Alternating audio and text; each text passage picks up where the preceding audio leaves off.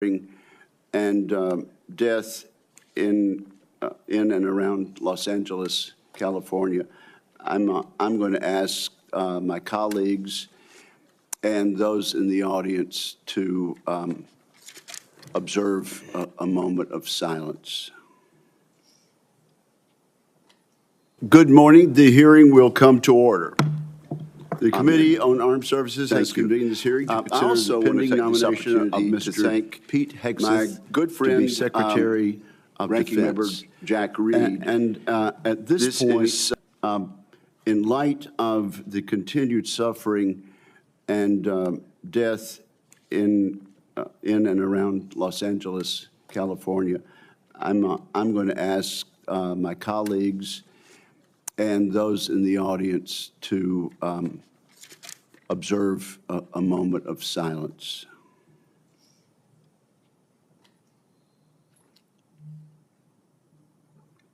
Amen.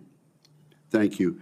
I also want to take this opportunity to thank my good friend, Ranking Member Jack Reed.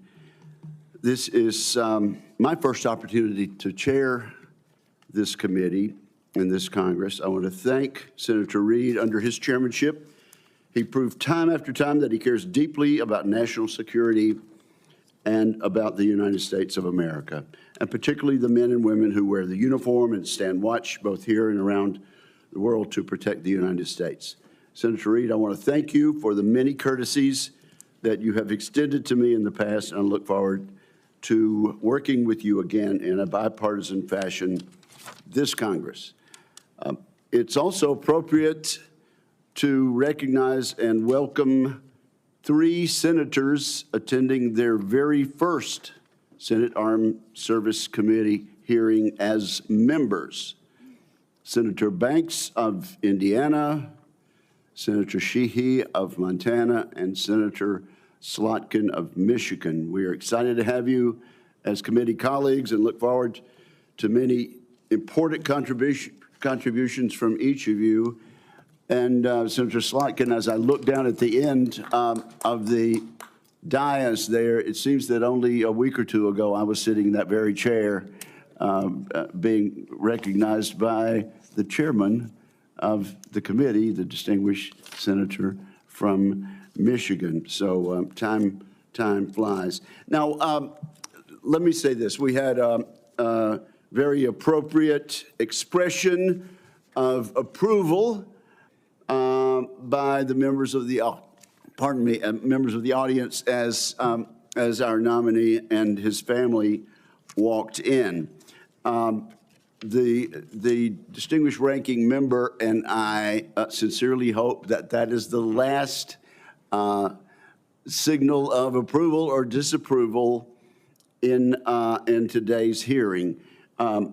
People of the public are here. They're welcome to observe today's hearing, and Senator Reed and I agree, though, that no disruptions will be allowed. Audience members may not verbally or physically distract from the hearing, to include shouting, standing, or raising signage or gestures that block the view of the audience.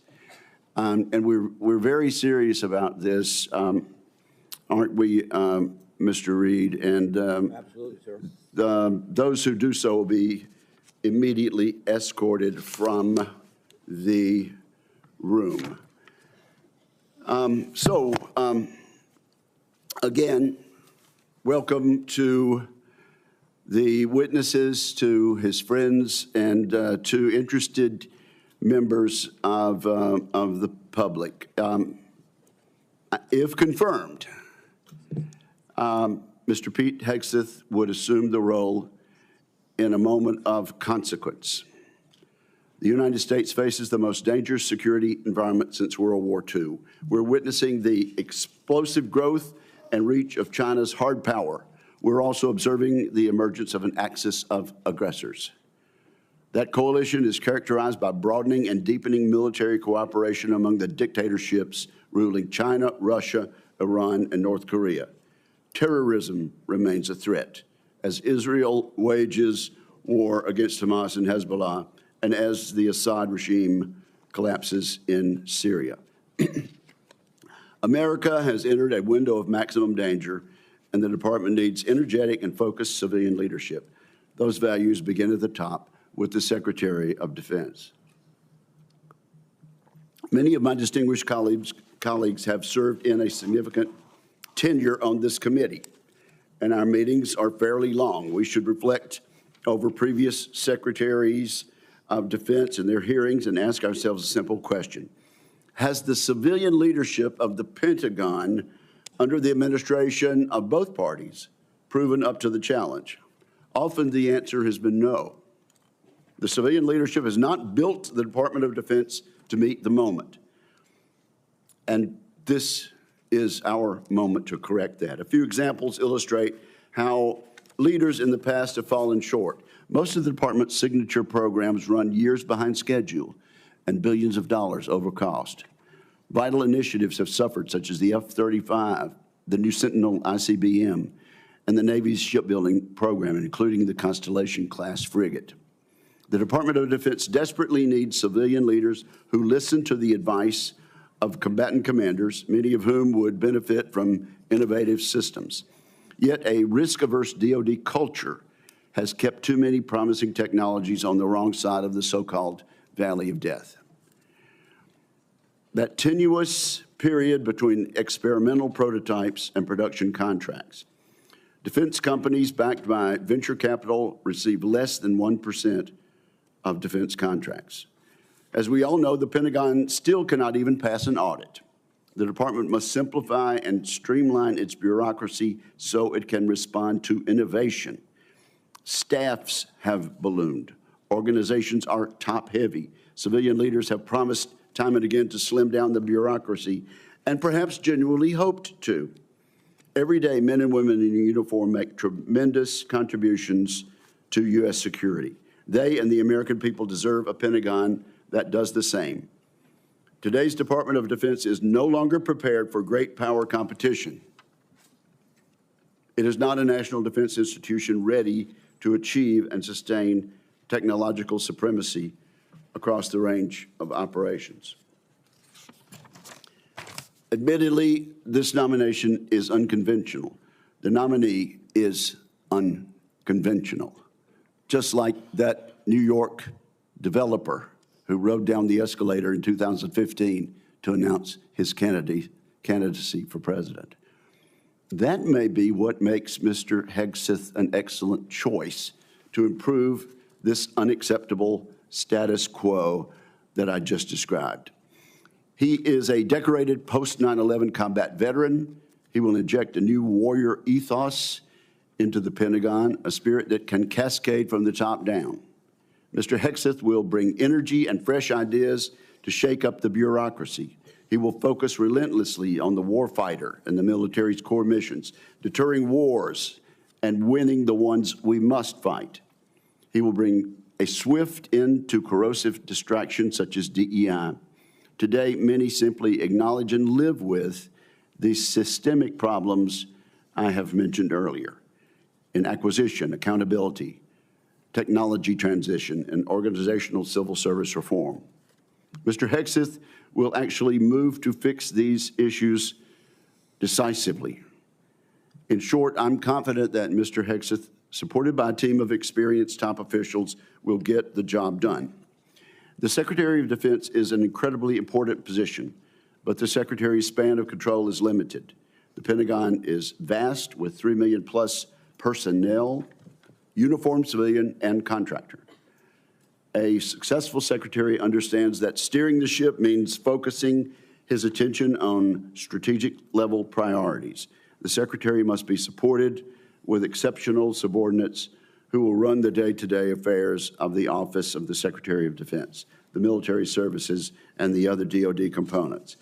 I'm also confident that as an infantryman, Mr. Hegseth understands the military principle of commander's intent. Communicate the clear objective, empower subordinates to use initiative and judgment, and hold everybody accountable. We must not underestimate the importance of having a top-shelf communicator as Secretary of Defense. Other than the president, no official plays a larger role in telling the men and women in uniform, the Congress, and the public about the threats we face and the need for a peace through strength defense policy. I have no doubt Mr. Hegseth will excel in a skill in which many of his predecessors have fallen short. Much has been made of both Mr. Hegseth's personal life and some of his policy pronouncements. Regarding his personal conduct, Mr. Hegseth has admitted to falling short, as we all do from time to time. It is noteworthy that the vast majority of the accusations leveled at Mr. Hegseth have come from anonymous sources. Contrast these anonymous accusations with the many public letters of support and commendation. We have seen letters from people who served with Mr. Hegseth. These individuals have worked with him professionally. They really know him and his character. These patriotic Americans have been willing to put their names and reputations on the line to support Mr. Hegseth. I look forward to sharing these testimonials with the American people. Let me mention one right now. It comes from David Bellavia, who earned the Medal of Honor for heroic actions in combat in Fallujah, Iraq. David Bellavia writes the following: Pete is fearless, unflappable, and confronts conflicts head-on. He's a leader to the core. When Pete is confirmed as the next Secretary of Defense of the United States of America, this country will finally know the privilege of having a true ambassador able to speak on behalf of this generation and its two-decade global war on terror. Washington doesn't build men like Pete. Combat builds men like Pete. As I said, there are more letters expressing the same endorsement. Today, we'll hear from the nominee directly. I want to thank Mr. Hegseth as well as his loved ones for being here today. I look forward to discussing his nomination. I look forward to hearing from Mr. Hegseth about the ways he hopes to rebuild the American strength that secures the peace. And so now I turn to my friend and colleague, Ranking Member Reed, for his opening remarks. Well, thank you very much, Mr. Chairman. I'd like to first congratulate you on your chairmanship. I look forward to continuing our committee's strong tradition of bipartisanship and collaboration. And thank you for your thoughtful and conscientious service to the committee over many years. Thank you very much, Mr. Chairman. I'd also like to take a moment to join Chairman Wicker in welcoming our new members, Senator Slotkin, Senator Banks, and Senator Sheehy. Welcome. We look forward to working with you. Mr. Hegseth, I welcome you and your family to today's hearing, and I'm also glad to recognize my former colleague, Norm Coleman, and Congressman Mike Waltz. Thank you, Congressman. Mr. Hegseth, I want to begin by saying that I respect and appreciate your military service in the Army National Guard. I know from experience that there is no greater privilege than to lead American soldiers, and I thank you for answering the call. You have been nominated to be the Secretary of Defense. The Secretary is responsible for leading a department of 3.5 million service members and civilians, an annual budget of nearly $900 billion, and hundreds of thousands of aircraft, ships, submarines, combat vehicles, satellites, and the nuclear arsenal. The Secretary also plays a powerful role with our allies, partners, and adversaries abroad. And as we speak, China is seeking to undermine our interests, intimidate our friends, and challenge our standing in the world. Russia's campaign against Ukraine threatens not only Europe, but the entire global order. Ongoing violence in the Middle East has teetered on the edge of all-out war, and the ideologies and actions of violent extremists endanger our citizens, even on our own soil, as the recent tragedy in New Orleans painfully reminds us. These are perilous times, and the position of Secretary of Defense demands a leader of unparalleled experience, wisdom, and above all else, character. The Secretary is expected to be a fair, nonpartisan, and responsible leader, as well as a trustworthy advocate for the men and women that he leads. Mr. Hegseth, I do not believe that you are qualified to meet the overwhelming demands of this job. We must acknowledge the concerning public reports against you. A variety of sources, including your own writings, implicate you with disregarding the laws of war, financial mismanagement, racist and sexist remarks about men and women in uniform, alcohol abuse, sexual assault, sexual harassment, and other troubling issues. I have reviewed many of these allegations and find them extremely alarming. Indeed, the totality of your own writings and alleged conduct would disqualify any service member from holding any leadership position in the military, much less being confirmed as the Secretary of Defense. Nonetheless, I understand that you reject many of these reports as they involve whistleblowers, non-disclosure agreements, and anonymous, although numerous, sources, including those who have faced political intimidation for sharing their experiences. I hope you will address each of these allegations thoroughly and truthfully during your testimony. Just as importantly, I hope you will pledge to prevent any repercussions for whistleblowers, both civilian and military, if confirmed. Mr. Hegseth, during our meeting last week, you said that if confirmed, your top priority would be, quote, restoring a warrior culture to the Department of Defense, because you believe the U.S. military has been weakened by political correctness. Over the years, you have made clear your opinion of the military's diversity initiatives. As you have said, quote, diversity is not our strength, unity is. And on a recent podcast, you said, quote, I'm straight up just saying we should not have women in combat roles. When I joined the Army as a young officer in the 1970s, the U.S. military was rife with racial tension. Women were prohibited from serving in most roles. Gay service members were banned, and we relied on a national draft to fill our ranks. The soldiers I served with were proud to do so, but it was certainly not the nation's most capable military by any standard. We have made great progress since then. Today, the Department of Defense is fully integrated. Every race and religion is accepted. Women serve in all combat roles and leadership positions. Sexual orientation is irrelevant to service, and the all-volunteer force visibly reflects the nation it protects. Our military is more diverse than it has ever been, but more importantly, it is more lethal than it has ever been. This is not a coincidence. Mr. Hegseth, I hope you will explain why you believe such diversity is making the military weak and how you propose to undo that without undermining military leadership and harming readiness, recruitment, and retention. Mr. Hegseth, another reason I'm deeply concerned about your nomination is your disregard for the law of armed conflict and your support for service members who have been convicted of war crimes. You have championed the pardoning of military members who were turned in by their fellow soldiers and SEALs. And let me emphasize that. They weren't discovered by reporters. They were turned in by fellow soldiers and fellow SEALs. And also pardoning of military contractors convicted of killing 14 Iraqi citizens without cause. You have also advocated for the restitution of interrogation methods like waterboarding that have been defined as torture, and you have belittled the advice and counsel of the Judge Advocates General while on deployment. In your book, The War on Warriors, you write, quote, should we follow the Geneva Convention? If our warriors are forced to follow rules arbitrarily and asked to sacrifice more lives so that international tribunals feel better about themselves, aren't we just better off in winning our wars according to our own rules? Mr. Hegseth, I would ask that you explain how you, if confirmed, would maintain good order and discipline within our forces and the support of our allies and partners by rejecting international law and the law of war. I'm also concerned about your abilities as a competent manager of organizations far less complex than the Department of Defense. From 2008 to 2010, you led the organization Veterans for Freedom, which had an annual budget of less than $10 million.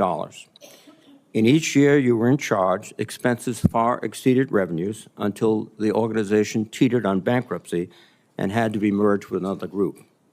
In fact, according to public reporting, an independent forensic accountant reviewed the organization's finances and discovered evidence of gross financial mismanagement. I would note that this report has not been made available to any government agencies, which is, I think, alarming. But a Republican advisor to you during your tenure at the organization who read the report stated, and I quote, I watched him run an organization very poorly, lose the confidence of donors. The organization ultimately folded and was forced to merge with another organization who individuals felt could run and manage funds on behalf of donors more responsibly than he could. I don't know how he's going to run an organization with an $857 billion budget and 3 million individuals. And that is the only comment we've had and the only access we've had to the forensic report. A similar thing happened with the Concerned Veterans for America, a second veterans group that you led from 2011 until 2016. During those 5 years, tax records show that the organization spent more than it raised. Just as troubling are reports that a significant amount of debt was incurred from social events and parties filled with excessive drinking and questionable personal behavior. Mr. Hegseth, I hope you will explain what actions you will take, if confirmed, to be a better steward of Defense Department's large budget. Finally, while I appreciate our meeting last week, it is unacceptable that you did not meet with any other Democratic members of this committee before this hearing, as has been our bipartisan tradition.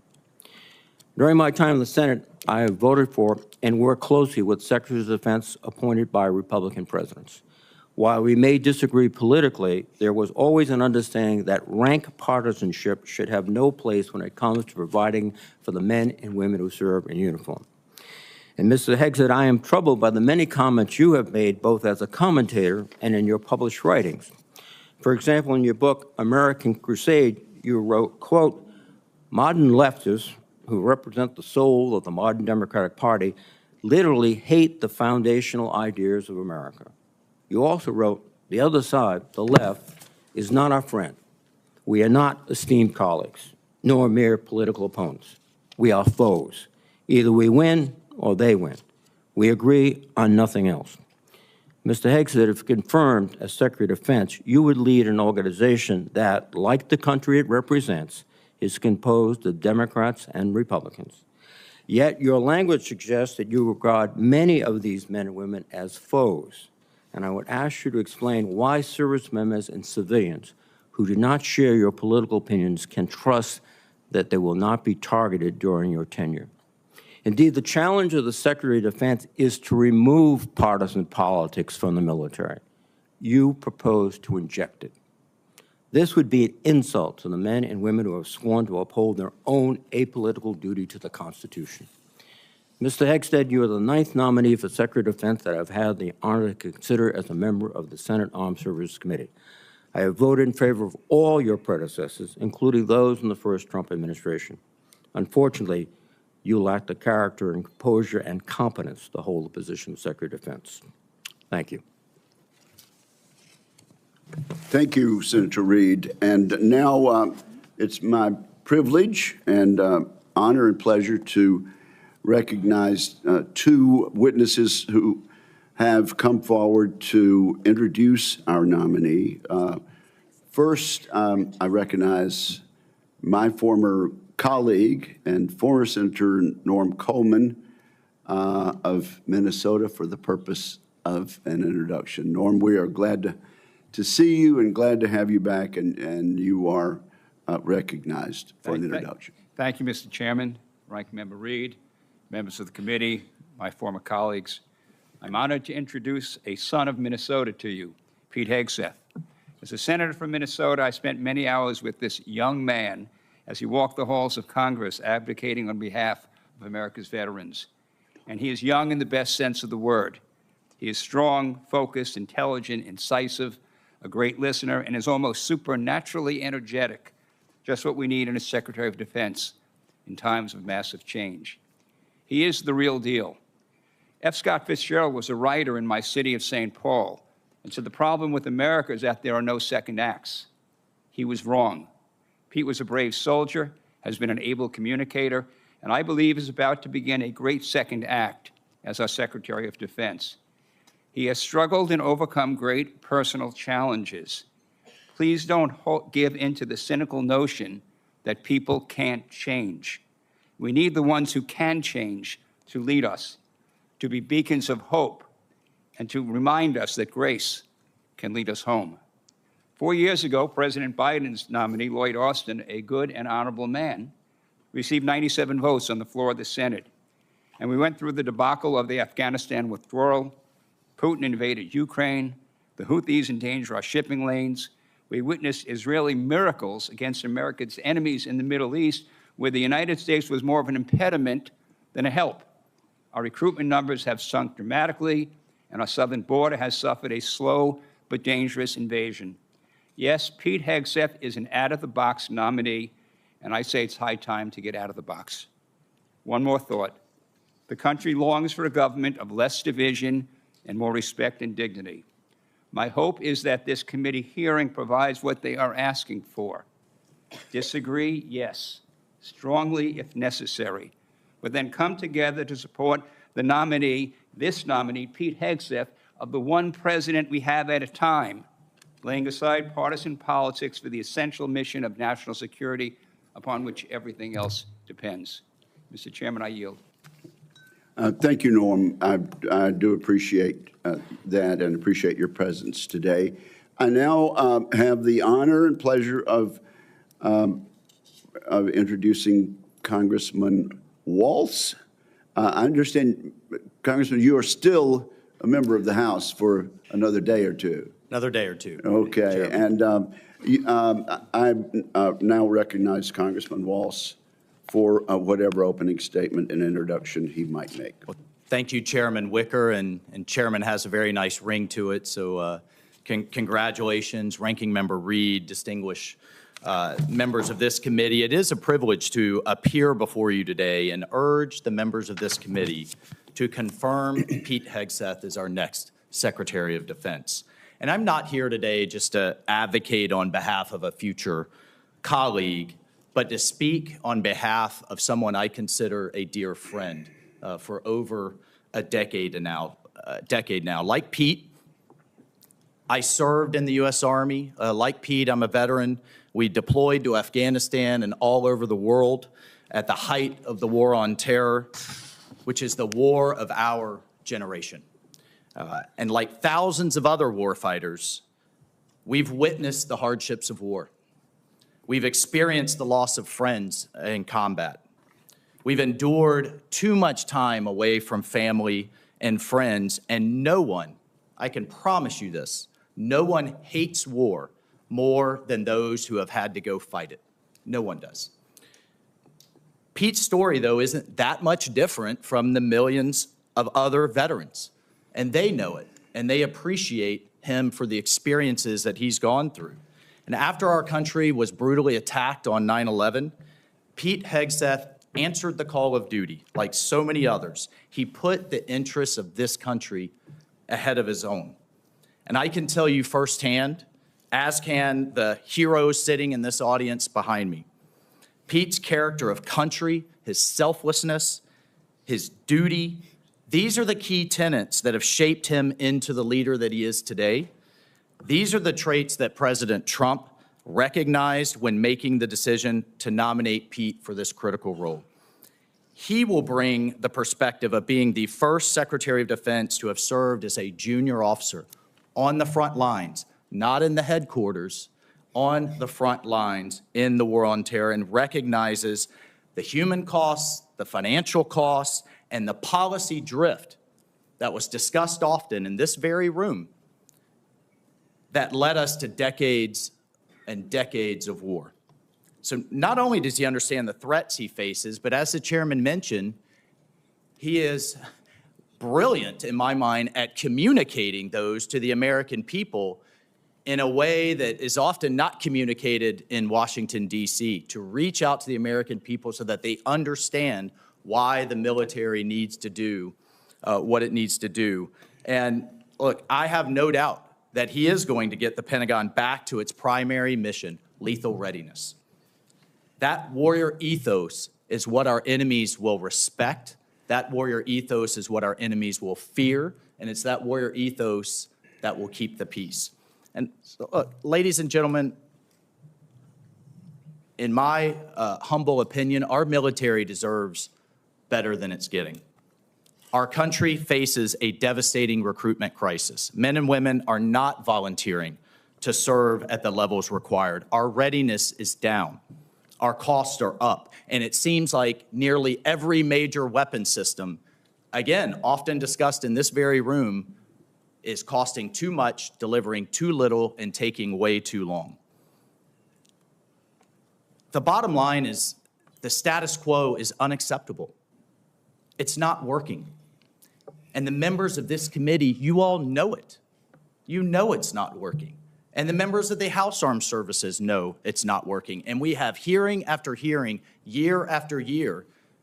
And here we are, decades later, describing the same problems. The Pentagon has continuously failed audits.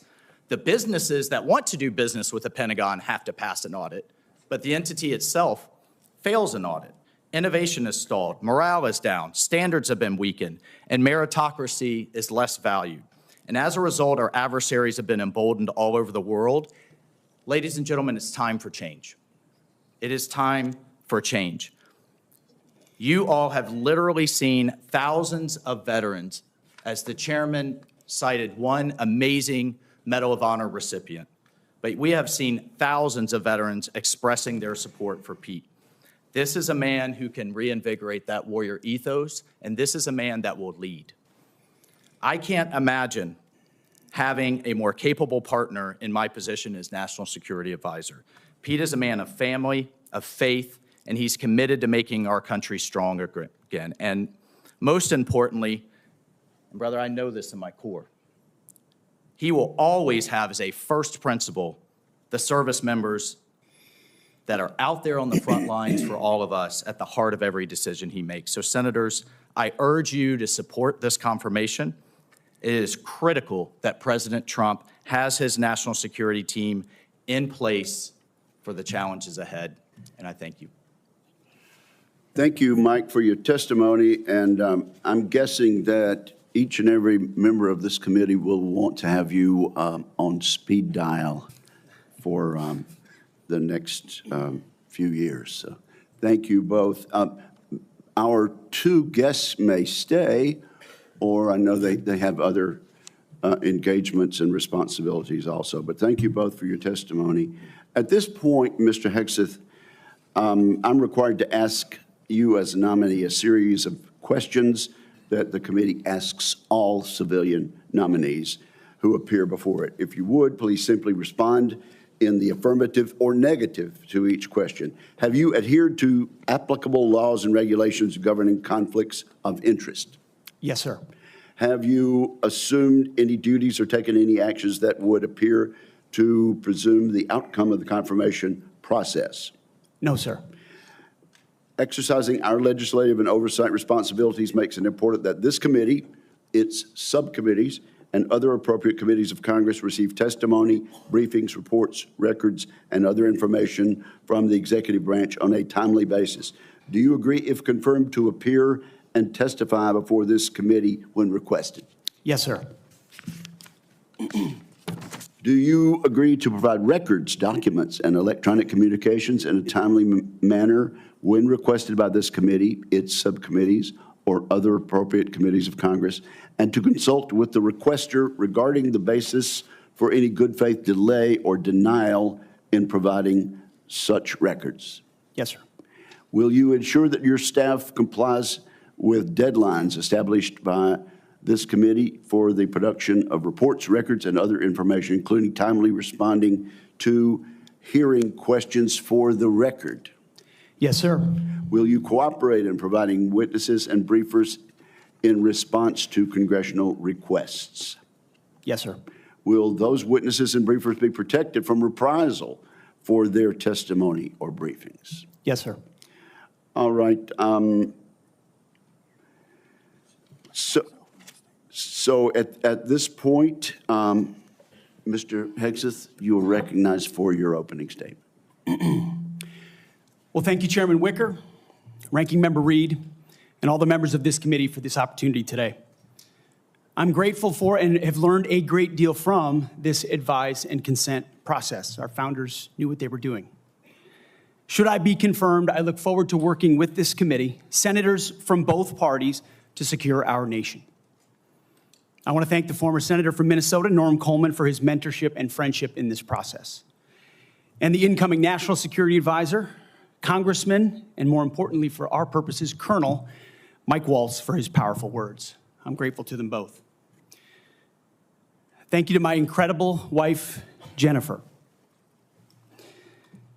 who has changed my life and been with me throughout this entire process. I love you, sweetheart, and I thank God for you. And as Jenny and I pray together every morning, all glory, regardless of the outcome, belongs to our Lord and Savior, Jesus Christ. His grace and mercy abounds each day. May his will be done. Thank you to my father, Brian, and mother, Penny, as well as our entire family, including our 7 wonderful kids, Gunnar, Jackson, Peter Boone, Kensington, Luke, Rex, sorry, it's a lot of them, and Gwendolyn. Their future safety and security is in all of our hands. And to all the troops and veterans watching and here in the room, Navy SEALs, Green Berets, soldiers, pilots, sailors, Marines, Gold Stars, and more, too many friends to name. Officers, enlisted, black and white, young and old, men and women, all Americans, all warriors. This hearing is for you. Thank you for figuratively and literally having my back.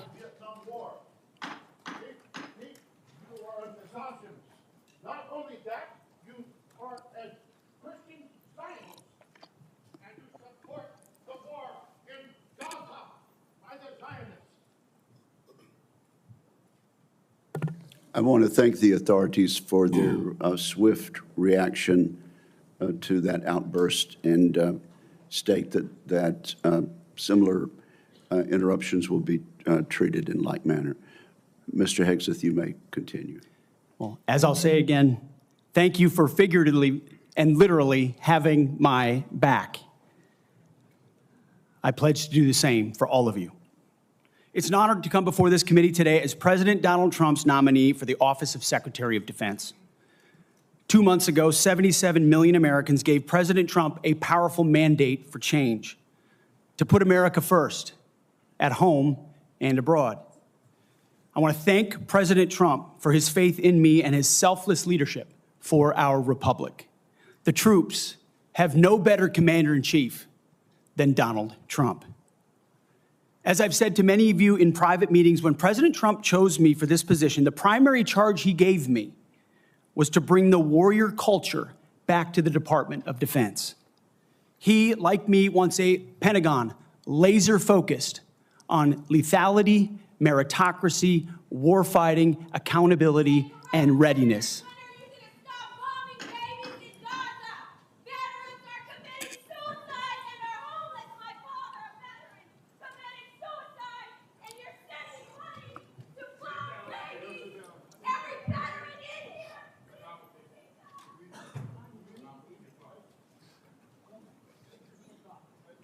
You may continue, sir. Returning the Pentagon back to warfighting, that's it. That's my job. Mr. Hegseth, suspend your remarks. Let me just say this. The Capitol Police are going to remove immediately individuals that are disrupting the hearing. I see a pattern attempted to be inflicted on the committee, and we're simply not going to tolerate that. You may proceed. To bring back warfighting, if confirmed, I'm going to work with President Trump and this committee to, 1, restore the warrior ethos to the Pentagon and throughout our fighting force. In doing so, we will reestablish trust in our military, addressing the recruiting crisis, the retention crisis, and readiness crisis in our ranks. Members of the security force will remove members.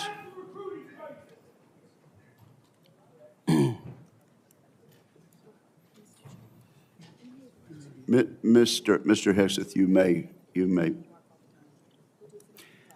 The strength of our military is our unity and our shared purpose, not our differences. Number 2, we're going to rebuild our military, always matching threats to capabilities.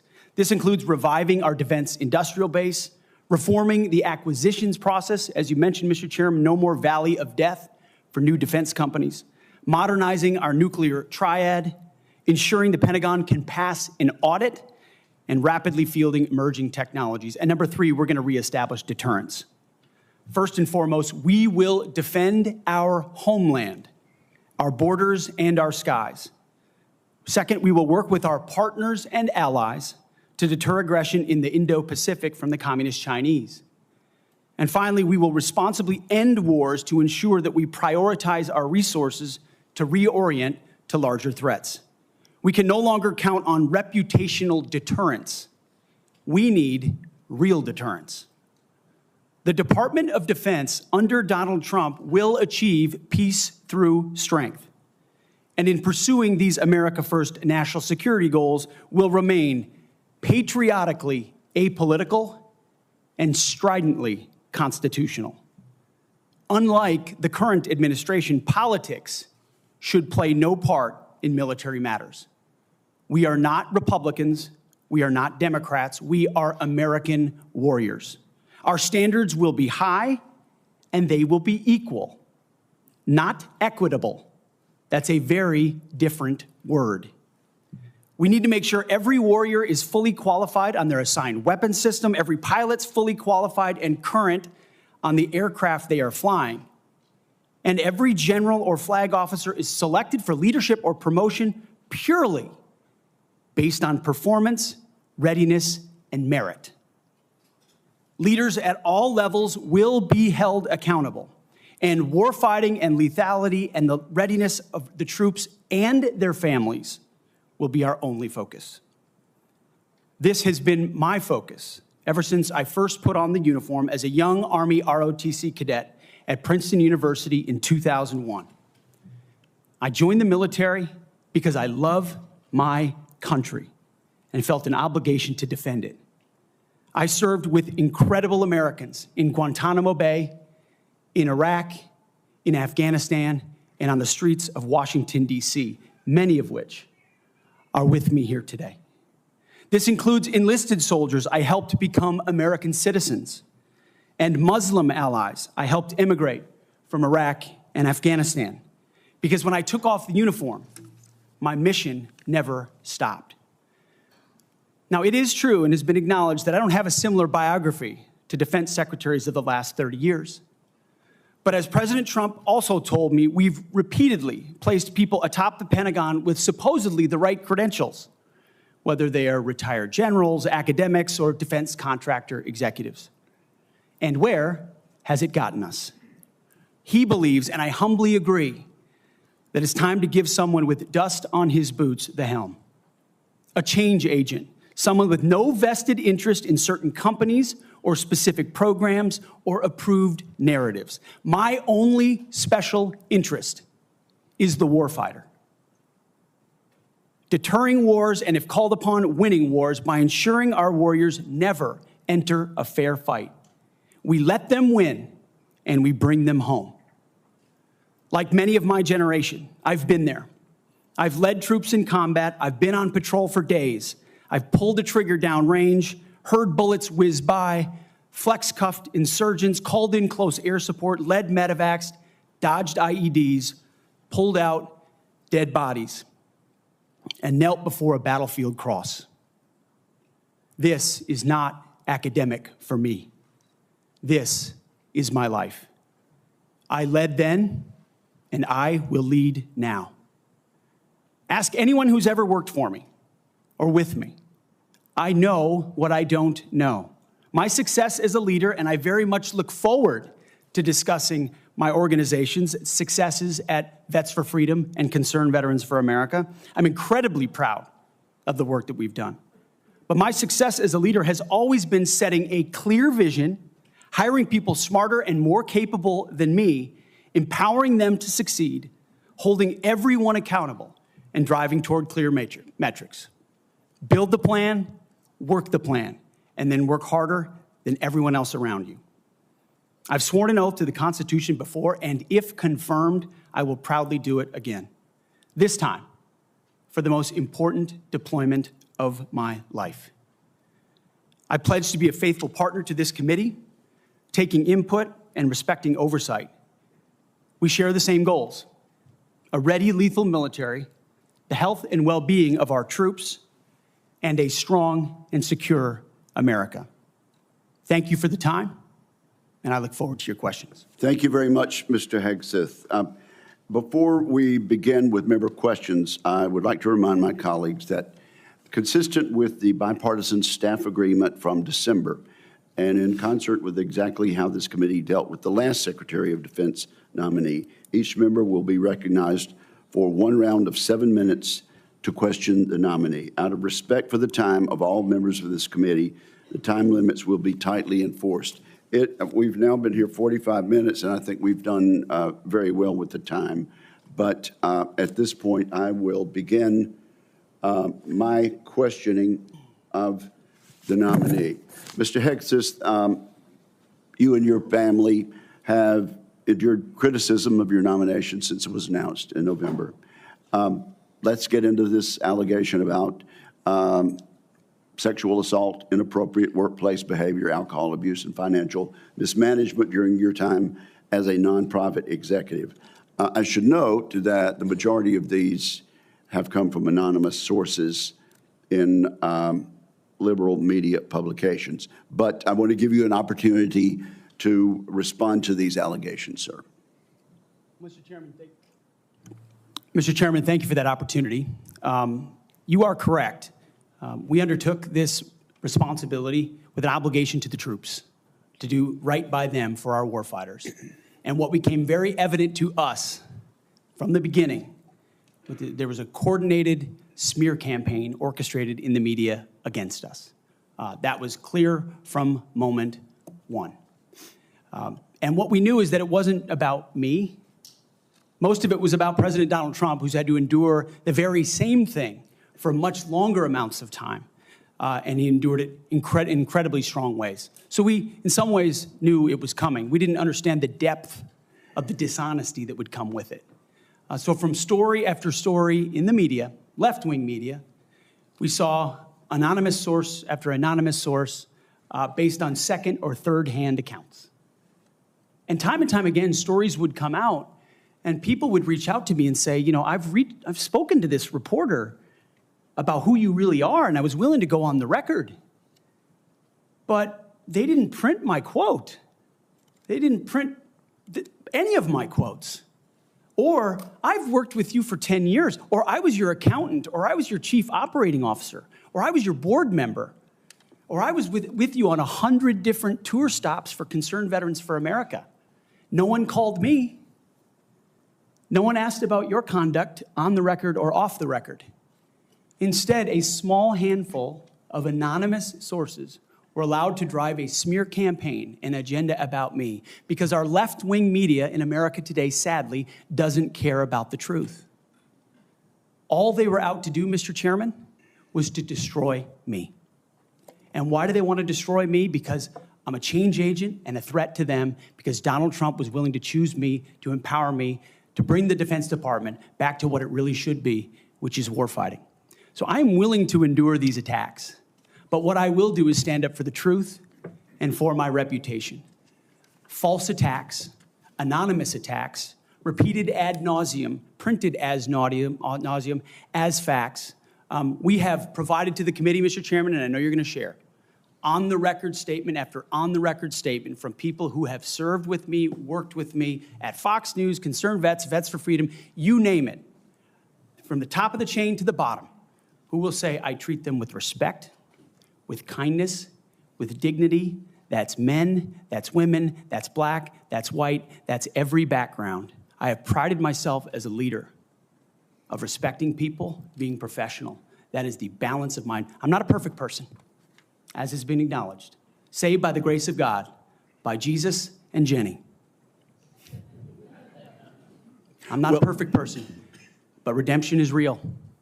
And God forged me in ways that I know I'm prepared for. And I'm honored by the people standing and sitting behind me, and look forward to leading this Pentagon on behalf of the warfighters. Thank you, Mr. Hegseth. And frankly, I'm sure there are millions of Americans watching who would agree that they've experienced that same sort of redemption. So I do appreciate that. I realize that it involves a little bearing of the soul, but thank you for that. Now let's talk about top-line defense spending. I have a plan. I think you've read it. I issued another plan, Freedom's Forge, which you've also had a chance to look at. And you have noted correctly that the current trend line of defense spending falling below 3% of our GDP is a threat to national security. You also said building the strongest and most powerful military in the world must be done responsibly, but it cannot be done on the cheap. You still agree with that, do you not? Yes, sir, I do. Tell us what you think about, particularly about my plan to make the Defense Department less bureaucratic, less top-heavy, cut out some of the bureaucracy and layers, make it more friendly to startups and to new ideas, contained in my 20 or so page white paper, Defending Freedom's Forge. Senator, I've had a chance to review the Forged Act, that paper.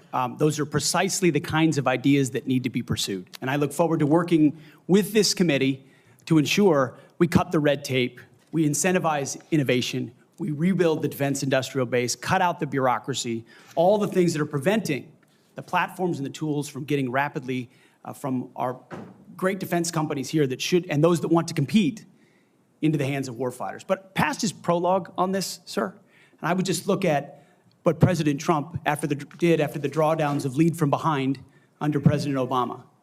President Trump rebuilt our military. He didn't start wars, he ended them, and he didn't allow wars to start on his watch.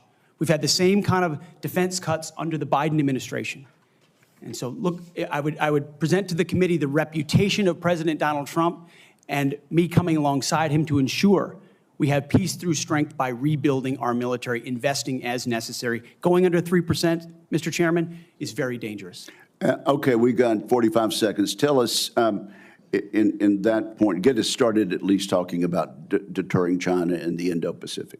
It starts with priorities. The 2017 National Defense Strategy was the first step in reorienting away from simply entanglement in the Middle East, which our generation knows a lot about, and reorienting the behemoth that is the Pentagon toward new priorities, specifically the Indo-Pacific. So that strategy has started and was barely followed through on under the Biden administration.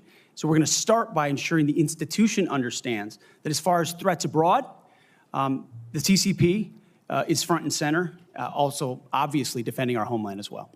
Thank you very much, Senator Reed. You're recognized. Well, thank you very much, Mr. Chairman. Before I begin my questioning, I would like to make 3 requests. First, many of my members would like a second round. That has been the custom. Senator Hagel was afforded 3 rounds. Senator Ash Carter, 2 rounds. And that was done by a Republican chairman with the consent and the appropriate guidance of Democrats. I must say, too, my recollection is I've never denied anyone the opportunity to ask the second round of questions as I chaired. I would request the second round. And my time is running. I think these are administrative. Oh, yeah, you're using your time. No, if the timekeeper will pause the time.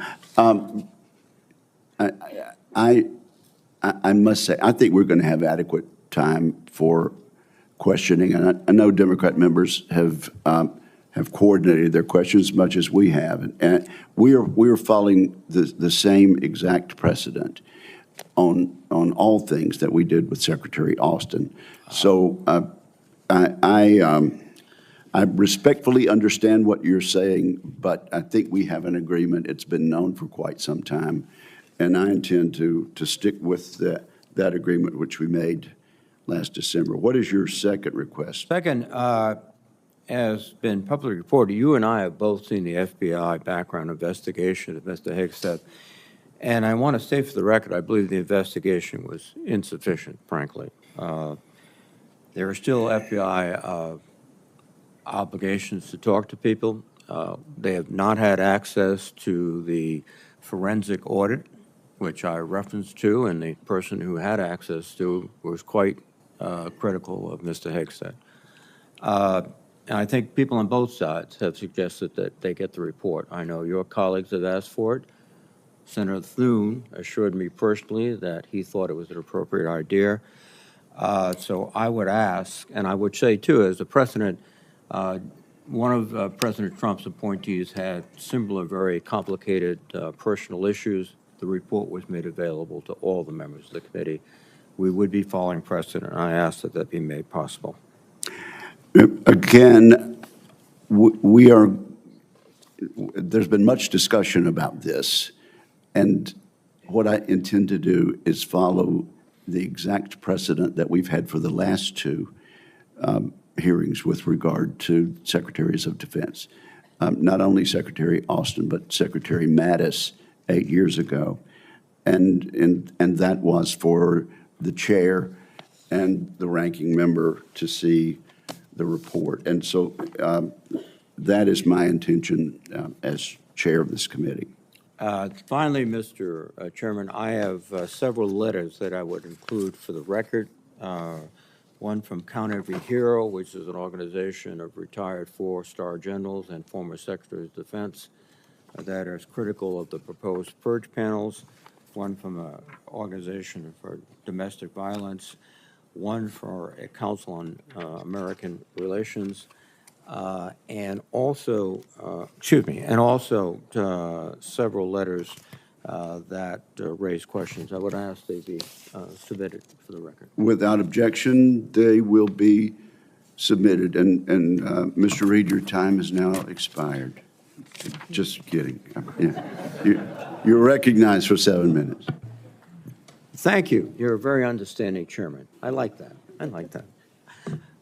Ms. Hegseth, you've written, and it's quote, "Oh yeah, and fire any general who hasn't carried water for Obama and Biden's extra constitution and agenda-driven transformation for our military. Clean house and start over." It's come to my attention that current serving military personnel have received emails threatening them with being fired for supporting the current DOD policies. One mail that was sent to a military officer with the subject line, "Clean house," reminiscent of your specific comment, states, and I quote, "With the incoming administration looking to remove disloyal, corrupt, traitorous, liberal officers such as yourself, we will certainly be putting your name into the list of those personnel to be removed. We know you support the woke DEI policies and will ensure you never again influence anyone in the future. You and the redacted spouse's name will be lucky if you're able to collect your military requirement," end quote.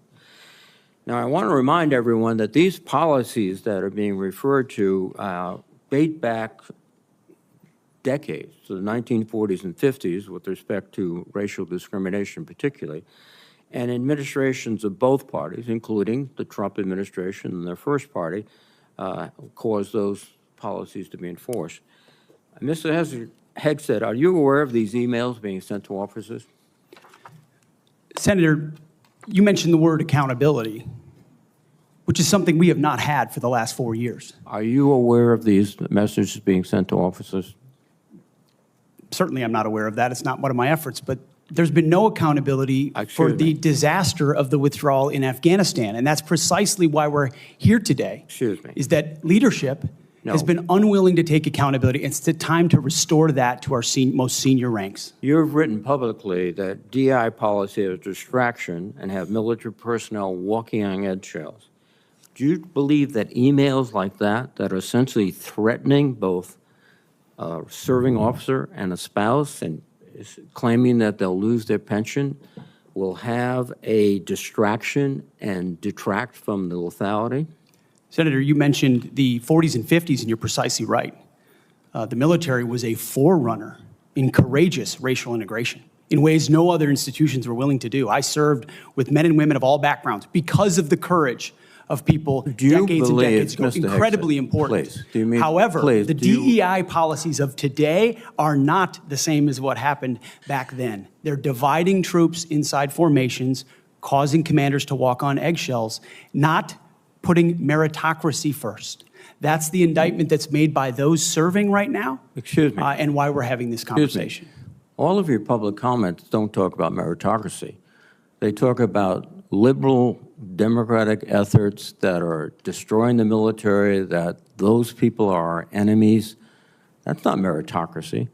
That's a political view. And your goal, as I see emerging, is to politicize the military in favor of your particular positions, which you've outlined extensively, which would be the worst blow to the professionalism of the United States military and would undercut readiness, undercut retention, because I can see officers receiving these emails beginning to wonder very seriously if they should continue. Let me change subject for a moment here. You've been instrumental in securing pardons for several convicted war criminals. In at least 2 of these cases, the military personnel who served in combat with these convicted service members were not supportive of the pardons. They did their duty as soldiers to report war crimes. Your definition of lethality seems to embrace those people who do commit war crimes, rather than those who stand up and say, this is not right.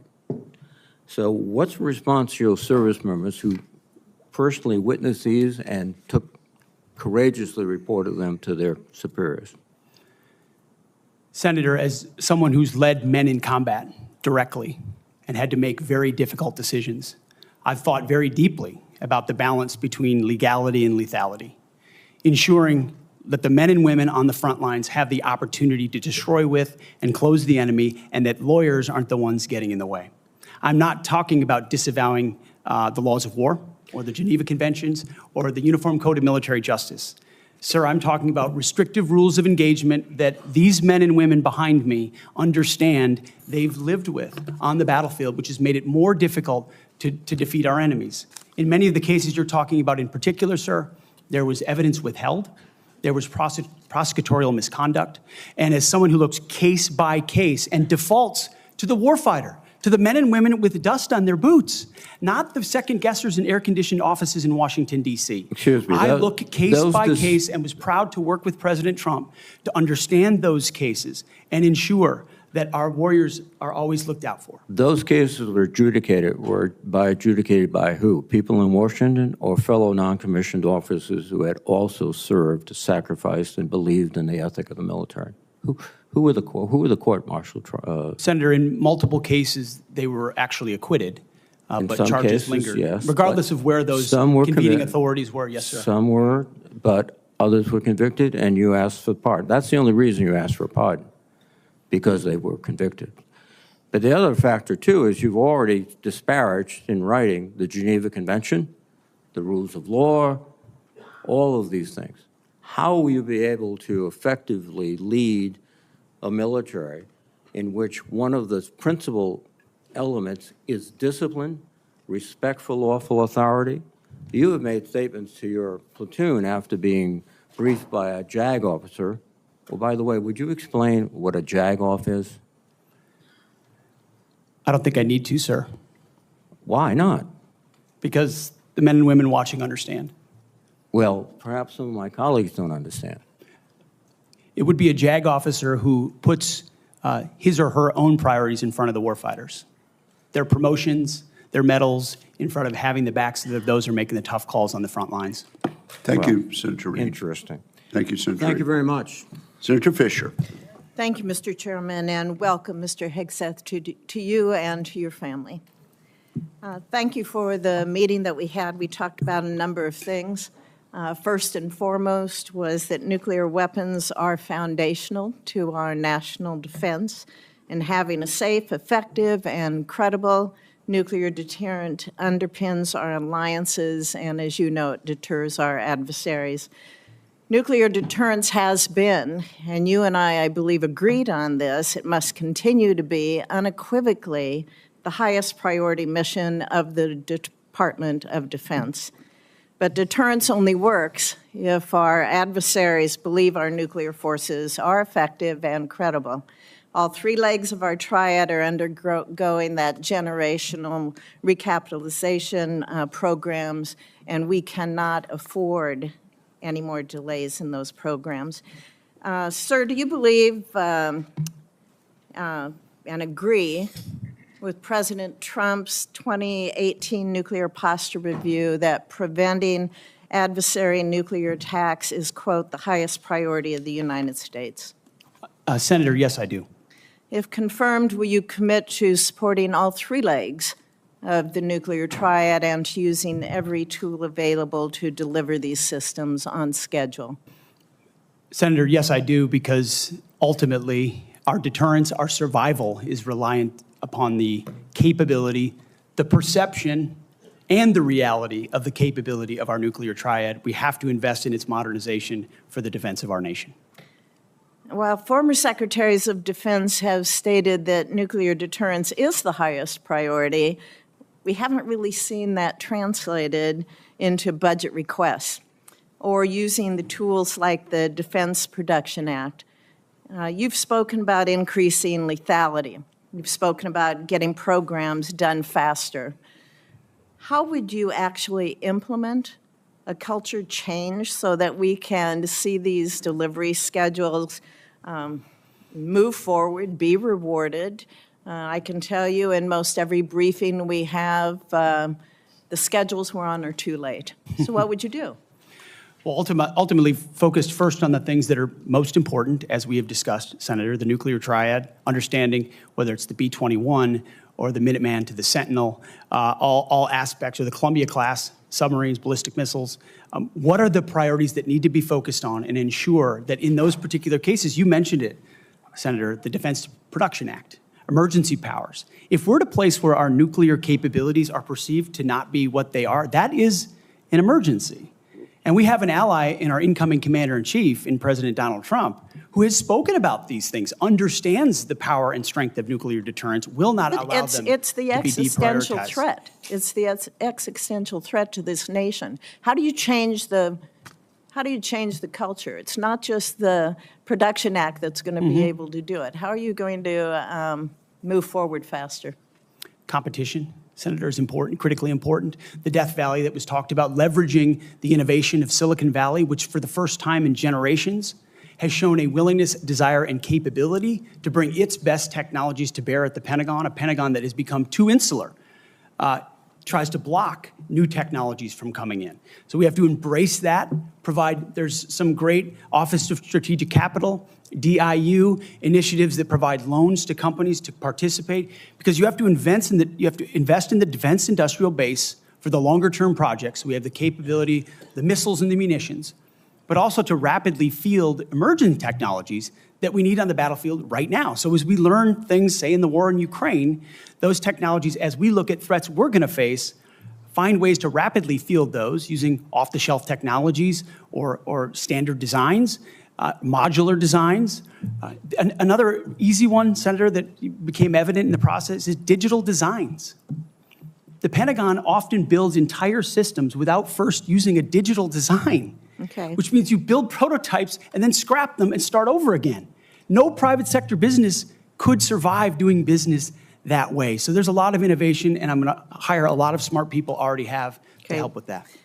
In the 2025 NDAA, it was established to a new position, the Assistant Secretary of Defense for Nuclear Deterrence, Chemical and Biological Defense Policy and Programs. And that was established so we could cut through a lot of the bureaucratic stovepipes that we see in the office of the Secretary of Defense. If confirmed, will you direct the Department of Defense components to expeditiously implement this reform? It sounds, I would want to look directly at exactly what that reform is. It is I great. take your word that it's great, Senator. I will review it robustly, and I look forward to implementing it. Okay, thank you. During the first Trump administration, the 2018 Nuclear Posture Review concluded that the U.S. needed to once again develop and deploy a nuclear-armed sea-launched cruise missile known as SLCM to offset significant Russian and Chinese advantages in theater-range nuclear capabilities. Since then, Congress, on a strong bipartisan basis, has directed the Navy and the National Nuclear Security Administration to continue this effort. Do you support the SLCM program? As of right now, Senator, based on what I know, I do, but one of my answers I'll have repeatedly throughout this morning is getting an opportunity to look under the hood, classified material, get an understanding of true capabilities vis-a-vis enemy capabilities. Because what we know right now on the nuclear, sorry, Senator, what I know on the nuclear side is that Russia and China are rushing to modernize and build arsenals larger than ours. We need to match threats to capabilities, and the systems we elevate will be tied to whether those capabilities are needed based on the adversaries we face. Yes, ma'am. Would you ensure that this program is executed according to law? Absolutely. Absolutely, Senator. What, short here, what is your plan to revitalize the industrial base in this country? Needs to be real short. Real short.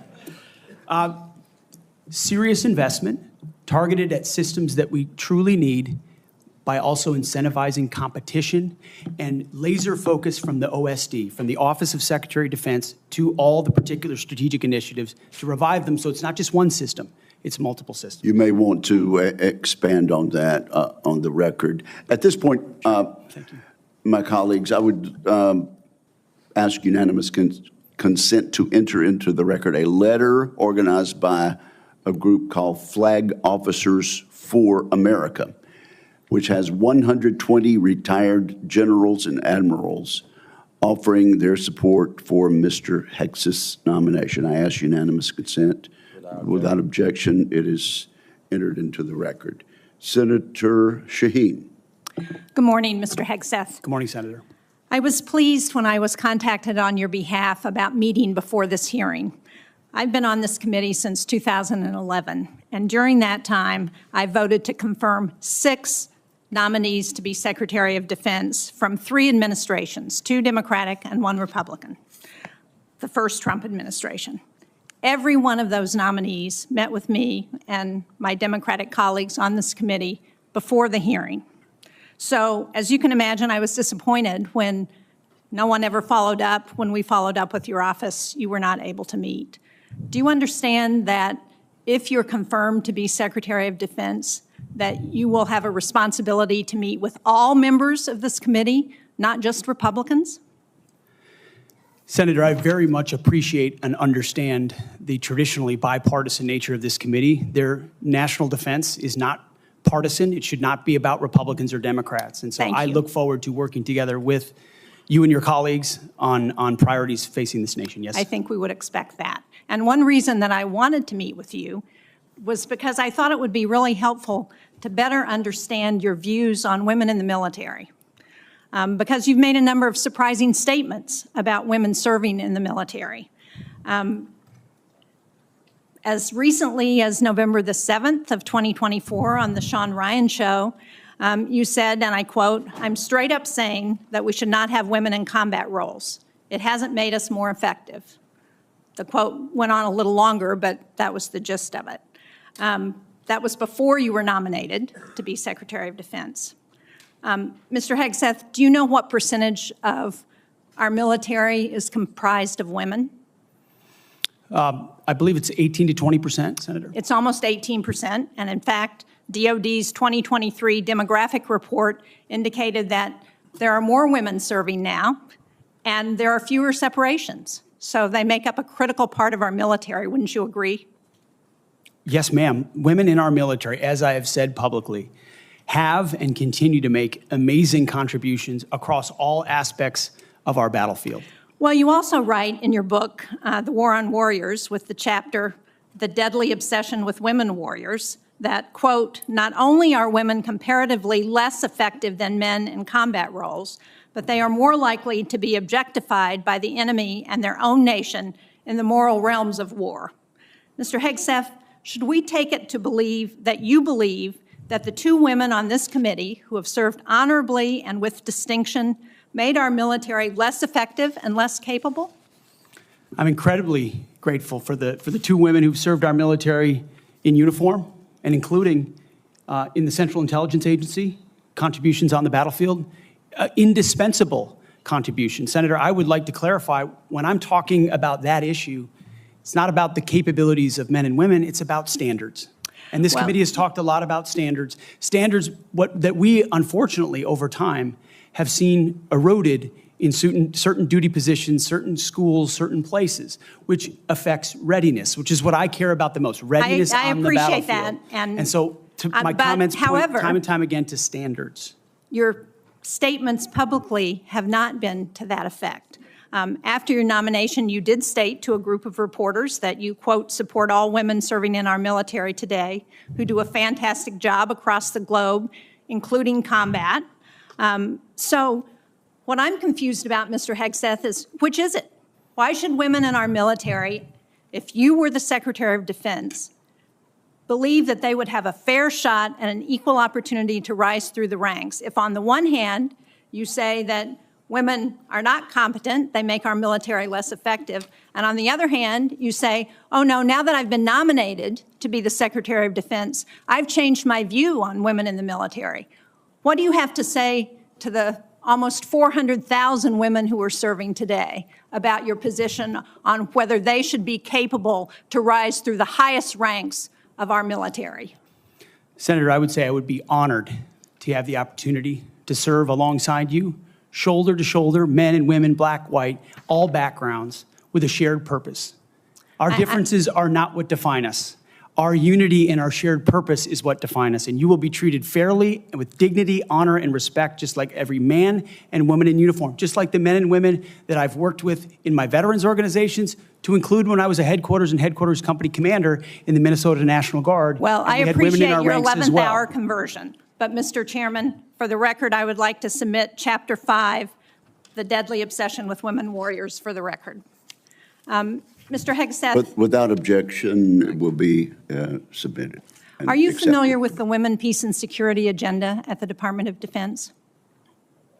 Yes, ma'am, I am. This is a law that was signed during President-elect Trump's first term.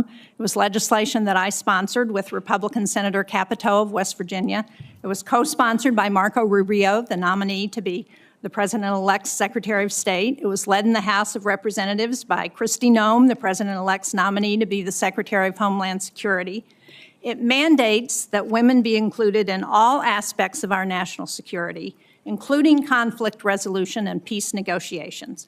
And at the Department of Defense, it has been the law for 8 years under both the Trump and Biden administrations. The DoD has incorporated women throughout its decision-making as a result.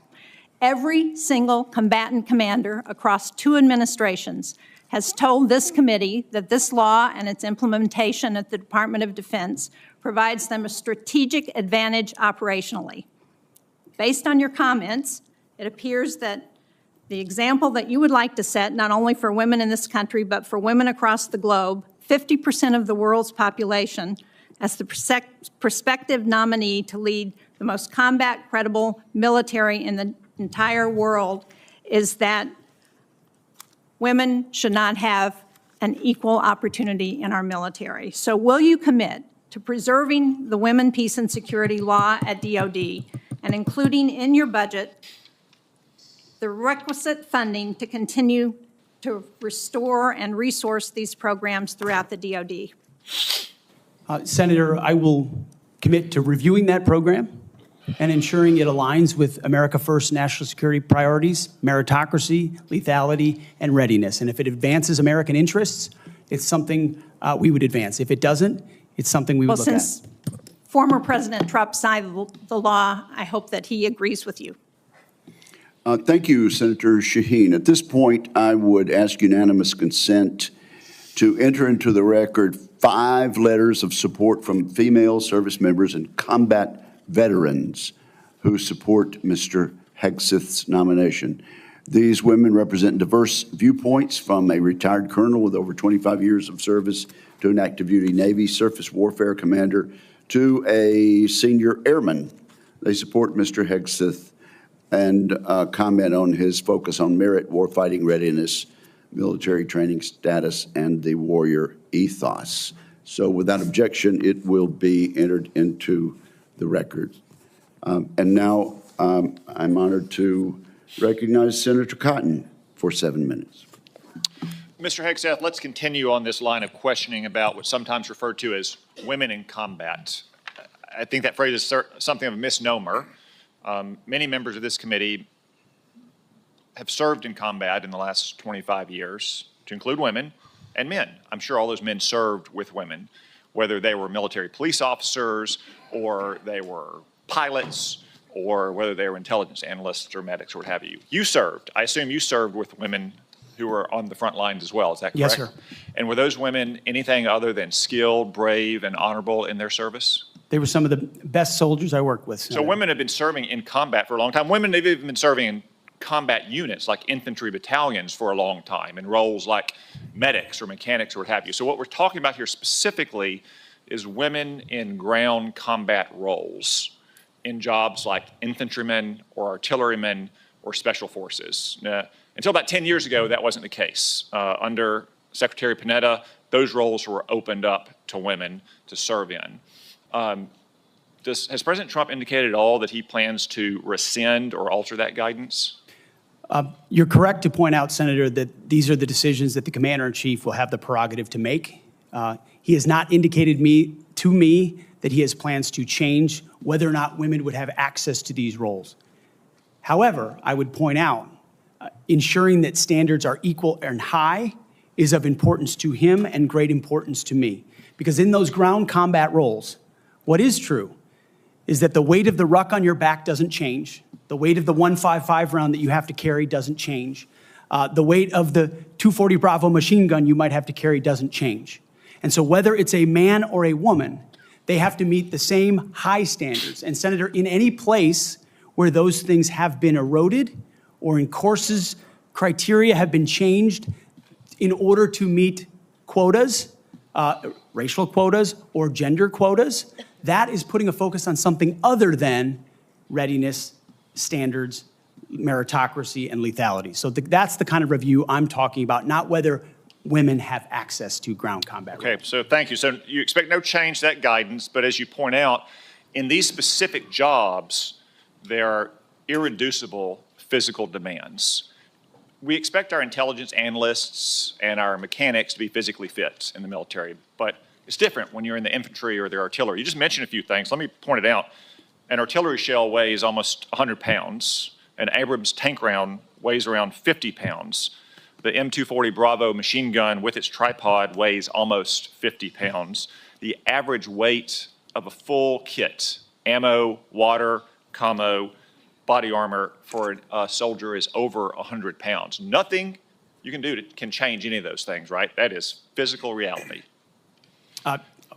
Go ahead. Yes, Senator. And I would say the requirements to handle those things in a ground combat unit, as far as standards, can look different than those of a medic or a drone pilot. And so it's not that it has to be the same standard throughout, it's standards to maximize efficacy of that particular position. Let me read a quote here from one Army officer. While it may be difficult for a 120-pound woman to lift or drag 250 pounds, the Army cannot artificially absolve women of that responsibility. It may still exist on the battlefield. The entire purpose of creating a gender-neutral test was to acknowledge the reality that each job has objective physical standards to which all soldiers should be held, regardless of gender. The intent was not to ensure that women and men will have an equal likelihood of meeting those standards. I assume, based on your testimony, you agree with that Army officer? Absolutely. The standards need to be the same and they need to be high. And they need to be set by the people closest to the problem set, closest to the understanding of what is required by that job. Commanders, commanding officers, and COCOMs and elsewhere who understand the reality of what they face, that's the feedback we should get. That's what should be enshrined and enforced, and no other set of political prerogatives. When I talk about removing politics, ideological or political prerogatives should contribute to those determinations, nothing other than the execution of the mission. Thank you. For the record, that Army officer was Captain Kristen Griest, the Army's first female infantry officer and one of its first female Ranger School graduates. One final point, you said they need to be objective, gender neutral, and high. That's because the demands are, in fact, very high. The current physical fitness test for the Army has a minimum 2-mile run of 22 miles. Run. And I want the reporter to note that I'm putting run in air quotes because 22 miles at 2 miles is not running. It may be jogging, it's probably walking fast. Let's move on. We've got a big, 22 minutes. We've got a big audience here. Many of them seem to be patriotic supporters of you, Mr. Hegseth. Some of them seem to be liberal critics of you. I would note that it's only the liberal critics that have disrupted this hearing. As was my custom during the Biden administration, I want to give you a chance to respond to what they said about you. I think the first one accused you of being a Christian Zionist. I'm not really sure why that is a bad thing. I'm a Christian. I'm a Zionist. Zionism is that the Jewish people deserve a homeland in the ancient Holy Land where they've lived since the dawn of history. Do you consider yourself a Christian Zionist? Senator, I am a Christian, and I robustly support the state of Israel and its existential defense, and the way America comes alongside them is their great ally. Thank you. Because another protester, and I think this one was a member of Code Pink, which, by the way, is a Chinese Communist front group these days, said that you support Israel's war in Gaza. I support Israel's existential war in Gaza. I assume, like me and President Trump, you support that war as well, don't you? Senator, I do. I support Israel destroying and killing every last member of Hamas. And the third protester said something about 20 years of genocide. I assume that's our wars in Iraq and Afghanistan. Do you think our troops are committing genocide in Iraq and Afghanistan? Senator, I do not. I think our troops, as you know, as so many in this committee know, did the best they could with what they had. The outcomes, and tragically, the outcome we saw in Afghanistan under the Biden administration put a stain on that, but it doesn't put a stain on what those men and women did in uniform, as you know full well, Senator. Thank you, Mr. Hegseth. Thank you, Senator Cotton. At this point, I ask unanimous consent to offer to the record a letter submitted by Omar Abbasi, son of former city council president of Samarra, Iraq, who worked with Mr. Hegseth in Iraq. Without objection, that will be entered. Senator Gillibrand. Thank you, Mr. Chairman. Thank you, Mr. Hegseth. I do want to thank you for your service, and I want to thank you for your willingness to serve in this capacity. Thank you, Senator. I have many concerns about your record, and particularly your public statements, because they are so hurtful to the men and women who are currently serving in the U.S. military, harmful to morale, harmful to good order and discipline. If you are saying that women shouldn't be serving in the military, and I'm going to read you your quotes, because the quotes themselves are terrible. You will have to change how you see women to do this job well, and I don't know if you are capable of that. So I want to press on these issues that my colleague Jean Shaheen brought up, because she said it so well. So first of all, you answered your questionnaire. Do you believe that any American who wants to serve in their country in the military and can meet objective standards set by the military should be allowed to serve without limitation? You've said yes to that question. But then in all of these other circumstances, you've denigrated active duty service members. We have hundreds of women who are currently in the infantry, lethal members of our military serving in the infantry, but you degrade them. You say, we need moms, but not in the military, especially in combat units. So specific to Senator Cotton's question, because Senator Cotton was giving you layups to differentiate between different types of combat. And specifically, as Secretary, would you take any action to reinstitute the combat arms exclusion for female service members, knowing full well you have hundreds of women doing that job right now? And the standards, your 2 mile run, Tom, is about the Army Combat Fitness Test. It is not the requirements to have an MOS 11 Bravo, which is the infantry. These are the requirements today for people serving in the industry, men and women. They are gender neutral, and they are very difficult to meet. They have not been reduced in any way, and our combat units, our infantry is lethal. So please explain specifically, because you will be in charge of 3 million personnel. It is a big job. And when you make these public statements, and I get you were not Secretary of Defense then, I get you were on TV, I get you were helping veterans, I get it was a different job. But most recently, you said this in November of 2024, knowing full well you might have been named as Secretary of Defense. So please explain these types of statements, because they're brutal and they're mean and they disrespect men and women who are willing to die for this country. Well, Senator, I appreciate your comments, and I would point out I have never disparaged women serving in the military. I respect every single female service member that has put on the uniform, past and present. My critiques, Senator, recently and in the past, and from personal experience, have been instances where I've seen standards lowered, and you mentioned 11 Alpha, 11 Bravo, MOS, places in units, and the book that has been referenced multiple times here, The War on Warriors. I spent months talking to active duty service members, men and women, low ranks, high ranks, combat arms and not combat arms. And what each and every one of them told me, and which personal instances have shown me, is that in ways direct, indirect, overt, and subtle, standards have been changed inside infantry training units, ranger school, infantry battalions, to ensure that Give me one example. Please give me an example. I get you're making these generalized statements. Commanders meet quotas to have a certain number of female infantry officers or infantry enlisted, and that disparages those women Commanders who are do incredibly not have to capable meet of meeting quotas that for the standard. infantry. Commanders do not have to have a quota for women in the infantry. That does not exist. It does not exist. And your statements are creating the impression that these exist, because they do not. There are not quotas. We want the most lethal force. But I'm telling you, having been here for 15 years, listening to testimony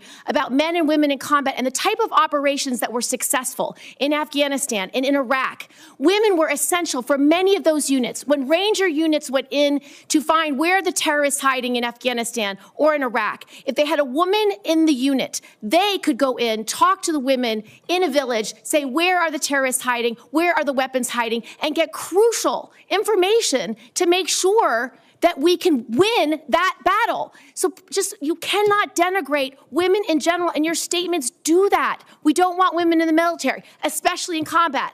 What a terrible statement. So please, do not deny that you've made those statements. You have.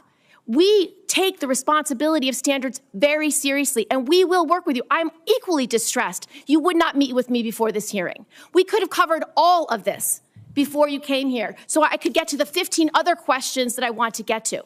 So women you have denigrated. You have also denigrated members of the LGBTQ community. Did you know that when Don't Ask, Don't Tell was in place, we lost so many crucial personnel, over 1,000 in mission-critical areas. We lost 10% of all our foreign language speakers because of a political policy. You said in your statement, you don't want politics in the DOD. Everything you've said in these public statements is politics. I don't want women. I don't want moms. What's wrong with a mom, by the way? Once you have babies, you therefore are no longer able to be lethal. I mean, you're basically saying women, after they have children, can't ever serve in the military in a combat role. It's a silly thing to say. It's a silly thing to say, beneath the position that you are aspiring to. To denigrate LGBTQ service members is a mistake. If you are a sharpshooter, you're as lethal regardless of what your gender identity is, regardless of who you love. So please know this to be a true statement. So you say it was a political thing. You say it undermined us, social engineering. I don't know why someone having to publicly say or not publicly say who they love is social engineering. I think having that policy in the first place was highly problematic. And as you said in your statement, do you agree anybody should be able to serve in the military if they meet the standards? Senator, as the president has stated, I don't disagree with the overturn of Don't Ask, Don't Tell. Great, because I don't want you thinking, can't serve if you're a mom, can't serve if you're LGBTQ, and then last, can't serve if you're a leftist. The statements you said about people who have views differently than you, that we're the enemy, are you saying that 50% of the DOD, if they hold liberal views or leftist views or are Democrats, are not welcome in the military? Are you saying that?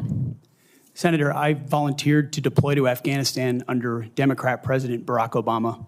I also volunteered to guard the inauguration of Joe Biden, but was denied the opportunity to serve because I was identified as an extremist by my own unit for a Christian tattoo.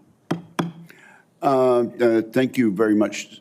Senator Gillibrand, you held up a document and referred to it during your questioning. Would you like that entered into the record? It may be one without my marks.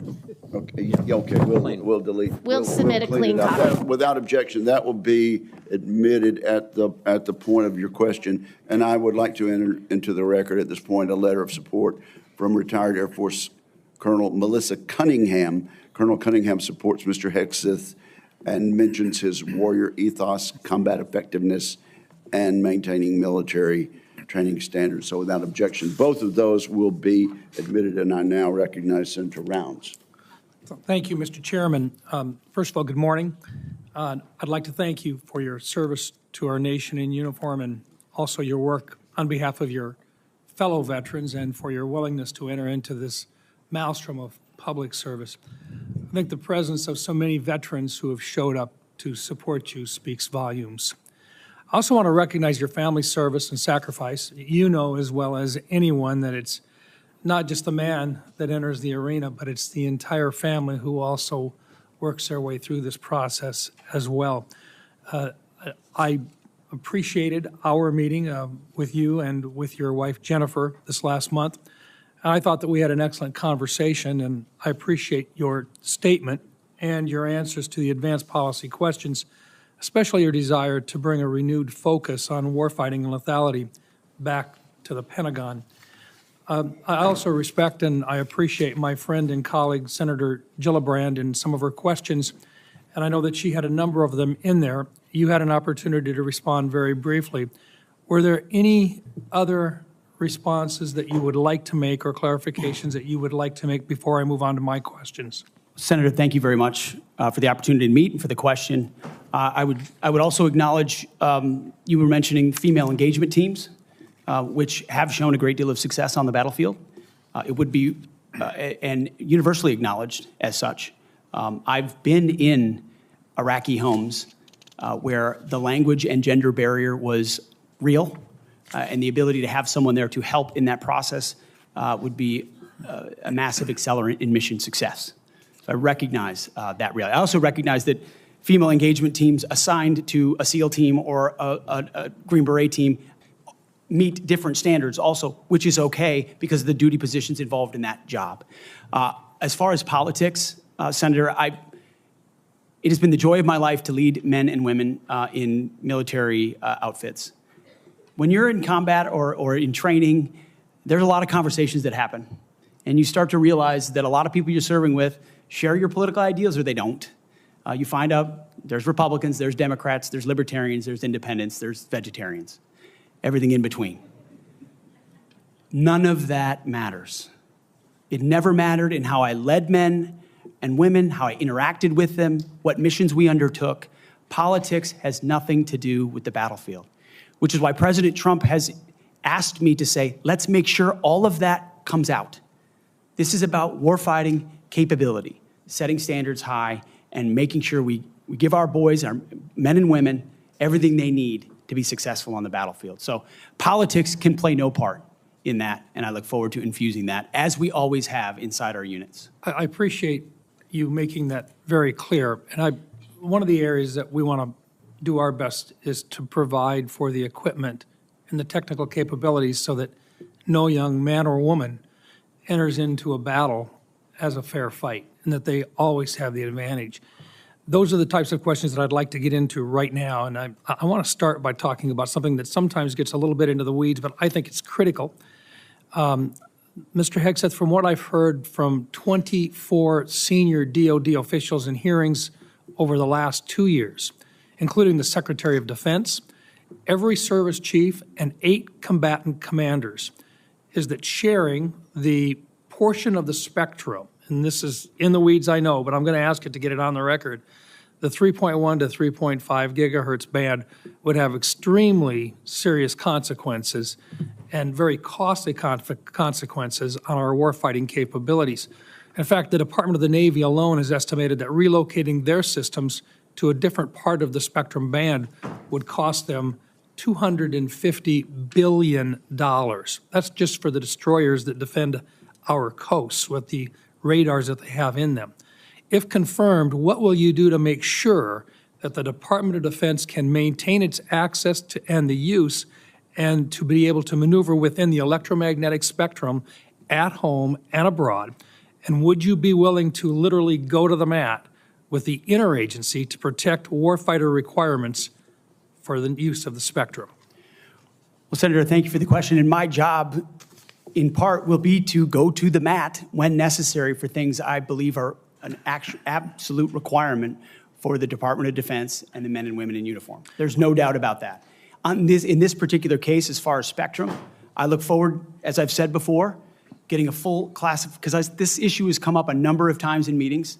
It's critically important with how our warfighters communicate across all services. So I'm going to get a classified briefing immediately about what that would, how it would impact the spectrum if it were to allow other companies or it to be Rest auctioned off. assured, China So we have would to know. China would love to have our ability to use that part of the spectrum restricted. They would And love that. Absolutely right. And so I will go in with eyes only toward ensuring we have the capabilities we need and there's no disruption when I take that brief. Thank you. In your advanced policy questions, you recognize a cooperative approach by China, Russia, Iran, and North Korea to undermine U.S. influence around the world. As you point out, aggression by any one actor would be an opportunity for others to engage the U.S. on multiple fronts along the continuum of the conflict. As we discussed in my office, neither of us wants to send our troops into a fair fight. We want to make sure that they have every advantage that the United States can give them, and that requires resources and reforms. Given the growing potential of a multi-theater conflict involving near-peer adversaries, what steps would you take to prepare the Department of Defense to simultaneously execute and sustain operations across multiple regions while maintaining readiness and deterrence globally? And I just have to make note, and I want to make it clear, we have language in this year's fiscal year 2025 National Defense Authorization Act calling for a review of the department's operational plans. And I just want to make sure that you're aware of that, and that we will have, if we have a fight with one, the chances are very good that we're going to have two battles or two different battlegrounds at the same time.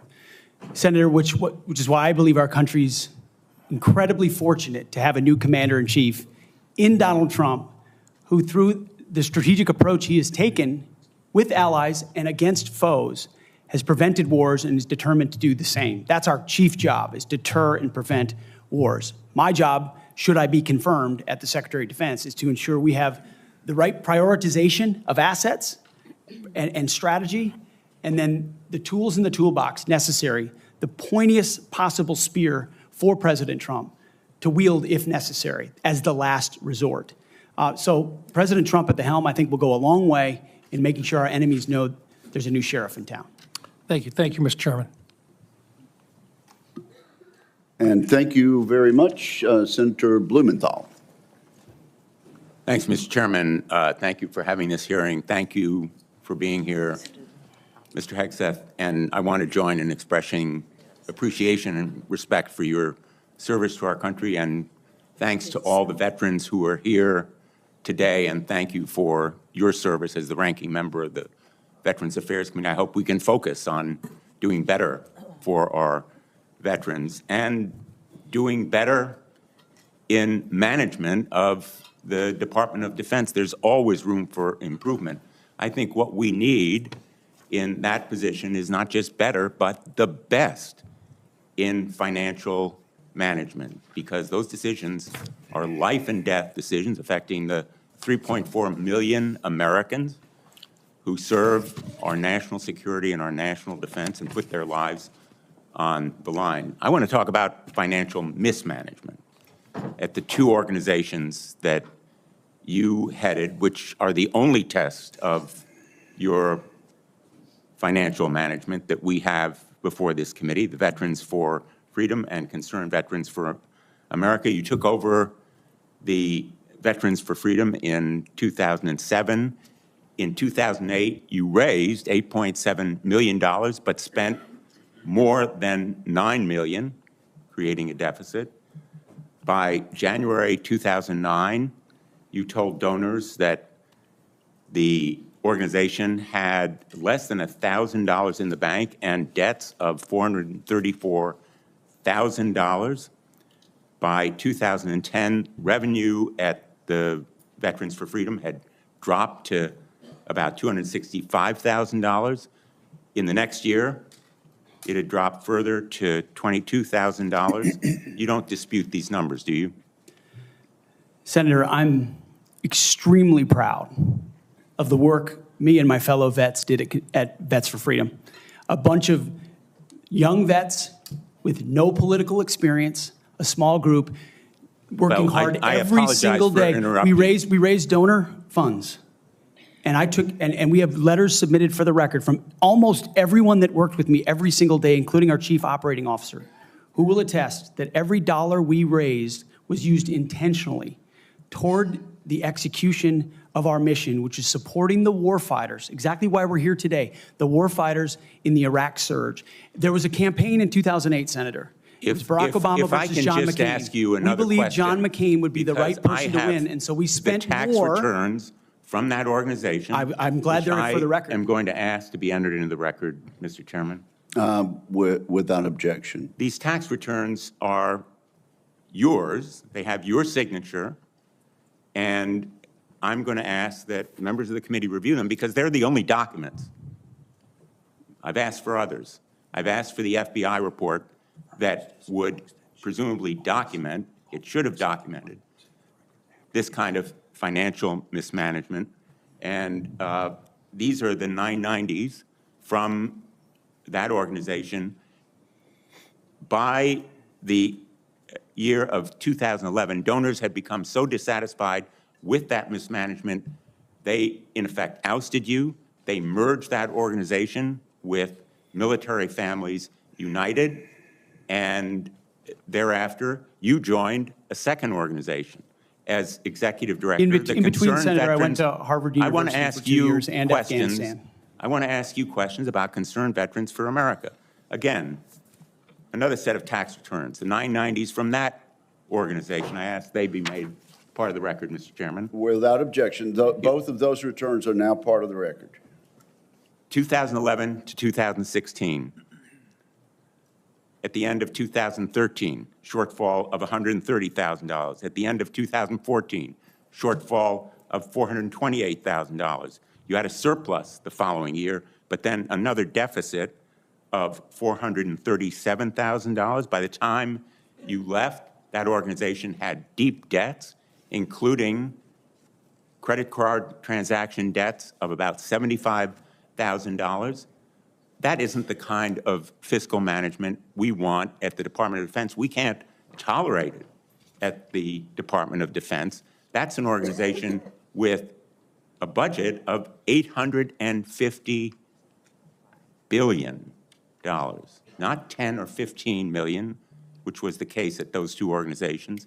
And it has command responsibility for 3.4 million Americans. The highest number that you managed in those two organizations was maybe 50 people. Let me ask you, how many men and women now serve in the United States Army? What is Sen's strength? Senator, I would like an opportunity to respond to Well, the I've asked you a impugning of question. my How many- leadership of how a many men veterans and women organization. Concerned currently Veterans for serve? America. You're on the VA committee, sir, and I appreciate your service there.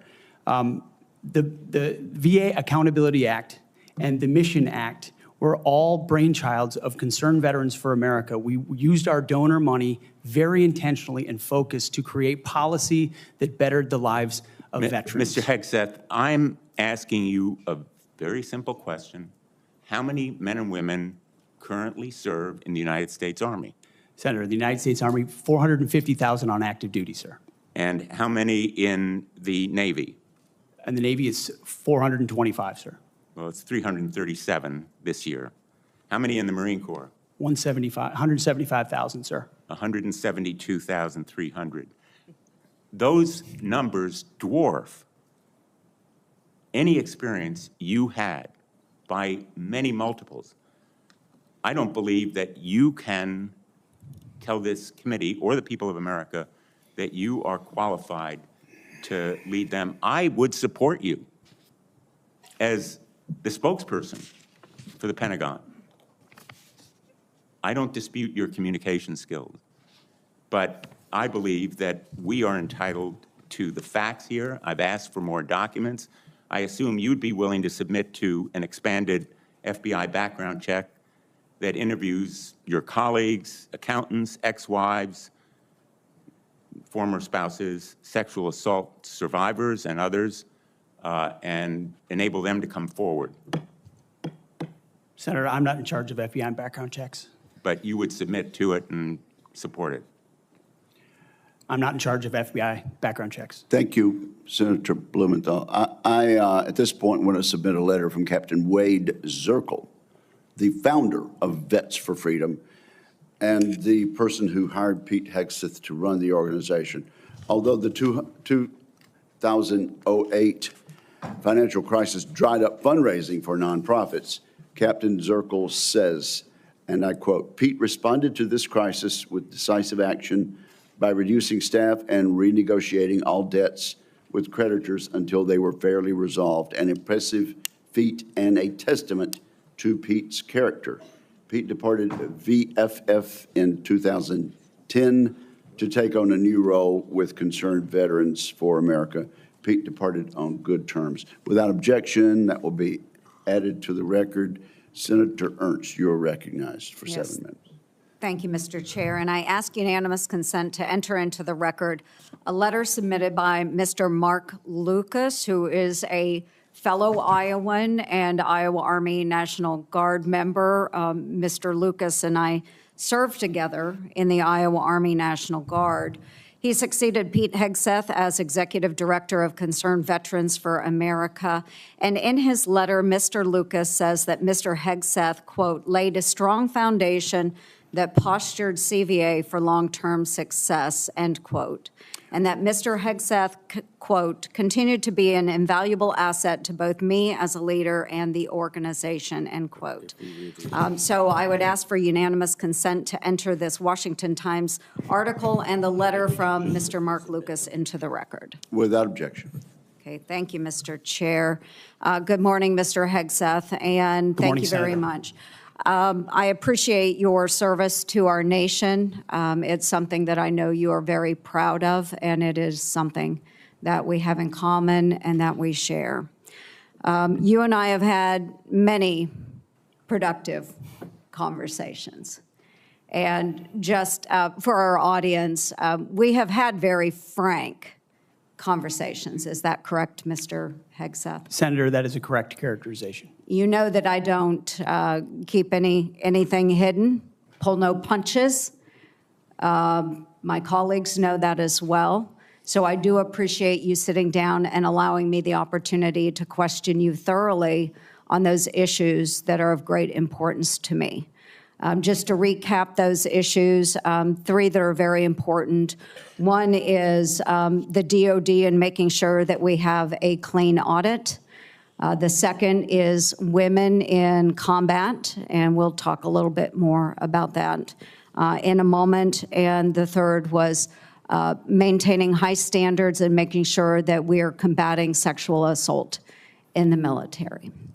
Okay, so Mr. Hegseth, I'm going to address the issue because this will tie into some of the financial concerns that have been raised here as well. And it's why, you know, I, trusting my fellow Iowan, asked for unanimous consent of his letter to go into the record.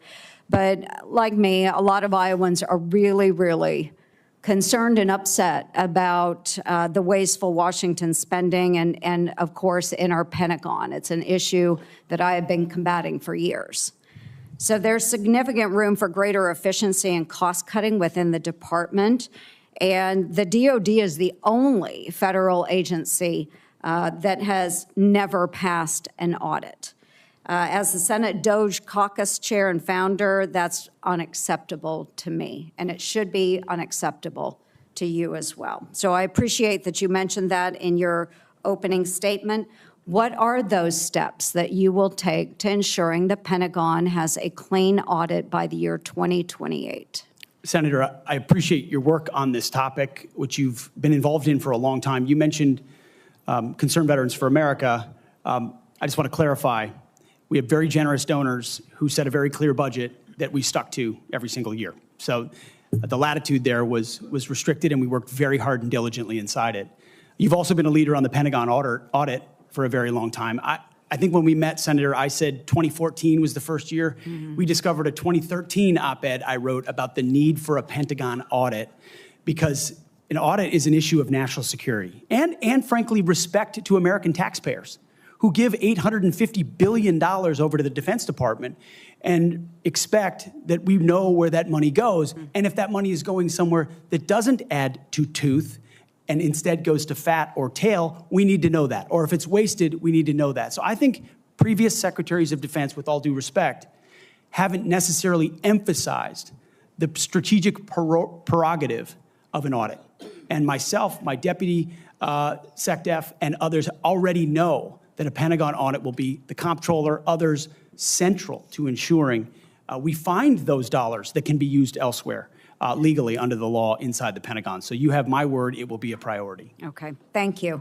Okay, moving on to women in combat, and I had the privilege of serving in uniform for over 23 years.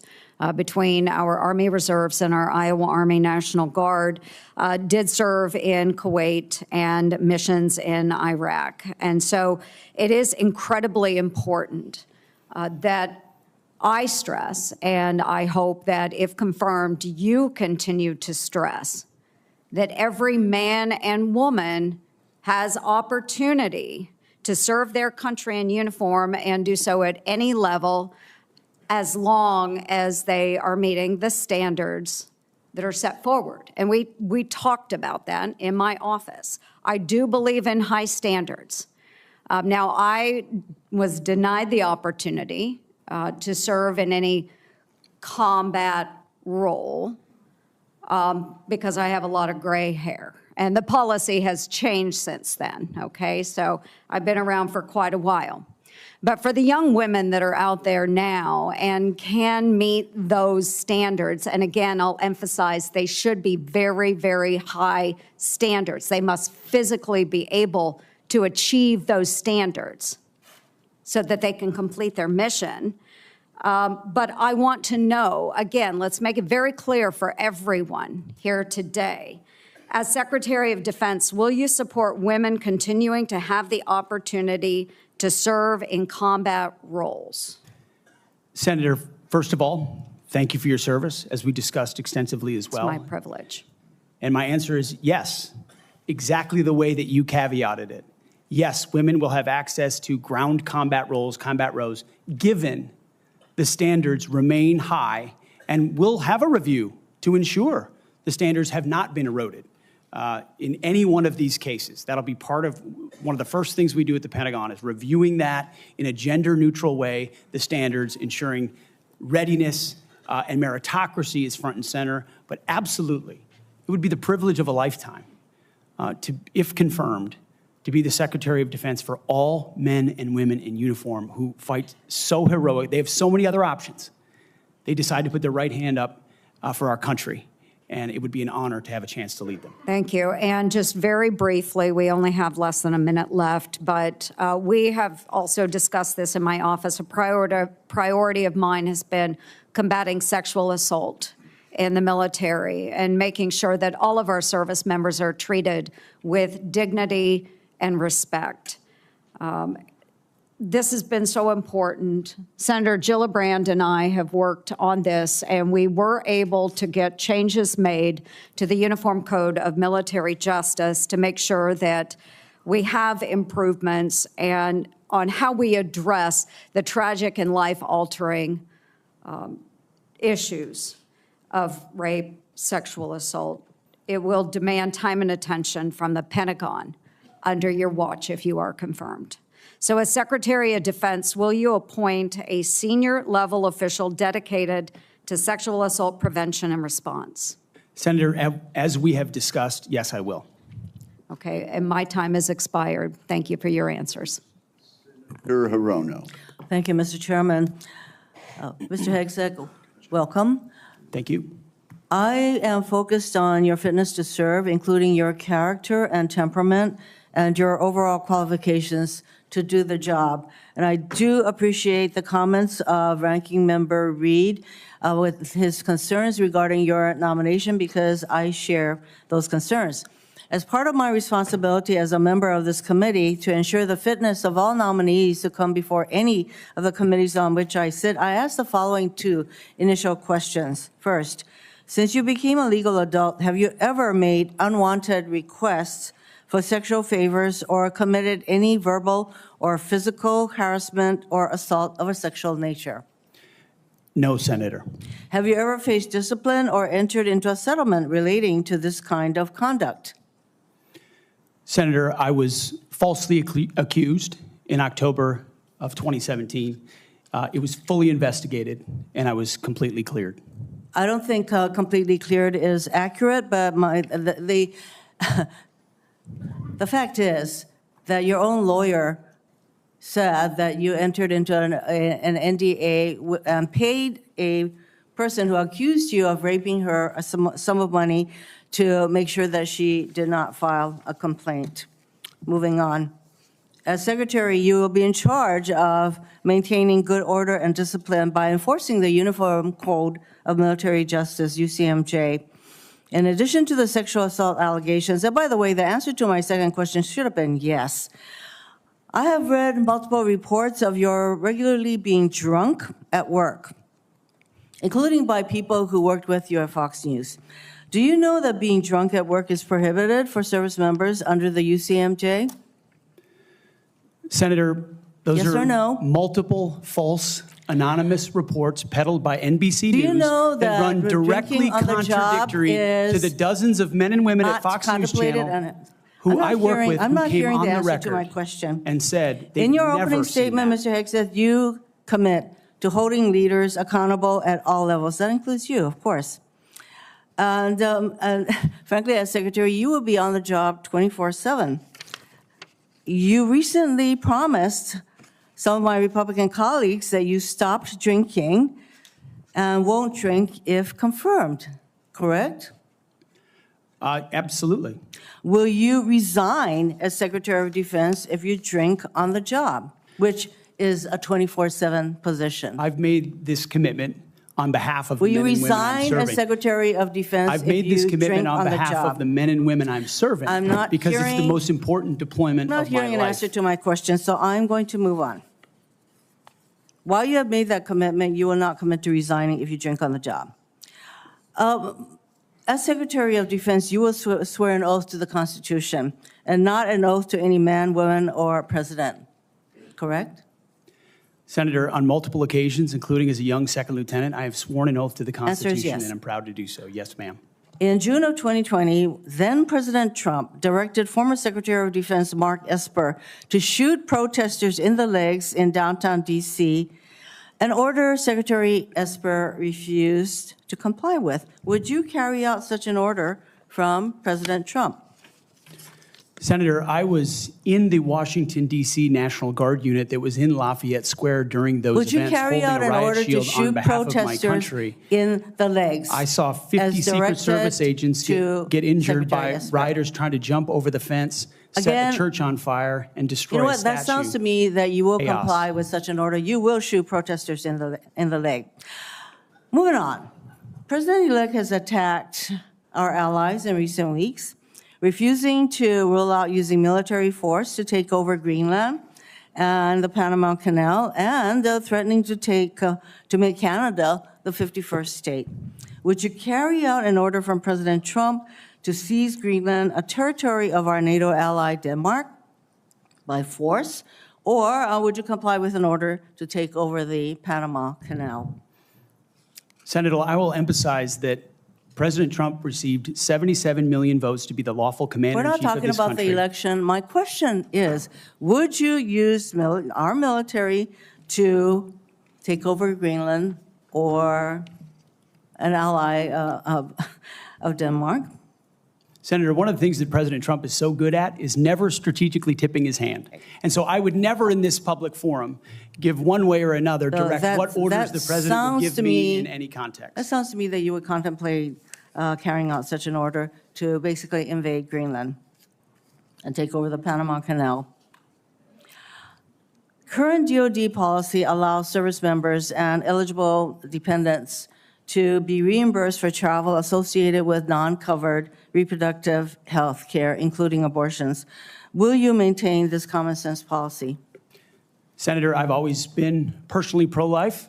I know President Trump has as well, and we will review all policies, but our standard is whatever the president wants on this particular Okay, issue. so With my advice, I will take a if look the president at. But tells you that this I don't common believe sense the federal- policy will not be maintained, you will not enable our service members to seek reproductive care. So it I sounds don't like to believe the me. federal government I'm not should be hearing funding answers to my questions, travel for Mr. abortion. Chairman. I just want to note that the other area that of serious concern to me is President Trump saying that he wants to use the military to help with mass deportations, which will cost billions of dollars. And what that will do to readiness is very, very concerning. Mr. Hegseth, I have noticed a disturbing pattern. You previously have made a series of inflammatory statements about women in combat, LGBTQ service members, Muslim Americans, and Democrats. Since your nominations, however, you have walked those back on TV in interviews and most recently in your opening statements. You are no longer on Fox and Friends, Mr. Hegseth. If confirmed, your words, actions, and decisions will have real impacts on national security and our service members' lives. There are close to 3 million personnel in the Department of Defense, $900 billion budget. I hardly think you are prepared to do the job. Thank you, Mr. Chairman. Thank you. That wasn't a question, Mr. Hegseth. Thank you, Senator Rono. Senator Sullivan. Thank you, Mr. Chairman and Mr. Hegseth. Congratulations on your nomination, and thank you and your family for your service and sacrifice. Thank you, Senator. Now for the most important question you will receive all day. In 1935, before the Congress, the father of the United States Air Force, General Billy Mitchell, was testifying about a certain place in the world. He said, quote, "I believe that in the future, whoever holds this place will control the world. This location is the most strategic place in the world." What place was Billy Mitchell talking about? And let me give you a hint, it wasn't Greenland. I believe he was talking about the great state of Alaska. He was talking about the great state of Alaska. Great answer. If confirmed, will you commit to come with me to the great state of Alaska and meet our warriors who are on the front lines every day?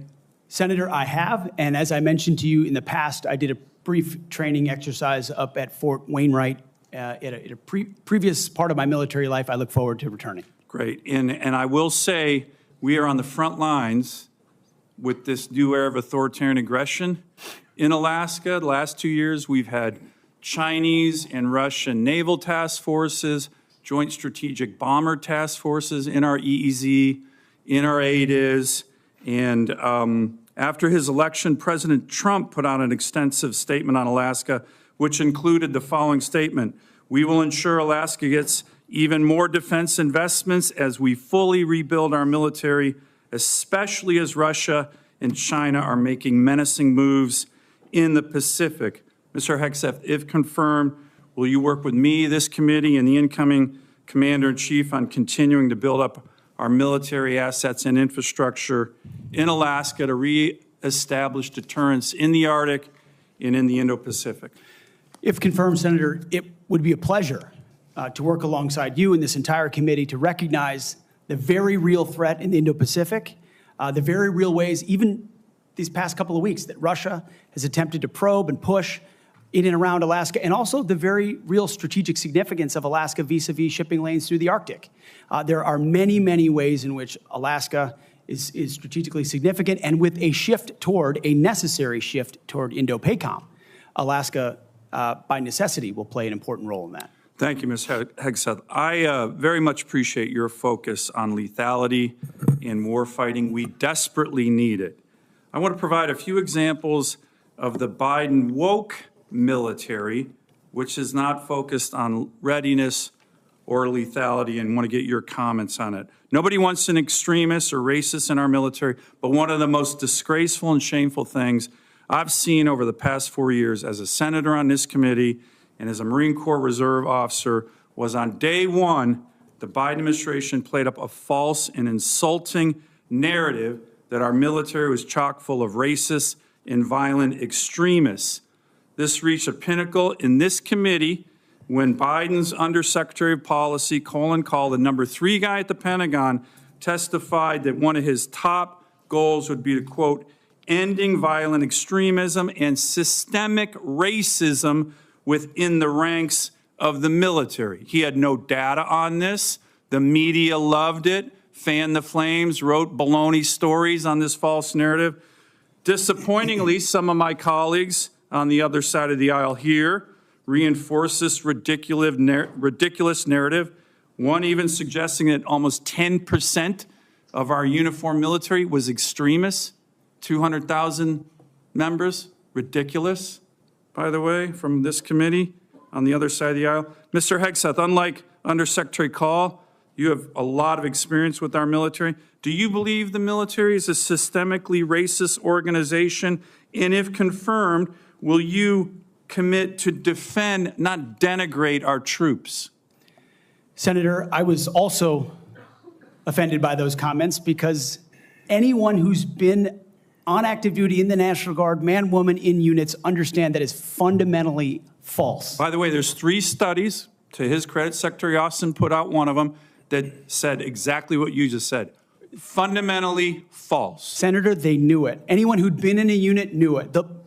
One could argue that if not the least, one of the least racist institutions in our country is the United States military. That's Being right. a racist in our military has not been tolerated for a very long time. One of the Never in my greatest civil formations, rights never in other organizations in formations. America. Would you agree the U.S. military is one of the most forward-leaning, probably one of the greatest civil rights organizations in American history? No doubt. Let me turn to another one.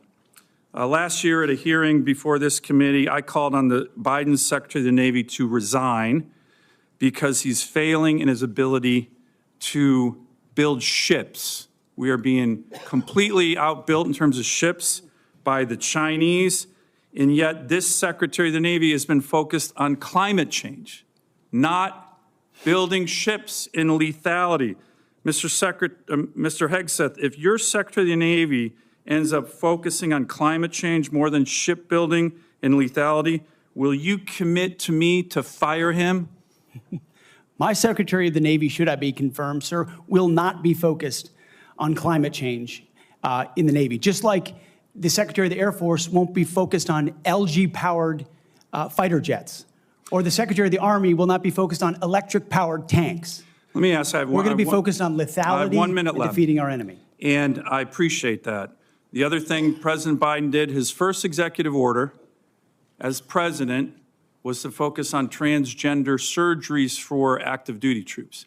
This is all, I'm describing the woke military here under Biden over the last 4 years. If confirmed and you issue an order saying we are going to rip the Biden woke yoke off the neck of our military and focus on lethality and warfighting, how do you think the troops will react?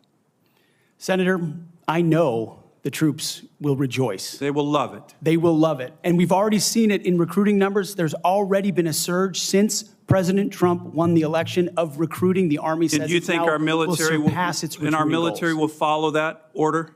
Our military will follow that order, Senator. Gladly. Gladly, because they want to focus on lethality and warfighting and get all the woke, political prerogative, politically correct, social justice, political stuff out of the military. Thank you, Senator Sullivan. Thank you, Senator Mr. Kane. Thank you, Mr. Hegseth. I'm looking forward to this opportunity to talk. I want to return to the incident that you referenced a minute ago that occurred in Monterey, California in October 2017. At that time, you were still married to your second wife, correct? I believe so. And you had just fathered a child by a woman who would later become your third wife, correct?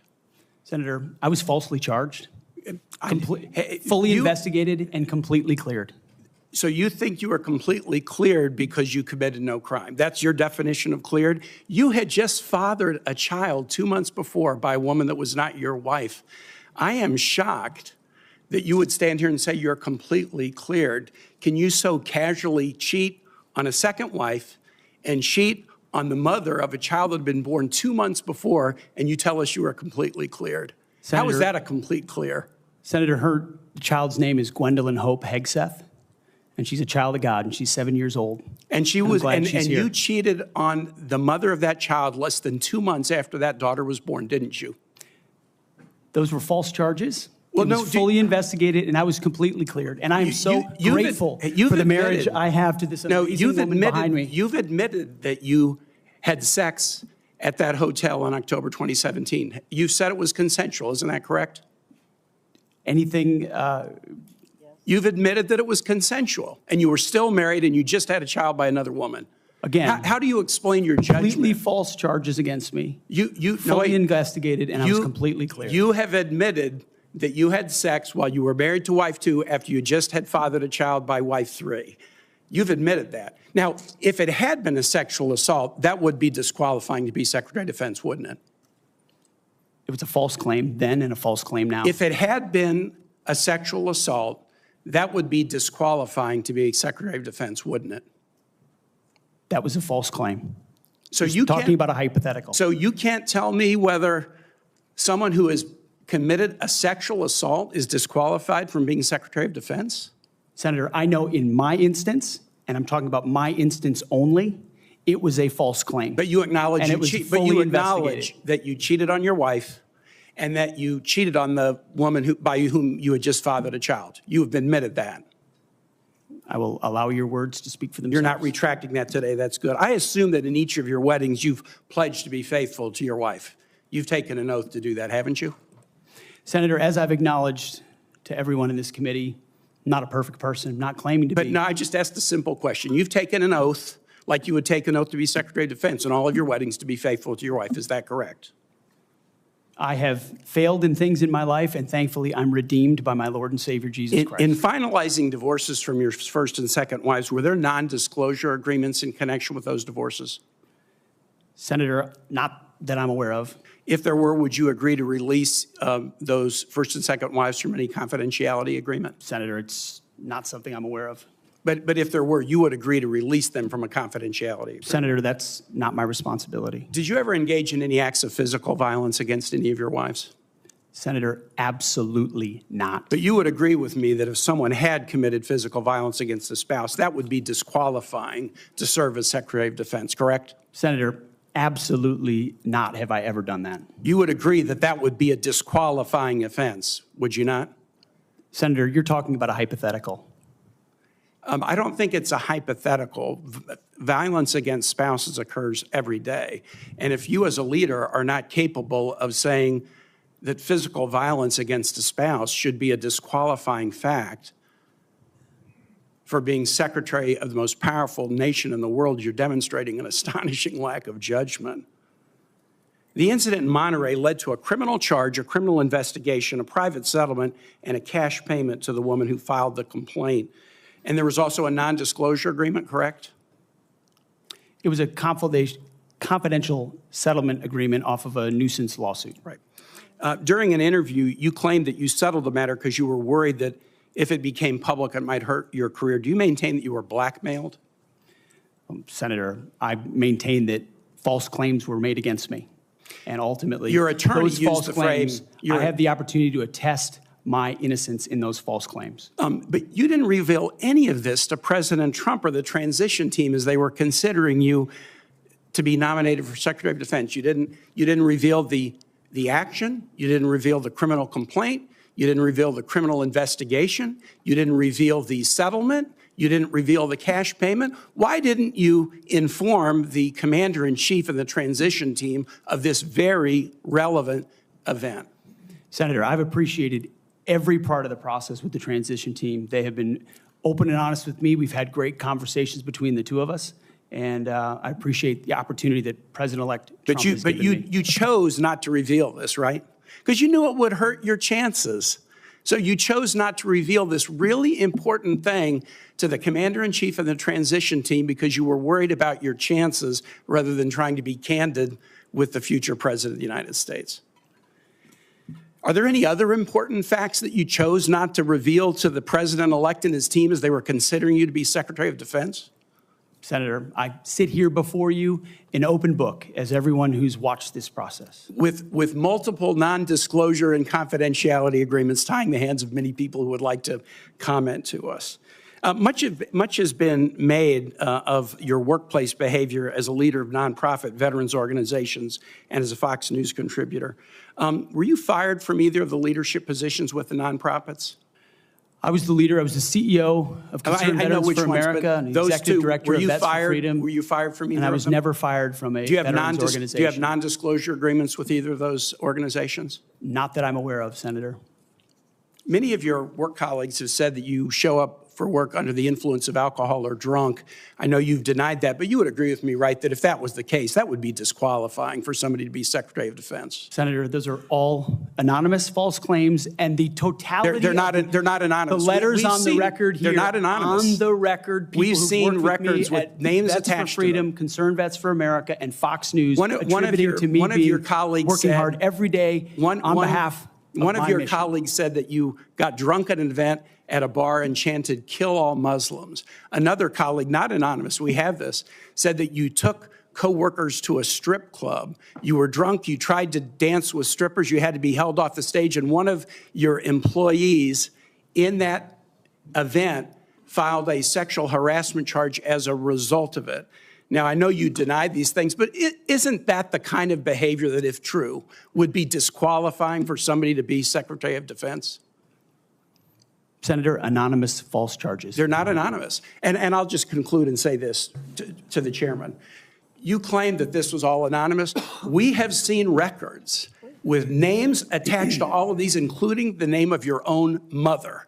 So don't make this into some anonymous press thing. We have seen multiple names of colleagues consistently throughout your career that have talked about your abusive actions, Chairman, attitudes, I think he's words, over and his time. statements He's to way women. over his time. I now yield. And thank you very much. I now ask unanimous consent to enter into the record a family court order concerning the appointment of parenting time between Mr. Hegseth and Mrs. Samantha Hegseth. It states that there were no claims of domestic abuse or probable evidence of abuse in the relationship. Without objection, that will be added to the record. And we now move to Senator Kramer. Thank you, Mr. Chairman. Thank you, Mr. Hegseth, for your service, for your willingness to endure this. And I'm sorry for what has been happening to you, particularly the very idea that you should have to sit there and answer hypothetical potential, in somebody's imagination, crimes that may take place at some point. And wouldn't that disqualify you if you were a murderer or if you were a rapist? Unfair. And I'm embarrassed for this behavior. But first, I want to say thank you for your strong proclamation, unapologetic proclamation of faith in Jesus Christ.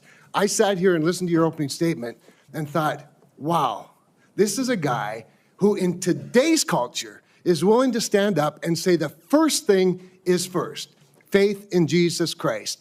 And I was reminded of what Christ said in Matthew, seek ye first the kingdom of God and his righteousness, and these things shall be added unto you. You are going to have a great future as our secretary, and I look forward to that day happening. I also want to get back to, you mentioned, and it got rather dismissed quickly, pivoted, as a lot of things do. You'd mentioned that you were not able to serve with your National Guard unit in the protection of the inauguration of Joe Biden because of a tattoo, a Christian tattoo. Can you elaborate just a little bit on what is this very offensive, extremist, racist tattoo that you have? It's a tattoo I have right here, Senator. It's called the Jerusalem Cross. It's a historic Christian symbol. In fact, interestingly, recently I attended briefly the memorial ceremony of former President Jimmy Carter, on the floor of our national cathedral, on the front page of his program, was the very same Jerusalem cross. It is a Christian religious symbol. And when the events happened before preceding the Biden inauguration, I was a part of the mobilization to defend that inauguration as someone who'd been a proud supporter of Donald Trump, but also a member of the military, had orders to come to Washington, D.C. to guard that inauguration. And at the last minute, those orders were revoked. I'd never had orders revoked before. I'd been on orders to a lot of places to do a lot of difficult and dangerous things. They were revoked, and I was not told why. Later, when I wrote my book, I was able to get information. It was because I had been identified. Someone who'd served in Iraq, in Afghanistan, in Guantanamo Bay, holding a riot shield outside the White House. I'd been identified as an extremist, as someone unworthy of guarding the inauguration of an incoming American president. And if that's happening to me, Senator, how many other men and women, how many other patriots, how many other people of conscience? We haven't even talked about COVID and the tens of thousands of service members who were kicked out because of an experimental vaccine. In President Trump's Defense Department, they will be apologized to, they will be reinstituted with pay and rank. Things like focusing on extremism, Senator, have created a climate inside our ranks that feel political when it hasn't ever been political. Those are the types of things that are going to change. And Senator Sullivan, you mentioned that study. After a whole study was held, extremism working group study, 100 extremists were identified in the ranks of 3 million. And most of those were gang-related. So it was a made-up boogeyman to begin with. You, Mr. Hegseth, are not the extremist. The people who would deny you your expression of faith are the extremists. They're the racists. They're the bigots. You're the one that is protecting their right to be one. Thank you for that. I want to go to another point in your opening statement, and it's summarized in this beautiful one-sentence paragraph. You said, quote, "Leaders at all levels will be held accountable, and warfighting and lethality and the readiness of the troops and their families will be our only focus." At that moment, in my mind's eye, I heard soldiers, airmen, Marines, sailors, guardians from the Pentagon to the Pacific and everywhere in between applaud. Applaud. And they're thinking, it's about time. I can get on board with that idea. And quite honestly, and I want to get to this because I think it's so important. I would say, I don't know, just about maybe everyone, I'm trying to think of an exception to this, that wears the uniform that has ever come before this committee or that I've met with privately, publicly, that I've been on tours with, that I've traveled with, that wear the uniform, whether it's with 4 stars or no stars, agrees with that statement. And I just want to caution you, and I'd be interested in your feedback on this. You know, there's been a lot of talk about firing woke generals, creating the purge group, and all those things you and I have talked about. I would say give those men and women a chance under new leadership. You know, my favorite painting in the rotunda is of George Washington retiring his commission, establishing on day one, a man who could have been king, chose to be a civilian leader of this country.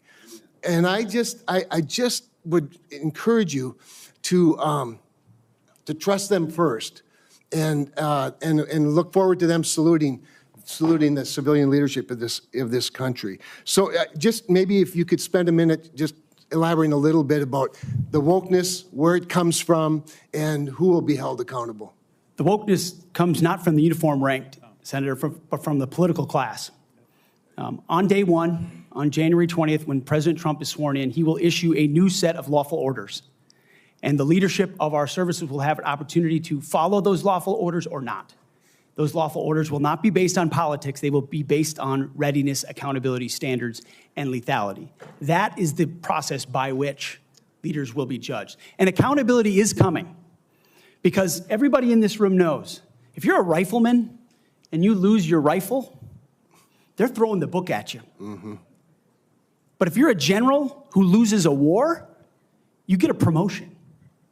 That's not going to happen in Donald Trump's Pentagon. There will be real standards for success. Everyone from the top, from the most senior general to the most lowly private, will ensure that they're treated fairly, men and women, inside that system. I also just want to commend you for your answers to Senator Fisher's questions about nuclear deterrence, but I also appreciate the fact that you emphasize reputational deterrence, because deterrence is not a weapon system, it is an attitude, and you project an attitude of deterrence. Thank you. Thank you, Mr. Chairman. Thank you, Senator Kramer. Senator King. Thank you, Mr. Chairman. Mr. Hegseth, welcome to the committee. Thank you, Senator. You've made several references to your religion today. I share that devotion to Christianity, but I must say I've been reminded somewhat of Saul on his way to Damascus.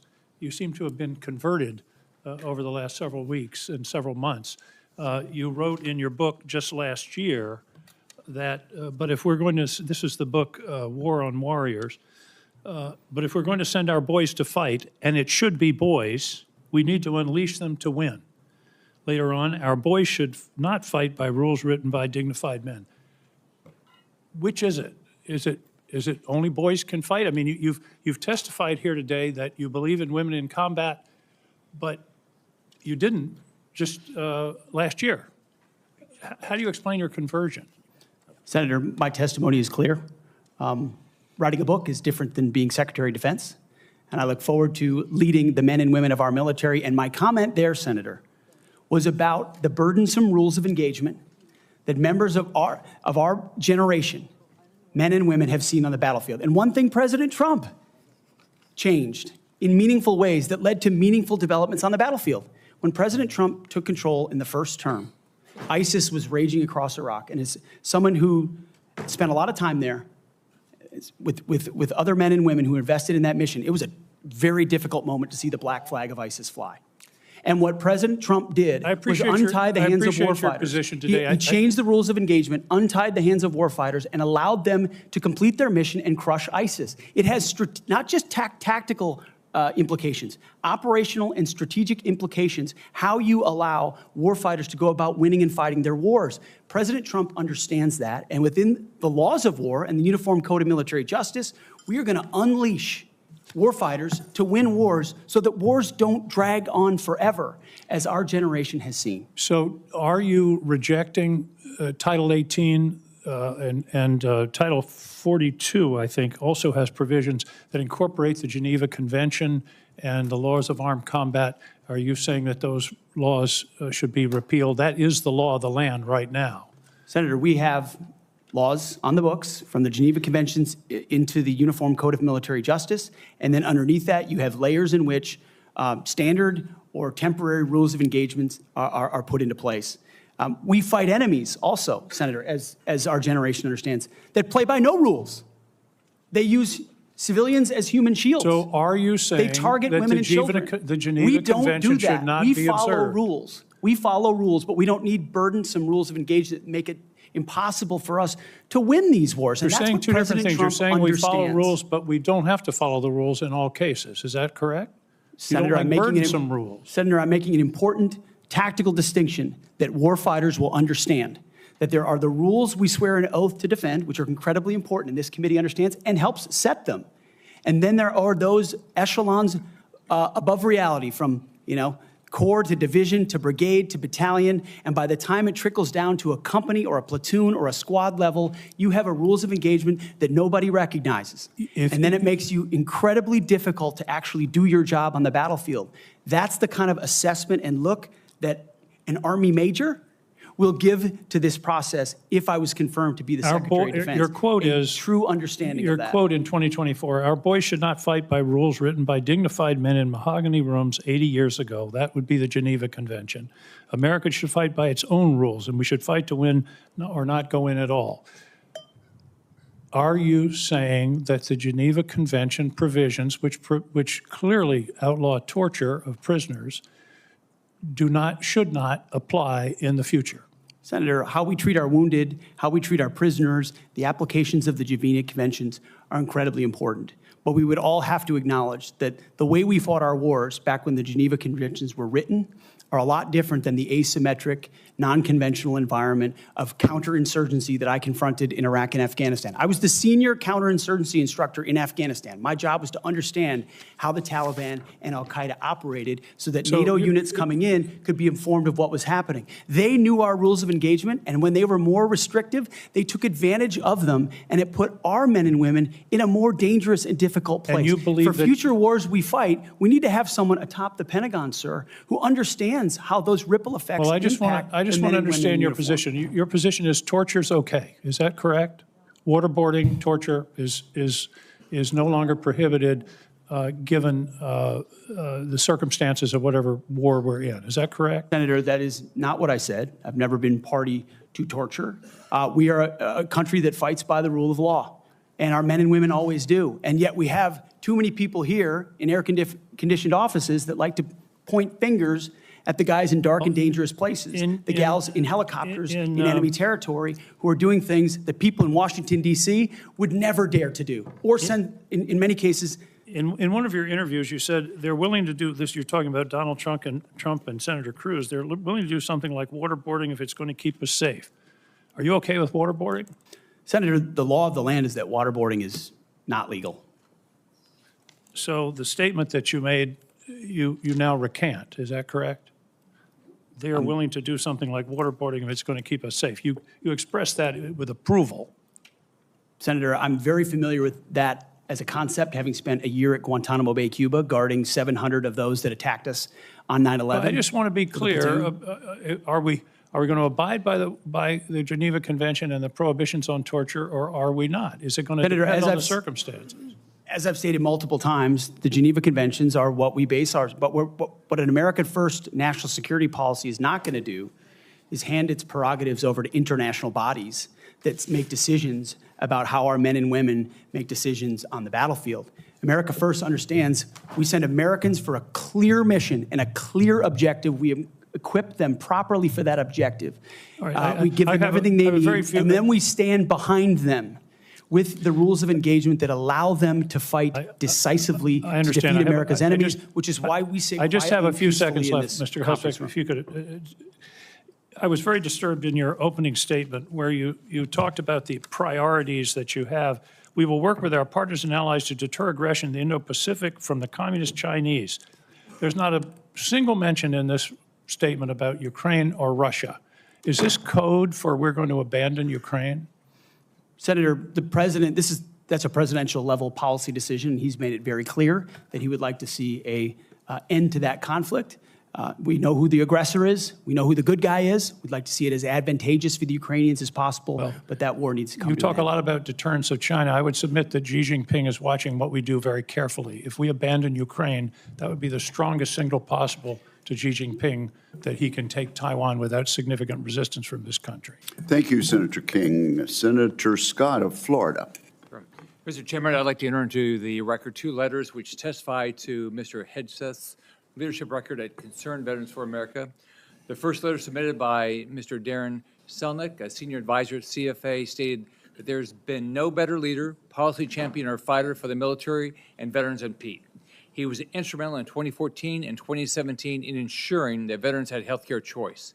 The second letter submitted by Mr. Kason Spiro, Digital Media Director of CVA from 2015 to 2017, stated, Pete brought incredible energy, focus, and a clear vision to the organization and showed everything that the team accomplished together.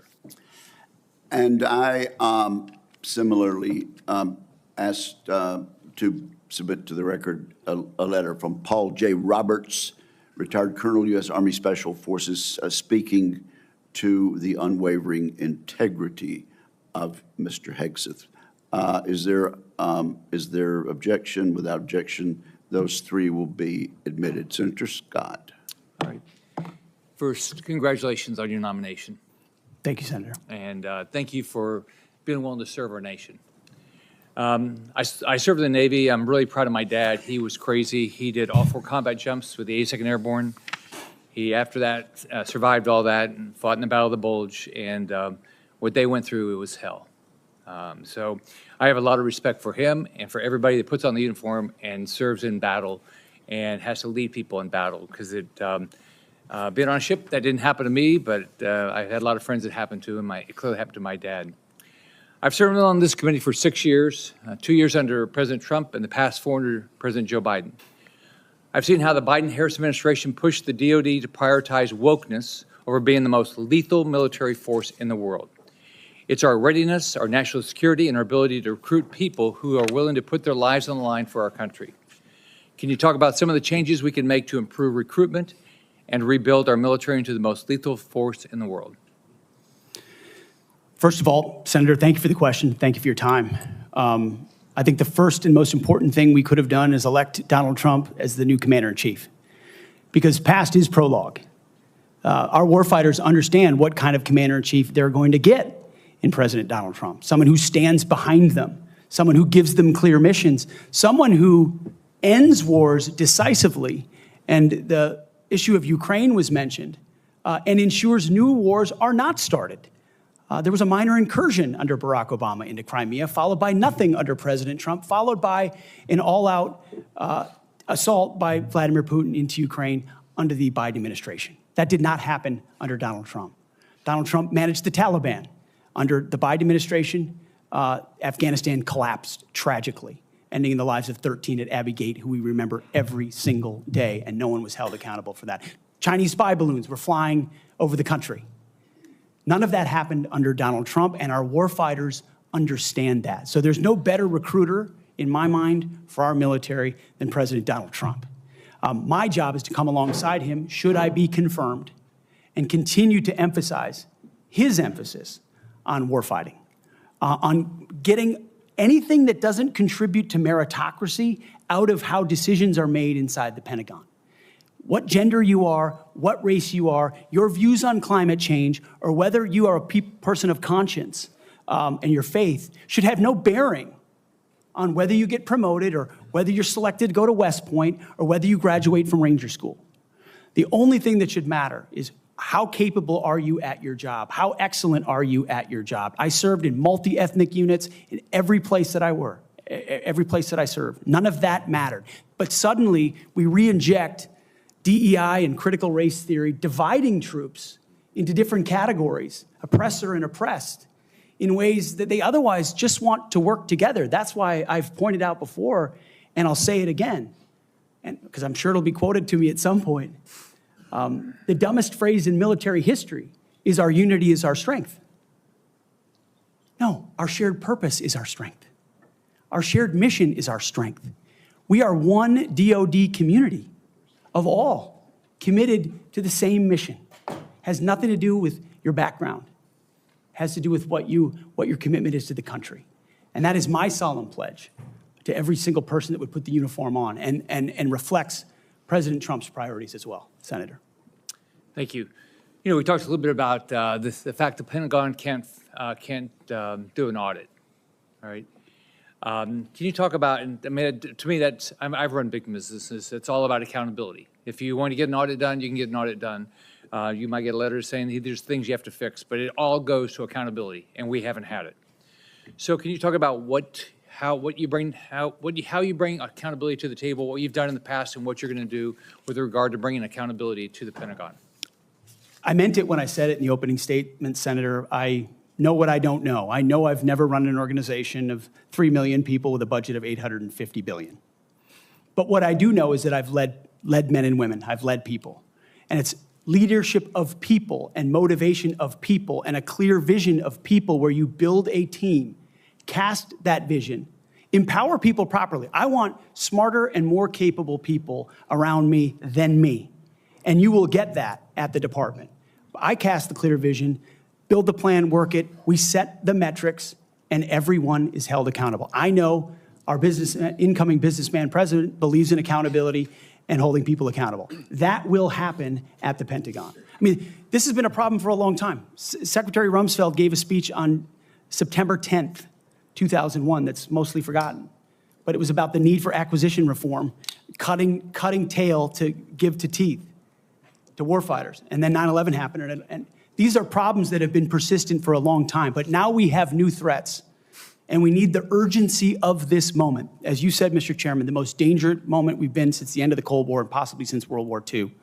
The urgency to do everything possible to get the capabilities into the hands of warfighters, Emergency Powers Defense Production Act, whatever it takes, and an audit is certainly part of it.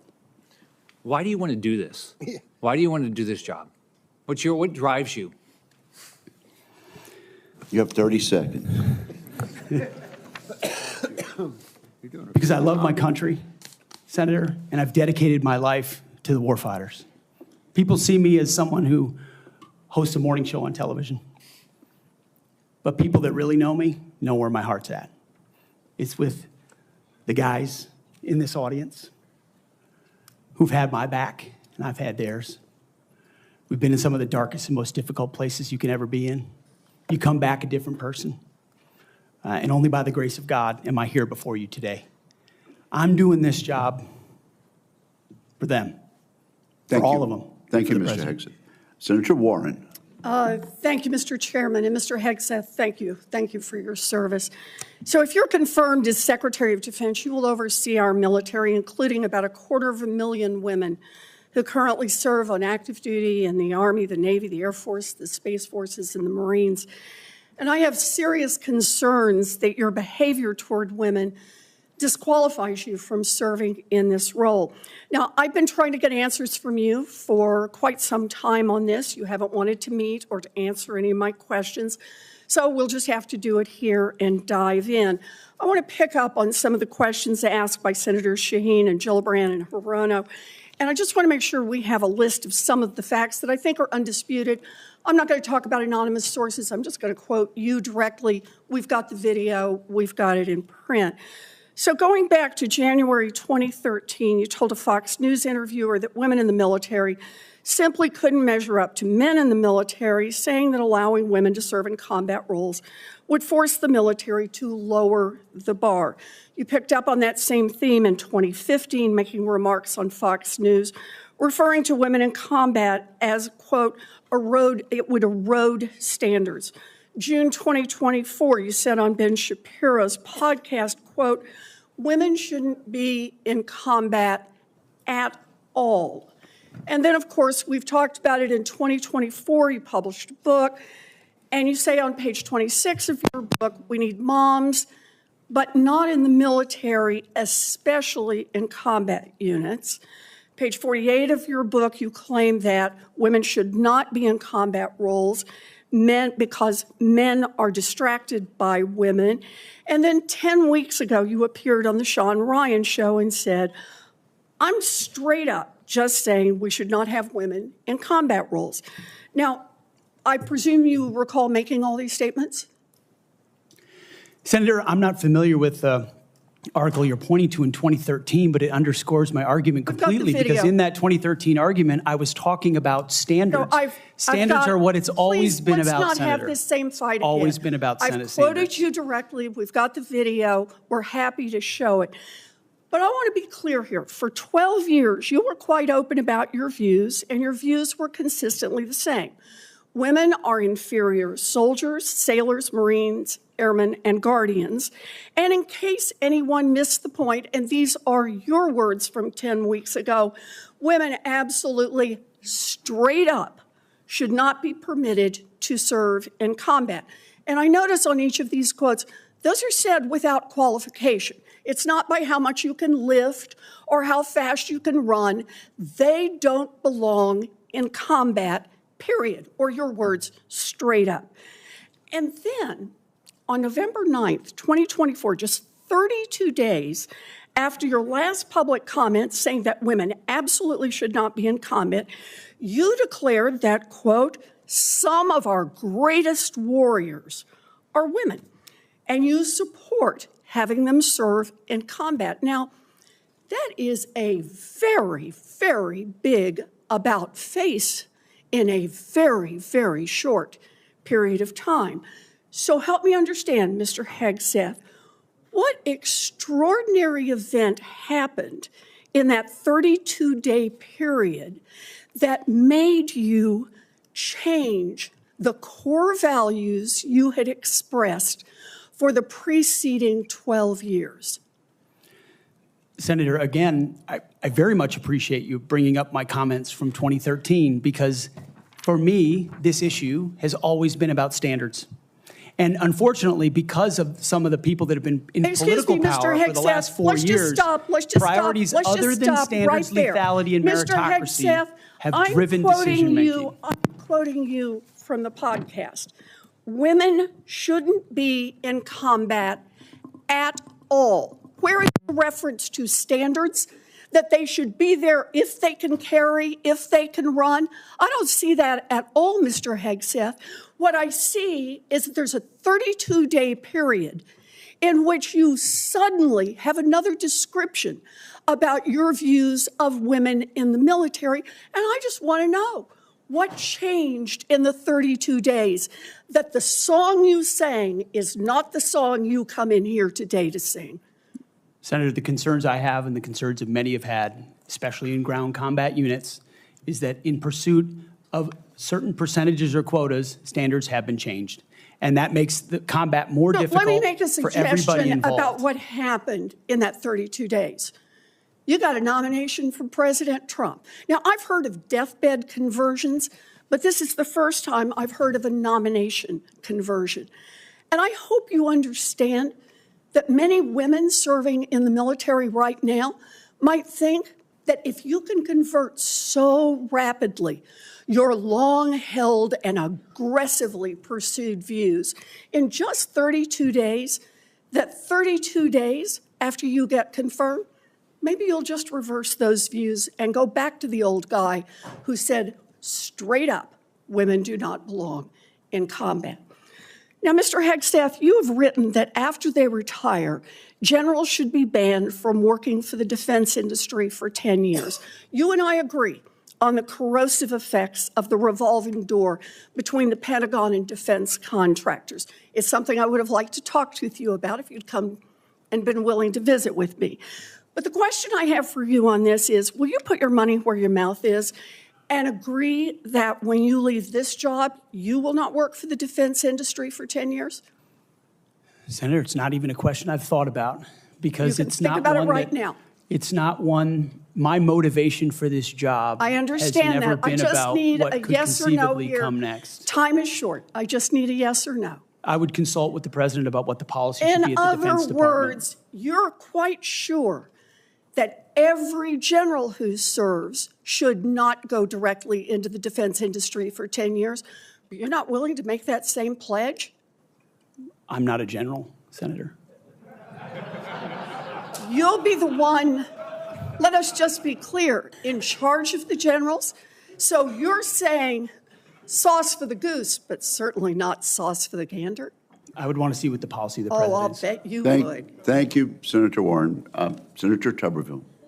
Thank you, Mr. Chairman, and thanks for your hard work and your committee's hard work, Mr. Chairman. This has gone well. I'd like to submit this letter,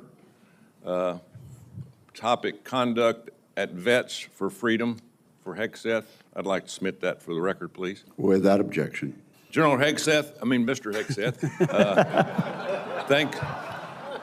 thanks for being here today and with your family. I know this is tough. That's what it's all about, though. You're a tough guy. Been here for a while. Never seen this many people that here for a support of a nominee. That's impressive. I met with a lot of them yesterday, and they are very passionate. So thank you for willing to take this on, and congratulations on your nomination. I'm worried about recruiting. I mean, we can look at everything out there and talk about all these things, these narratives, but at the end of the day, I came from a team sport where the players actually won the games. And that's what's going to happen here. You're not going to win the game. Now, you're going to set the precedent. You're going to get the blame or the credit, but there's going to be people that's going to be under you that's going to set the precedent for the future of our country. Now, the war games that we play on our computers with our adversaries right now, for us, it don't look good because our military, we're in trouble. Our whole country's in trouble. Thank God President Trump got elected November the 5th. We couldn't have kept down this same path. We could not, that could not happen. I met with a couple of generals this summer Coach, we're spending more money on transgender restrooms than we are coverings for $100 million airplanes. That's not acceptable. We can't do that. That's not what this is about. Met with a couple of Navy SEALs not too long ago. They just got back from crawling around in the mud and the muck, overseas, unknown places. Couldn't tell you where they've been, carrying a weapon, obviously protecting us and our allies. And the first week they're back, what'd they do? They had to go through a week of DEI training. Both are now out. They give it up. It was embarrassing to them of what they had to do. We've lost all sight of what we're doing in our military, lost all sight. It starts with leadership, and it starts with recruiting. Well, when a young man used to, when I was growing up, if you couldn't afford to go to college, you had the opportunity to go to the military where you could learn a trade. You could learn, you could make a living for your family, and eventually possibly get an education. That was a good alternative. We've forgotten that. We've forgotten it. We can't give up on our young people. Young people are our number one commodity in this country, and they're the ones that's going to live and die for the freedom of this country in the future. So, again, thank you for taking this on. Recruiting. Our service academies are meant to serve as our primary commissioning source of officers. It now appears that they are a breeding ground for leftist activists and champions of DEI and critical theory. Now, not all, but some, and some is way too much. How are we going to eliminate this, Mr. Hegseth? How are we going to get this back on track to where we grow our leaders? I had a young man that forever he wanted to go to West Point. I got him a nomination, I got him accepted, and he turned it down. He says, Coach, I'm not getting involved with that mess. How are we going to overcome this? Senator, thank you for the question. And I think it comes down to leadership, clear leadership. From President Trump through me, should I be nominated? And that's what soldiers, sailors, airmen, Marines, and Guardians see, is clear leadership. It says, this is what we believe. This is the mission we're going to give you. Here's the equipment we're going to give you, and here's how we're going to support you. Because the military, at a lot of levels, Senator, has been for generations a family business. You know, my grandfather served. My father served. I served. My daughter served. That chain has started to break, with generations of people my age and older talking to their kids and grandkids, wondering, pondering, do I want them to serve? Will my country use them responsibly? When that kind of doubt is cast, you get serious recruiting problems like we do right now. You get questions about whether I want my son or daughter to follow my path in West Point, which I've heard multiple times. Would I want my... And so you have to rip, root, and branch the politics and divisive policies out of these institutions and then focus them on creating and preparing actual future military leadership. West Point traditionally is focused on engineering, and rightfully so, because in our fighting forces across all services, we need the best and brightest minds in engineering, in addition to military studies. That's what I did at ROTC at Princeton, military science. And we need more uniformed members going back into West Point, the Air Force Academy, the Naval Academy, as a tour to teach with their wisdom of what they've learned in uniform, instead of just more civilian professors that came from the same left-wing woke universities that they left, and then try to push that into service academies. When that changes, Senator, I truly believe under Donald Trump, we will have a recruiting renaissance. That sends signals to the world, to our enemies and our allies alike, that America's back. And thankfully, then we have the men and women of our country willing to want to serve. Thank you. And it's about attitude, too. And I love your attitude. You've got to be motivated. You've got to understand that people, they will hook up with you. They will understand and learn under their leaders. Why would you fight for a country that you don't love? That's what I keep hearing from a lot of our college kids that they're getting from these woke universities that they go to. Now, and I worked at a lot of them. That is one of the excuses I get from our kids. We've got to break that. Another one. According to the Pentagon, between 2001 and 2024, the number of civilian employees in the Office of the Secretary of Defense has nearly doubled from 1,500 to 3,000. Civilians on Joint Chiefs has increased from 191 to almost 1,000. Our military end strength goes down. Our staff numbers are exploding. What are you going to do about that? Senator, we're going to address that. We won World War II with 7 four-star generals. Today, we have 44 four-star generals. There's an inverse relationship between the size of staffs and victory on the battlefield. We don't need more bureaucracy at the top. We need more warfighters empowered at the bottom. So it's going to be my job working with those that we hire and those inside the administration to identify those places where fat can be cut so it can go toward lethality. Thank you, Senator Tuberville. Senator Peters. Thank you, Mr. Chairman. Mr. Hegseth, welcome to this committee. Thank you.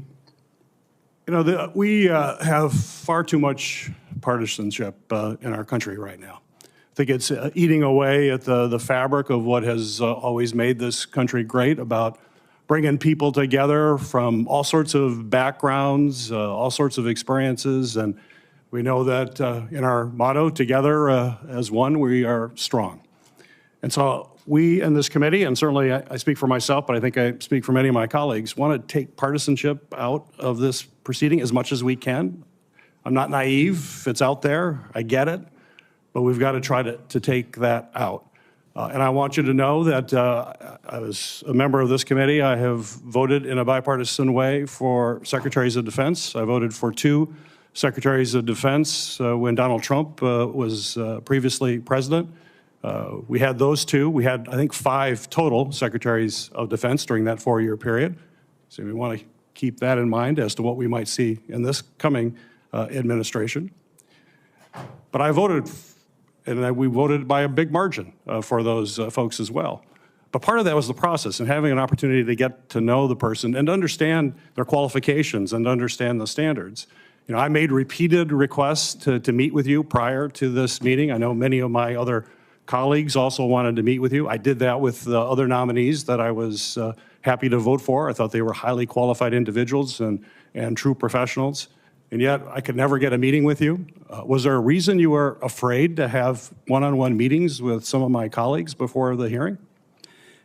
Senator, I know there was a great deal of outreach to multiple offices. Schedules get full. There's a lot going on. I was ready. And I welcome the opportunity, I was pending ready. my schedule, to have an opportunity to sit down. I was ready. It would have been so much better to have that opportunity to talk beforehand. I think that's a big mistake, and it doesn't set us on a good course when you refuse to meet with people and have a professional conversation about the huge challenges that we face at the Department of Defense. My colleagues, the folks who introduced you and others, the chairman has mentioned about the management of the DoD is a concern, cost overruns, delays on weapon systems. We need strong management at the Department of Defense, first and foremost. We've got to have someone who's going to grab the reins and give the taxpayers value for having the most lethal fighting force in the world that defends freedoms, but we've got to do it in an efficient way. I've heard about the jobs you've had in the past. Let's just talk about qualifications. I know you had 2 previous positions. How many people reported to you in those positions? Senator, at Vets for Freedom, we were a small upstart. Our focus was just the number, working please. on Capitol Hill, going back to the battlefield, Just the number. Warfighters. Just the number, please. We probably had 8 to 10 full-time staff and lots of volunteers. So you had 8. Has there been any other? We've heard about the 2, and certainly there's been a lot of talk about the mismanagement, et cetera, et cetera. I'm just curious. I won't go into that. Just curious. So you had 8 there. What's the largest number of people you've ever supervised or had in an organization in your career? Not 3 million. Senator. No, I don't expect that. Very few people have ever had that experience, but how many? It's a straight up question. I think we had over 100 full-time staff at Concerned Vets for America, roughly, with thousands of volunteers. So 100 people. I was also a headquarters company commander, which would have been a couple of hundred. Nothing remotely near the size of the Defense Department, I would acknowledge that. Actually, Senator. Not remotely near even a medium-sized company in America, let alone a big company in America, especially a major corporation. And we're hiring you to be the CEO of one of the most complex, largest organizations in the world. We're the board of directors here. I don't know of any corporate board of directors that would hire a CEO for a major company if they came and said, you know, I supervised 100 people before.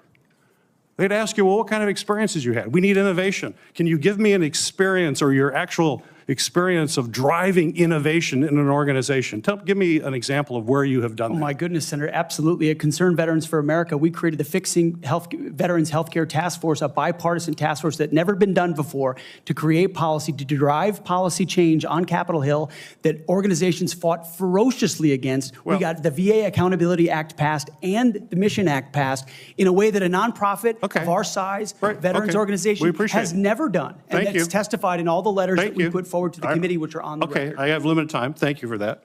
Give me an example of where you've driven down cost. I've heard the examples that Senator Blumenthal gave. The cost was a real problem for you in your 50-person organization that you actually raised a lot less than what you actually spent. Did you drive costs down? If in a 50-person organization, let me tell you, we've got to drive costs down dramatically in an organization of 3 million people and hundreds of billions of dollars. You don't have that experience that you can talk about. To me, this is, or acquisition reform. Acquisition reform, you bring that up. Have you had experience in acquisition reform? I've written about and studied on acquisition reform. Have you for quite actually some done time. it? Because what we need in the hands of our warfighters better change because we're not doing it well right now. It better, and we need people who have experience actually doing that. You know, you talk about standards. Again, I'm going to go back to CEO of the most complex organization in the world. I don't think there's a board of directors in America that would hire you as a CEO with the kind of experience you have on your resume.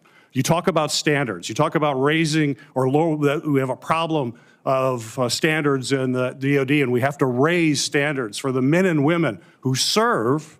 Do you think that the way to raise the minimum standards of the people who serve us is to lower the standards for the Secretary of Defense? That we have someone who has never managed an organization more than 100 people is going to come in and manage this incredibly important organization and do it with a professionalism and has no experience that they can tell us that they have actually done that? I have real problems with that. This is not about other issues that are brought up. They're all very important. I'm just about trying to get things done, managing efficiently, and having the best people who have demonstrated that in a large organization. And I'm sorry, but I don't see that in your background. There are a lot of other things you can do very well. You're a capable person, but you have not convinced me that you're able to take on this tremendous responsibility with a complex organization and having little or no significant management experience. Senator, I'm grateful to be hired by one of the most successful CEOs in American history, should I be confirmed. Mr. Hegseth, it seems to me that you've supervised far more people than the average United States senator supervises typically.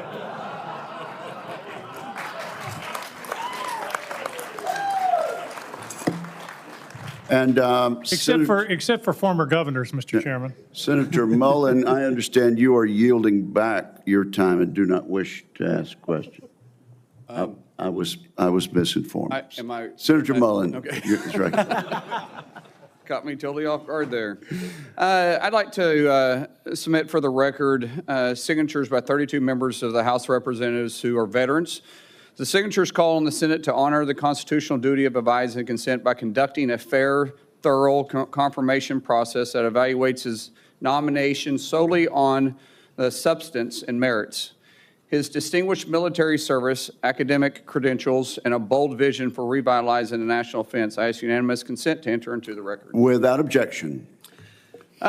You know, there's a lot of talk going about, talking about qualifications and then about us hiring him if we are the board, but there's a lot of senators here I wouldn't have on my board because there is no qualifications except your age, and you got to be living in the state and you're a citizen of the United States to be a senator. Other than the fact we got to convince a lot of people to vote for us. And then when we start talking about qualifications for if you're qualified for it, could the chairman tell me what the qualifications are for the Secretary of Defense? Mr. Chairman, could you tell me what the qualifications are for the Secretary of Defense? I'd be happy I'll read for it. you to do that. Yeah. Let me read it for you because I Googled I it. was getting some advice from I my second in command. Yeah, but I'm just making a point because there's a lot about qualifications, and I think it's so hypocritical of senators, especially on the other side of the aisle, be talking about his qualifications, not being able to lead that a secretary, or be the Secretary of Defense, and yet your qualifications aren't any better. You guys aren't any more qualified to be the senator than I'm qualified to be the senator, except we're lucky enough to be here. But let me read you what the qualifications of the Secretary of Defense is, because I Googled it, and went through a lot of different sites, and really it's hard to see. But in general, the U.S. Secretary of Defense position is filled by a civilian. That's it. If you have served in the U.S. Army Forces and have been in the service for, you have to be retired for at least 7 years, and Congress can weigh that. And then there's questions that the senator from Massachusetts brought up about serving on a board inside the military industry, and yet your own secretary that you all voted for, Secretary of Austin, we had to vote on a waiver because he stepped off the board of Raytheon. But I guess that's okay because that's a Democrat Secretary of Defense. But you so quickly forget about that. And then Senator Kaine, or I guess I better use the senator from Virginia, starts bringing up the fact that what if you showed up drunk to your job? How many senators have showed up drunk to vote at night? Have any of you guys asked them to step down and resign from their job? And don't tell me you haven't seen it, because I know you have. And then how many senators do you know have got a divorce before cheating on their wives? Did you ask them to step down? No. But it's for show. You guys make sure you make a big show and point out the hypocrisy because the man's made a mistake. And you want to sit there and say that he's not qualified? Give me a joke. I mean, it is so ridiculous that you guys hold yourself as this higher standard and you forget you got a big plank in your eye. We've all made mistakes. I've made mistakes. And Jennifer, thank you for loving him through that mistake. Because the only reason why I'm here and not in prison is because my wife loved me too. I have changed, but I'm not perfect. But I found somebody that thought I was perfect. And for whatever reason, you love Pete, and I don't know why. But just like our Lord and Savior forgave me, my wife's had to forgive me more than once too, and I'm sure you've had to forgive him too. And so thank you. So before I go down this rabbit hole again, tell me something about your wife that you love. She's the smartest, most capable, loving, humble, honest person I've ever met. In addition to being incredibly beautiful. Don't forget about your kids. I'm supposed to talk about my kids? No, well, she's also the mother. Oh, an amazing mother. Yes. Of our blended family of 7 kids. Brother, I'm pulling you which love along. her. I'm trying to help you here. You know, do you believe that you're going to be running the Secretary or the Department of Defense by yourself? Senator, absolutely not. Just as President Trump is assembling his cabinet, I look forward and already am in the process of building one of the best possible teams you can imagine, with decades and decades of experience outside of the Pentagon, driving innovation and excellence, and also inside the building, knowing how to make it happen. Yes, sir. So, in your organizations that you did have the privilege of running, did you have a board that you... In both organizations, we had a board, yes. Okay, and what did you do with that board? What kind of decisions did you make with them? Those boards provided oversight and insight into decision-making. They all have special, unique sets that maybe filled gaps that you're not the expertise in? Yes, sir. So do you believe you're capable of surrounding yourself with capable individuals that you're going to be able to run those same ideas by, and surround yourself with people that are smarter and better equipped in maybe areas that you don't necessarily carry those expertise with? Senator, the only reason I've had success in life, to include my wonderful wife, is because of people more capable around me and having the self-confidence to empower them and say, hey, run with the ball, run with the football, take it down the field. We'll do this together. I don't care who gets the credit. And in this case, that's how the Pentagon will be run. Let's end with this, Mr. Chairman, about the qualifications. You got a man who has literally put his butt on the line, who served 20 years in the service, multiple deployments, has heard the bullets crack over the top of his head, has been willing to go into combat, been willing to see friends die for this country. And he's willing to still put himself through this. His wife is willing to still stand beside him, knowing he wasn't perfect, knowing that all this was going to be brought up, and he's still willing to serve the country. What other qualifications does he need? That I yield back. Thank you, Senator Mullen. Senator Duckworth. And again, we really are going to strictly enforce the rule about no demonstrations or noise. The distinguished ranking member. Just a point of personal privilege to make a correction. The reason that General Austin required a waiver was not because of his participation in a corporate enterprise. It was because he did not have 7 years of interruption between his service and his appointment. Second point is that if any of us were appointed as Secretary of Defense, we would be subject to the same types of questions. And the case in point is Senator John Tower was nominated for Secretary of Defense. It was discovered by his colleagues that his behavior was not commensurate with the responsibilities despite his service, and he was voted down. Thank you. Thank you, Mr. Chairman. Senator Duckworth, you are recognized. Thank you, Mr. Chairman. And also, Secretary Mattis had to have this waiver as well. Mr. Hegseth, this hearing is about whether you are qualified to be Secretary of Defense, and one of the qualifications, to answer my colleague's question, is to actually win the votes of every member of this committee and to be confirmed by the United States Senate.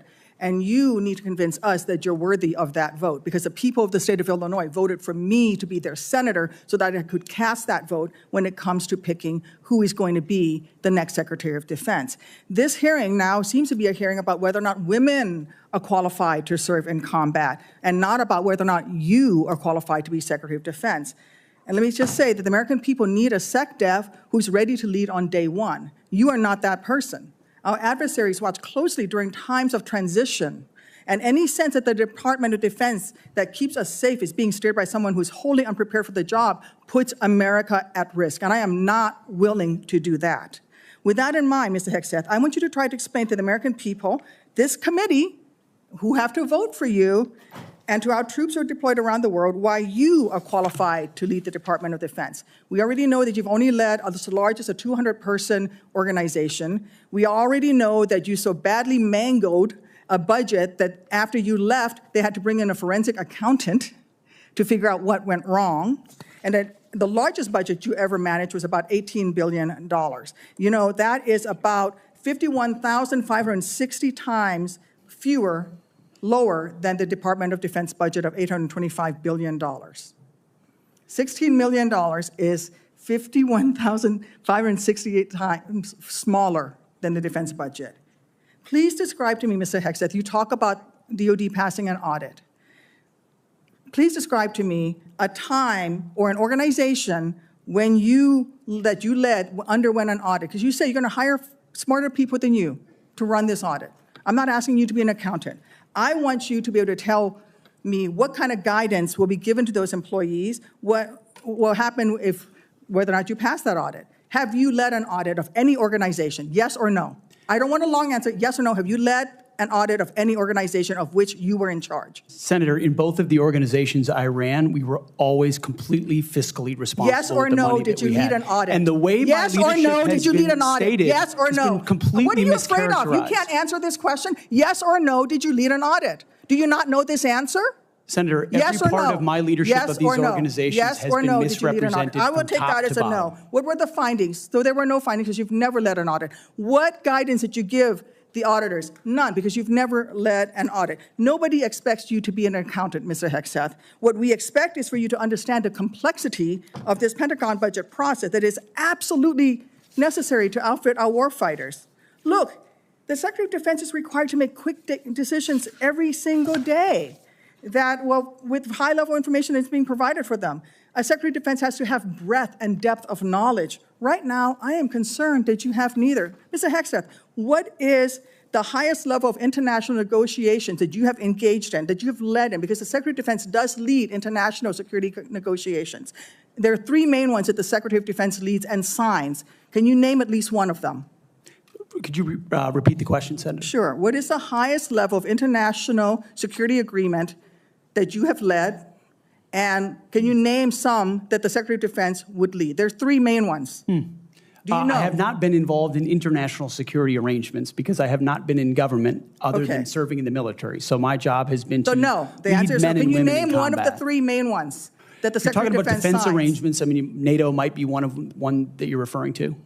Status of Forces Agreement would be one of them. Status of Forces Agreement. I've been a part of teaching about Status of Forces Agreements. But you don't inside remember to Afghanistan. mention it? You're not qualified, Mr. Hegseth. You're not qualified. You talk about repairing our defense industrial complex. You're not qualified to that. You could do acquisition and cross-servicing agreements, which essentially are security agreements. You can't even mention that. You've done none of those. You talked about the Indo-Pacific a little bit, and I'm glad that you mentioned it. Can you name the importance of at least one of the nations in the ASEAN, and what type of agreement we have with at least one of those nations? And how many nations are in ASEAN, by the way? I couldn't tell you the exact No, you amount of couldn't, nations because in you've that, not but I even know we have bothered to allies do- in South Korea and Japan and in AUKUS with Australia, and trying to work Okay. on submarines with them. Mr. and data Hegseth, transfers none with of those them. countries We are have in allies ASEAN. across. None of those three countries that you've mentioned are in ASEAN. I suggest you do a little homework before you prepare for these types of negotiations. Listen, Mr. Hegseth,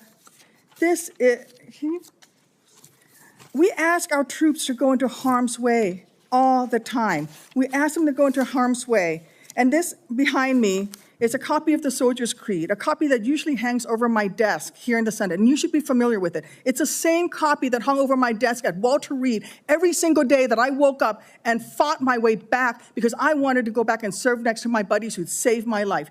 This same copy, these words are repeated over and over and over again. And let me read out two things to you, two sentences.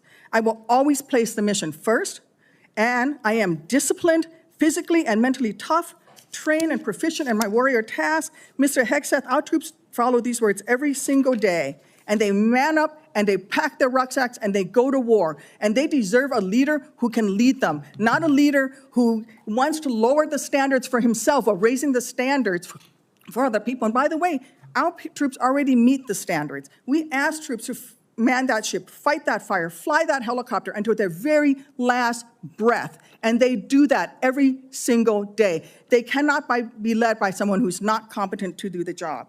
How can we ask these warriors to train and perform the absolute highest standards when you are asking us to lower the standards to make you the Secretary of Defense simply because you are buddies with our president-elect? And by the way, he has filed for bankruptcy 6 times. I'm not quite sure he's the kind of CEO you want to refer to as a successful businessman. Let me make it clear. You can't seem to grasp that there is no U.S. military as we know it without the incredible women that we serve. Women who've earned their place in their units. You have not earned your place as Secretary of Defense. You say you care about keeping our armed forces strong and that you like that our armed forces are meritocracy, then let's not lower the standards for you. You, sir, are a no-go at this station. Thank you, Senator Duckworth. I would like to submit for the record a letter submitted by Mr. Brian Marriott that says anyone who would claim that Pete mismanaged funds at Vets for Freedom is ignorant of the facts. Without objection, it will be admitted to the record. Senator Budd. Thank you, Chairman Wicker, and congrats on your chairmanship of this committee. I want to thank you for your leadership and your handling of this today. I think you're doing a great job. So I want to also submit for the record a letter submitted by Mr. Daniel Catlin, the former operations manager at Vets for Freedom. Mr. Catlin's letter states that Mr. Hegseth and Mr. Catlin conducted weekly meetings to meticulously review every dollar that the organization spent. Pete's hands-on approach and dedication to financial responsibility ensured that Vets for Freedom operated within its budget. Mr. Catlin's letters also states that Pete treated his staff with the utmost respect, regardless of race or gender. So I ask unanimous consent to enter this into the record, Mr. Chairman. Without objection, so ordered. Thank you. Mr. Hegseth, congratulations on your nomination. Thanks for appearing before the committee today. I enjoyed meeting you in my office before Christmas, and I've enjoyed our friendship before that.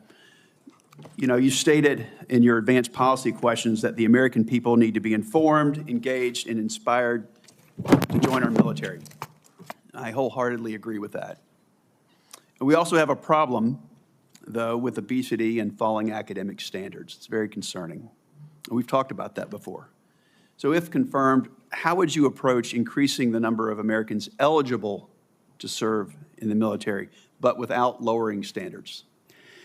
Well, Senator, I think there are already, to the credit of, I believe, the Army and other services have now caught up to that, which have piloted programs that have had some success, that have allowed young Americans who want to serve in the military but can't necessarily pass the ASVAB or pass the APFT to get into basic training, an opportunity to get caught up, a preparatory class. Sure.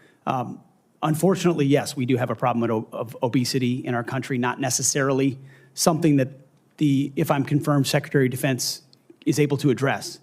But I do think leading from the front matters.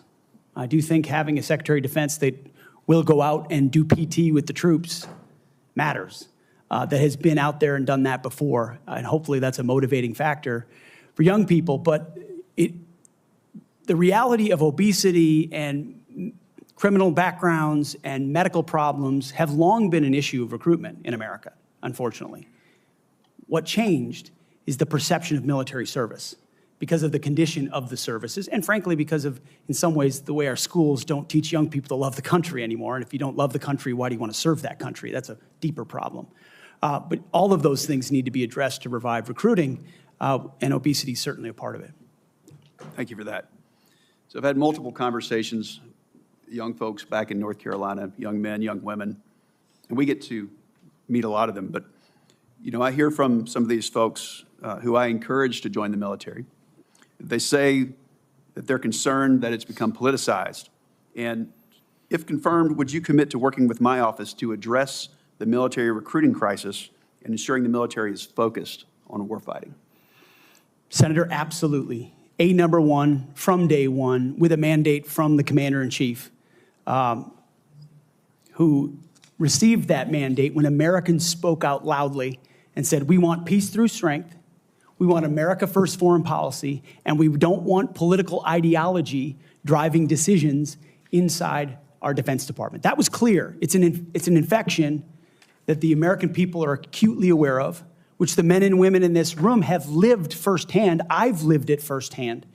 And that's why it will be a priority. And I truly believe, and I'm humbled by this, the response we've already seen from young men and women who've decided to join the military when they had said, I wasn't going to. But seeing a Commander-in-Chief, Donald Trump, reassured them. Seeing the possibility, if confirmed, of a Secretary of Defense that would have their back reassured them. And so in the first couple of months after President Trump's election, we have already seen, the numbers are there, a recruiting surge in all the services that I would welcome the opportunity to continue. And it's humbling to think that families across this country would have confidence in us to deliver for their young men and women. There's no more important task. Thank you for that. So shifting gears a bit, I want to hear some of your thoughts on the growing fighter aircraft capacity gap with China and what this means for a potential fight in the Indo-Pacific. So if confirmed, what policy recommendations will you make to the President on procurement and maintenance of fourth and fifth generation fighters while we continue to research and develop sixth generation and collaborative combat aircraft? Senator, that's a very important conversation, one that I've been looking at a great deal. A lot of it, just to be clear, involves classifications and understanding precisely cost and capabilities, including capabilities of enemy systems, both not just fourth and fifth, but potential sixth generation, which we've already seen a prototype released from the Chinese. That's a dangerous development, considering at least the publicly understood condition of NGAD, which I look forward to the opportunity to looking underneath the hood on that. But ensuring fourth and fifth are capable and upgraded as necessary will be a part of our contingency. But when you look at what's happening in the Indo-Pacific, say operability, range is going to matter because it's such a large battle space. That will all factor in decisions that are made. And that's where I feel, frankly, a little bit liberated, is that I didn't work at Lockheed. or any number of, pick a defense contractor. I didn't mean to point one out in particular. Pick any. I haven't. I don't have a special interest in any particular system or any particular company or any particular narrative. I want to know what works. I want to know what defeats our enemies, what keeps us safe, what deters them, what keeps our enemies up at night. Whatever that is, I want more of it, and I want to invest in it. And I know that's the view that President Trump has as well. Thank you. You know, some have commented recently about the need to eliminate immediately a manned aircraft. So I'd say maybe one day, but that day's not now, and certainly not before 2027, especially in the Indo-Pacific. So if confirmed, will you commit to work with my office in this committee to ensure the proper mix of fighters, manned and unmanned? I look forward to working with you on that, Senator, because unmanned will be a very important part of the way future wars are fought. Just the idea of survivability for a human being drives cost and time in ways that unmanned systems do not. But I look forward to that conversation. Thank you. Thank you, Senator Budd. I now recognize Senator Reid for a unanimous consent request. Mr. Chairman, I would ask unanimous consent that 2 letters be submitted for the record. One letter is signed by numerous organizations, including the Government Accountability Project, the other signed by several organizations, including the Truman National Security Project. Without objection, so ordered. Now, Senator Kelly, Senator Rosen got here after the gavel went down. Do you really want to go ahead of her? I am going to defer to my good friend and colleague, Senator Rosen, That from is the a really great good, state of Nevada. Really good decision. Senator Rosen, you are recognized. And thank you, Senator Kelly. I owe you one. Thank you, Chairman Wicker, Ranking Member Reid, for holding this hearing. And Mr. Hegseth, I appreciate your service and your willingness to serve again. However, I am deeply disappointed that you would not agree to meet with me, as other members have said on this committee prior to this hearing, as is the precedent for this committee and others. So let me tell you a little bit about what I would have talked about had you made yourself available prior to the hearing. Nevada is home to the premier aviation training ranges for both the Air Force and the Navy, the largest ammunition depot in the world, and the only place in the country where we are able to verify the reliability of our nuclear stockpile without the need for explosive testing. The Nevada National Guard is one of the only few units across the country with the mission of fighting wildfires. That's for another hearing. And currently activated to fight the devastating fires around Los Angeles in support of our neighbors. We therefore play a critical role in our national security, and the person who holds the position of Secretary of Defense matters greatly to Nevada service members and our military equities. But every single person who serves in the military, we've talked about, my colleagues, esteemed colleagues, have talked about recruitment and retention. One day, they will become a veteran. So my veterans and the folks who are serving active duty now are concerned about what you think. DOD does not have jurisdiction over Nevada's 200,000 plus veterans, but I am interested in your views about the service members once they've transitioned out of the military, given the influence you would have while they're in service if confirmed.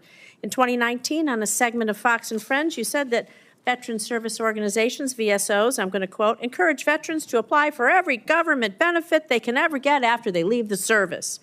You stated you don't want to, quote, be dependent on government assistance from the VA based on injuries or illnesses that might have arisen from your military service. So I'm just going to ask you a few yes or no questions about veterans, understanding you don't have jurisdiction, but this is important to our morale, it's important to our recruitment, and is important to our retention, and it is important to how we respect others in this country.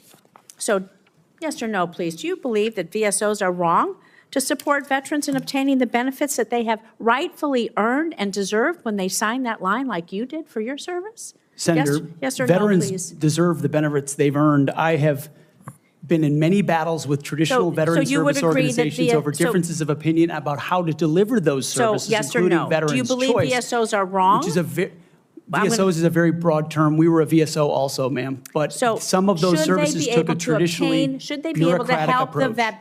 the veterans obtain the benefits that they have earned? Yes or no? Should anyone be able to help? Every veteran should have rapid access to all the benefits Do you believe that that veterans they've should be earned? ashamed for Absolutely. having sought and obtained the benefits that they have earned? Do you think veterans should be ashamed to seek out benefits? Senator, I think Yes or we no? should be ashamed as a nation of the amount of veterans that commit You think suicide veterans because they hit a brick should be wall. ashamed? They commit suicide because they hit a brick wall of the I'm going to bureaucracy move of on. the I'm going to VA. take that And as a reformers yes. are not courage enough. How about veterans who suffer lasting Take it on. injuries or illnesses due to their military service? Do you think they deserve our support and assistance? I mean, your answers to these, they're too broad. People want to know, are you willing to support our veterans organizations that will help our veterans get every damn thing that they deserve because they signed on the dotted line to keep us safe, just like you did? I respect that. Will you? Senator, with all due humility, I don't know that there's anyone in this room over the last 20 years that have worked harder to ensure that our veterans are taken care of. It has So been do a you think passion veterans of are my life, dependent on the- alongside with so many on this dais, to make sure that veterans receive, and it is a recruiting crisis. But you've When said that veterans veterans are not treated dependent well, on the government. they don't You've want said their veterans are sons and daughters dependent to on the join. government. Do you believe that veterans getting these benefits are dependent on the government? Or do you believe it's a benefit they've earned and deserved through their service? It's a Are they benefit they've dependent? earned and Then- a hand up to But the these next are your chapter of their words life. then. So you have again Absolutely. changed your position. Where you believe the veterans are dependent, now you believe they've earned and deserved it.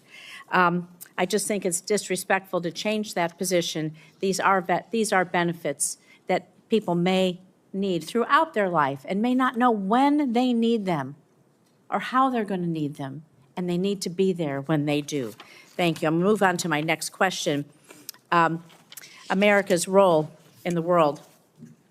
Our alliances, the threats America's facing, they're serious, they're wide-ranging, from China to Russia to Iranian-backed terrorism. So do you agree with the National Defense Strategy that the U.S. cannot compete with China, Russia, and their partners alone, and certainly cannot win a war that way? And this is a quote from the National Defense Strategy. Is your interpretation that American first foreign policy is America alone? Does that include abandoning our allies and partners such as NATO, Taiwan, Israel, and others? And if we can't win alone and we don't strengthen our strategic partnerships, I would say that position, your position, places on a strategic path to lose to our adversaries. So maybe you're okay with choosing that path for America. I want to know how you square that position with the positions you articulated in your book, where you wrote that NATO is at relic, at best a distraction, and should be scrapped and remade. Are you okay with sending us down a path where we can't win? Senator, the world has had, our friends in the world have had no better ally. Our allies and partners have had no better friend than President Donald Trump, who's I'm not talking reinvigorated about a NATO President alliance, Donald Trump. who's I'm stood talking about behind your Israel words. in every way, in ways this administration has not. He has ensured that the NATO alliance has become far more robust. He worked, Donald Trump worked going to with stand allies behind in the Ukraine? Pacific as well. Is Donald Trump going to stand behind Ukraine? Are you going to stand behind Ukraine? You say he's the strongest president. President-elect Trump said he will end the war in Ukraine before he takes office. Okay, it's less than a week before he's inaugurated, to the best of your knowledge. Do you have knowledge of a plan that he's going to use to rapidly end the war with Ukraine? Do you believe it's feasible, that it does not make unacceptable concessions to Vladimir Putin, who is a brutal dictator? And are you going to give President-elect Trump the military advice that you have given others to achieve the objective of us winning the war in Ukraine? How do you think a rapid end to the war that Vladimir Putin started will affect the United States standing across the world? Senator, I will always give clear guidance, clear guidance, best guidance to the President of the United States on matters like that. Do you think that if we concede to Vladimir Putin that will hurt our credibility with our allies and partners? And do you not believe that our adversaries are watching? Perhaps you can take that for the record, Mr. Hegseth. Senator Schmidt. Thank you, Mr. Chairman. I'd like to submit for the record a letter submitted by Mr. Christopher Ahn, the former Director of Operations for Vets for Freedom. Mr. Ahn, his letter states that the suggestion, quote, the suggestion that funds were misused for personal gain, lavish parties, or other improper purposes is categorically false. Throughout my time working with Pete Hegseth, he consistently demonstrated exceptional integrity and leadership. I asked unanimous consent to enter this letter into the record. Without objection, so ordered. Senator Schmidt. Thank you, Mr. Chairman. Mr. Hegseth, good to see you here today. Thank you for your service. Thank you, Senator. And your willingness to serve. I also want to thank you for your clarity in articulating the vision you have for the Department of Defense in restoring an ethos, a warrior ethos. which is in stark contrast to the ethos we've seen the last 4 years, which is of weakness and wokeness. And I want to drill down on a few things specifically and exactly how we've gotten to where we've gotten with recruiting and morale. DEI. There's been a little bit of discussion about this, but for those watching at home, DEI is not about giving everybody opportunity. It is rooted in cultural Marxism. The idea that you pit the room, any room, with oppressor versus oppressed. It's race essentialism, and it is poison. It has no business whatsoever in our military. I think the American people have spoken loudly and clearly about this. They're tired of this. They're tired of woke ideology. And to my Democrat colleagues on the other side, if you haven't picked up on that, you missed the plot. Because that's what November 5th partially was about. And so let's talk specifically about some of these DEI programs that have been funded. In our academies, specifically the Air Force Academy, it was advised as disfavored language to refer to your mom and dad as mom and dad. Okay? Dear mom and dad, I'm writing home. Don't say that. That's insane. We're all just people. You can't say that either. And in an effort to police this, in a 1984 Orwellian novel, there was actually an eyes and ears program to rat on your fellow students who might say mom and dad. Or just say, in a tough situation, you know what, we're all just people. Can't say that. This wasn't limited, by the way, to our academies. The Secretary of the Air Force, our current Secretary of the Air Force, in a memo from August of 2022, thought we had too many white officers, advocated for quotas. And if you crunch the numbers, that meant that 5,800 white officers who've worked really hard should be fired. In the United States of America, I don't know how we got here. And by the way, the Air Force isn't alone here. The Navy sort of touted a drag queen influencer. This stuff is insane. And people wonder why recruiting has dropped off. And let me just go through a few numbers, then I want to get your comments on how we fix this, because it's gone completely off the rails. In 2022, the Army missed their recruiting goal of 60,000 soldiers by over 15,000. In 2023, the Navy missed their recruiting goals by over 7,000. In 2022, the Air Force couldn't meet their standards, their numbers, even though they lowered their standards. They've lowered their standards to meet numbers they still can't get to. Mr. Hegseth, we got to fix this. I think what you've demonstrated today is that you have the talent and the ability and the desire to fix it. How are you going to fix it? Well, Senator, thank you for the question. First and foremost, up front, you have to tear out DEI and CRT initiatives, root and branch, out of institutions. 100%. And then you have to put in Army, Navy, and Air Force secretaries and others, civilian positions at the helm, who are committed to the same priorities that the President of the United States is, and if confirmed, the Secretary of Defense will be. Send a clear message that this is not a time for equity. Equity is a very different word than equality. Equality is the bedrock of our military. Men and women, duty positions in uniform, black, white, doesn't matter. We treat you equally based on who you are in the image of God as an individual. And we all get the same bad haircuts. You're not an individual, you're part of a group. Equity prescribes some sort of an outcome based on differing attributes that we have that divide us. What skin color are you? What gender are you? And then infuse that into institutions which manifest in things like quotas, formal or informal, which does what to morale? Sends it in the tubes. And it makes people feel like they're being judged by something other than how good they are at their job, which is poisonous inside institutions. So on top of this recruiting crisis, that wasn't enough for this administration. During the COVID hysteria and in their attempt to fire 100,000 people who worked for bigger companies because they didn't get the COVID shot, or to mask 5-year-olds, they decided also to make this a central plank in their policy at the Pentagon. 8,000 well-trained, so we got a recruiting crisis, 8,000 Well-trained men and women were fired. Were fired.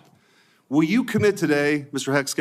Hegseth, to recruit these folks back, to give them back pay, and give them an apology from the United States government for how they were disrespected?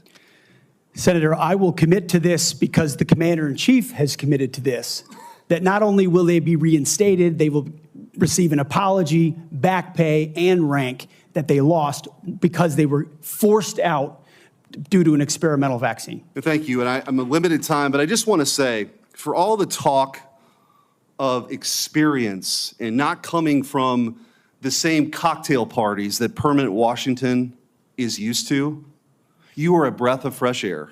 And again, if you weren't paying attention to what this election was all about, it was about the disruptors versus the establishment. And the American people have had enough of business as usual for the same people that we line up for these same jobs who give us the same results. We need somebody who's going to go in there and fight for innovation, fight for change. I think you're that person, and I appreciate your willingness to sit here and listen to some of these undignified attacks. It's ridiculous. Thank you. Captain Mark Kelly, you're recognized. Thank you, Mr. Chairman. Congratulations on your chairmanship. I want to make a request to the committee that we have a second round of questions. Pursuant to the bipartisan staff agreement that we reached late last year, this will be one round of 7-minute questions. All right. Thank you. Thank you, Mr. Chairman. I'll be happy to recognize my colleague, Mr. Reed. I think it's important to note for the record that when Secretary Hagel was here, we had 3 rounds of questioning. When Secretary Carter was here, we had 2 rounds of questioning. And I cannot recall any time where I have denied, as the chairman, a member to ask for a second round and receive the second round. So we are, I think, violating the principles of the committee, and I just want to go on the record. And your comment is noted. Thank you. Mr. Hegseth, thank you for being here today. Thank you for your service to this country. Thank you, Senator. Few nominees come into this room with all the necessary experience to do this job, to be Secretary of Defense. We get that. It's a reflection on just how big of a job this is. What I want to understand is whether or not you bring any of the necessary experience that this job requires. And here's where I'm concerned. Senator Coleman, in introducing you, and this is a quote, he said, "He has struggled and overcome great personal challenges," unquote. You walk in here saying that you've had personal and character issues in your past, including heavy drinking, which you wrote about. And you said, and this is a quote from you, that you said, "I sit before you as an open book."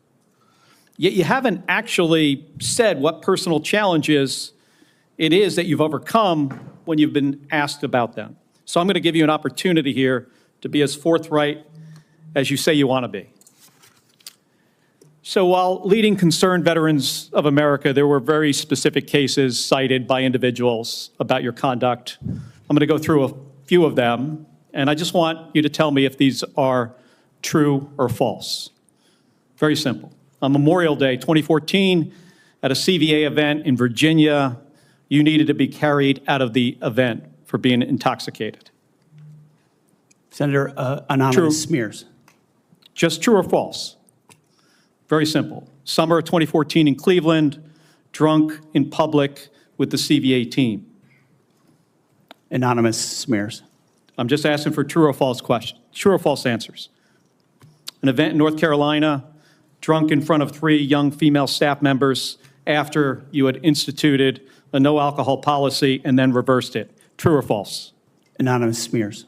December of 2014 at the CVA Christmas party at the Grand Hyatt at Washington, D.C., you were noticeably intoxicated and had to be carried up to your room. Is that true or false? Anonymous smears. Another time, a CVA staffer stated that you passed out in the back of a party bus. Is that true or false? Anonymous smears. In 2014, while in Louisiana on official business for CVA, did you take your staff including young female staff members, to a strip club? Absolutely not. Anonymous smears. So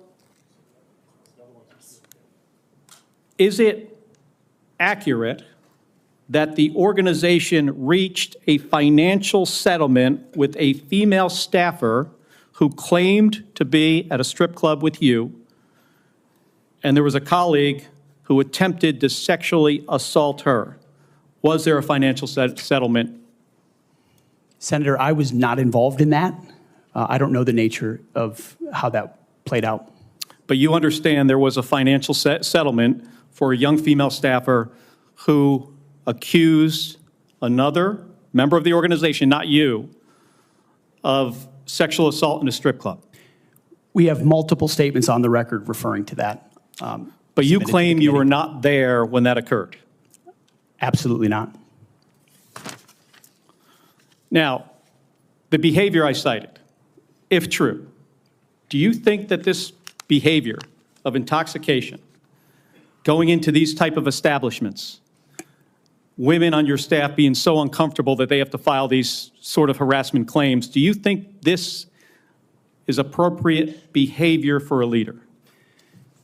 Senator, the overwhelming majority of anyone who's worked for me, including the on-the-record statements that have been submitted to this, with their name on it, on the record, men and women who worked with me every day, are the overwhelming preponderance of evidence that testify to my leadership and professionalism in leading Vets for Freedom and Concerned Veterans for America. My leadership has been completely impugned on these veterans organizations that did fantastic work. Mr. Hegseth, I'm not even going to go into the, I'm not even going to go into the and accusations. We managed our financial books with integrity across the board. How many people, everybody who runs a campaign. I have limited time. I'm not going to get into the accusations that come from Fox News. I know you have some of your Fox News colleagues here. There were multiple instances of accusations against you about drinking on the job. All anonymous, all false, all refuted by my colleagues who I worked with for 10 years at 6 a.m. to 9 p.m. and everything The challenge here for me, Mr. Hegseth, they've only seen me be professional is when there is every discussion single time. about personal challenges, and you admittedly had issues with heavy drinking. It's hard to kind of square this, to square the circle here. It's kind of a difficult thing to do. Let me ask you, if I have about 90 seconds left here, if you had to answer these questions about sexual assault against you and your drinking and your personal conduct, would it have been different if you were under oath? Senator, all I'm pointing out is the false claims against me. Okay, I take it you do not want to answer that question. I walked into this hearing this morning concerned that you haven't demonstrated adequate leadership in your civilian roles. And this is a dangerous world we're living in here. And America cannot afford a Secretary of Defense who is unprepared for that mission. I'm going to leave with concerns about your transparency. You say you've had personal issues in your past, yet when asked about those very issues, you blame an anonymous smear campaign, even when many of these claims are not anonymous. Which is it? Have you overcome personal issues, or are you the target of a smear campaign? It can't be both. It's clear to me that you're not being honest with us or the American people because you know the truth would disqualify you from getting the job.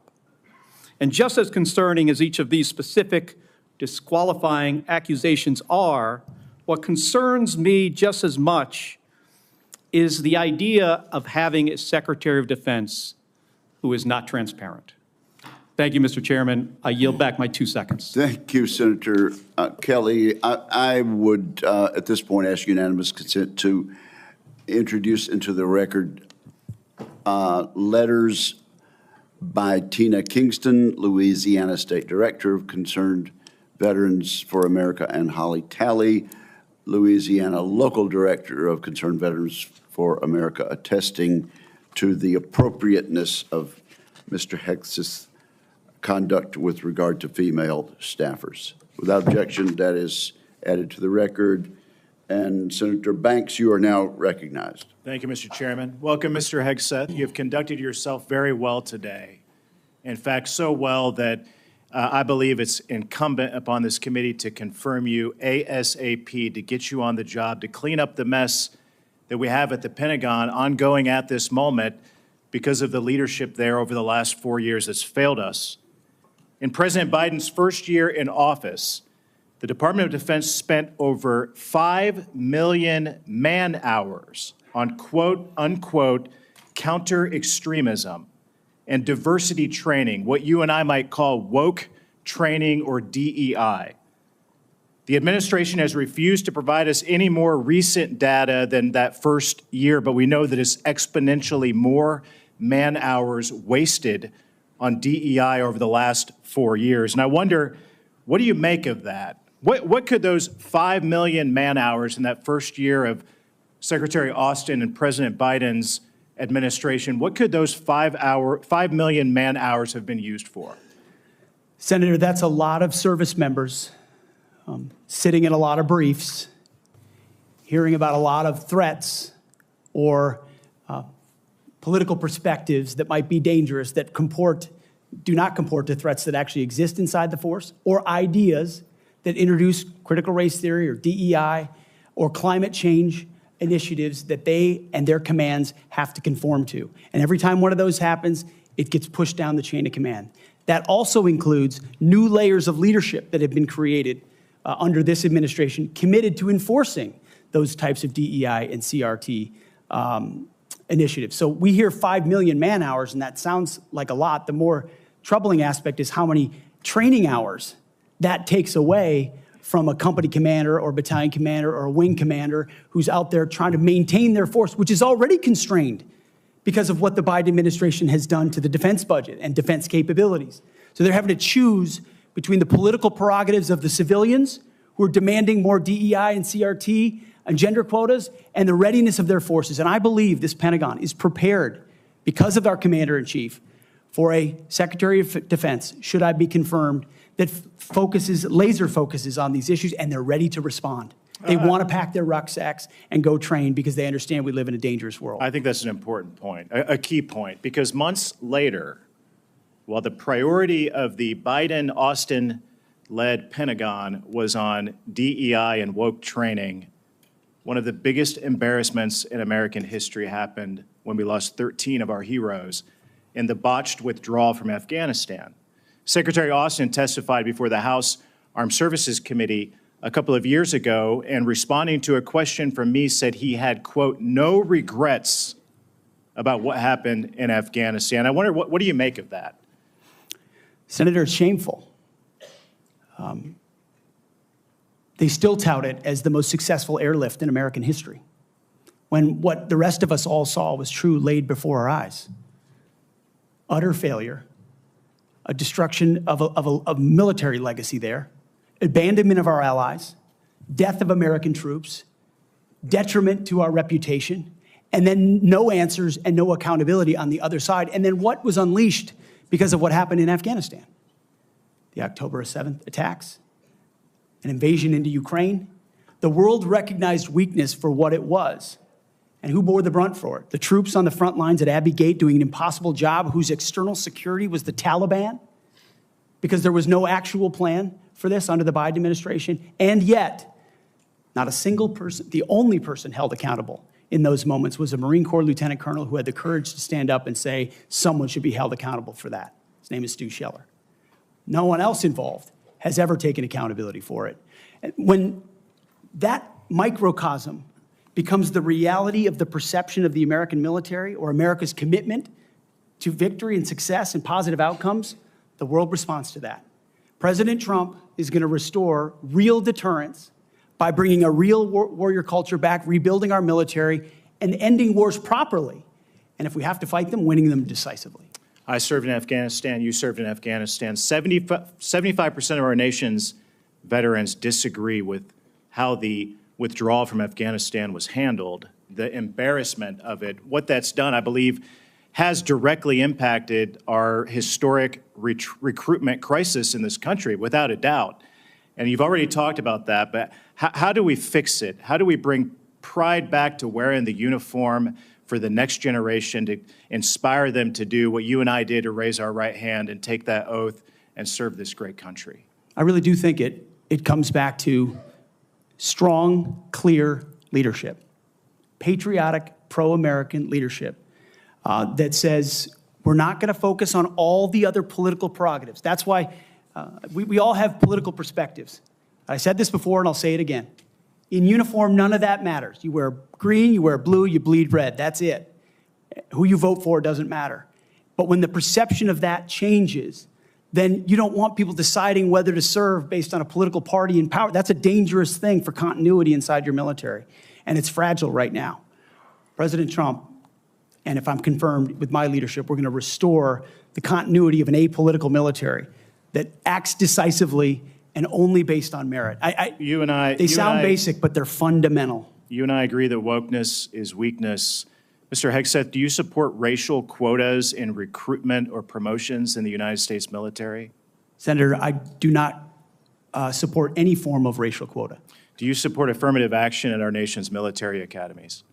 Senator, I only support hiring and promoting and admitting the best and brightest, whatever their background is. I think that's very important. Mr. Hegseth, Lloyd Austin, the secretary, later went AWOL. He disappeared for days and never told the president, didn't even inform the president's chief of staff that he was going into the hospital. Would that ever occur on your watch? No, Senator. I know in any one of my jobs, if I had decided to go AWOL for even a day or two in uniform or around that, that would have been a concern. I believe accountability matters. No one to this day has ever, as you've said, been held accountable for what happened in Afghanistan. It was embarrassing to this country. It's impacted this country greatly. And I applaud you and President Trump for bringing accountability back to our Pentagon. With that, I yield back. Chair recognizes the distinguished ranking member for unanimous consent request.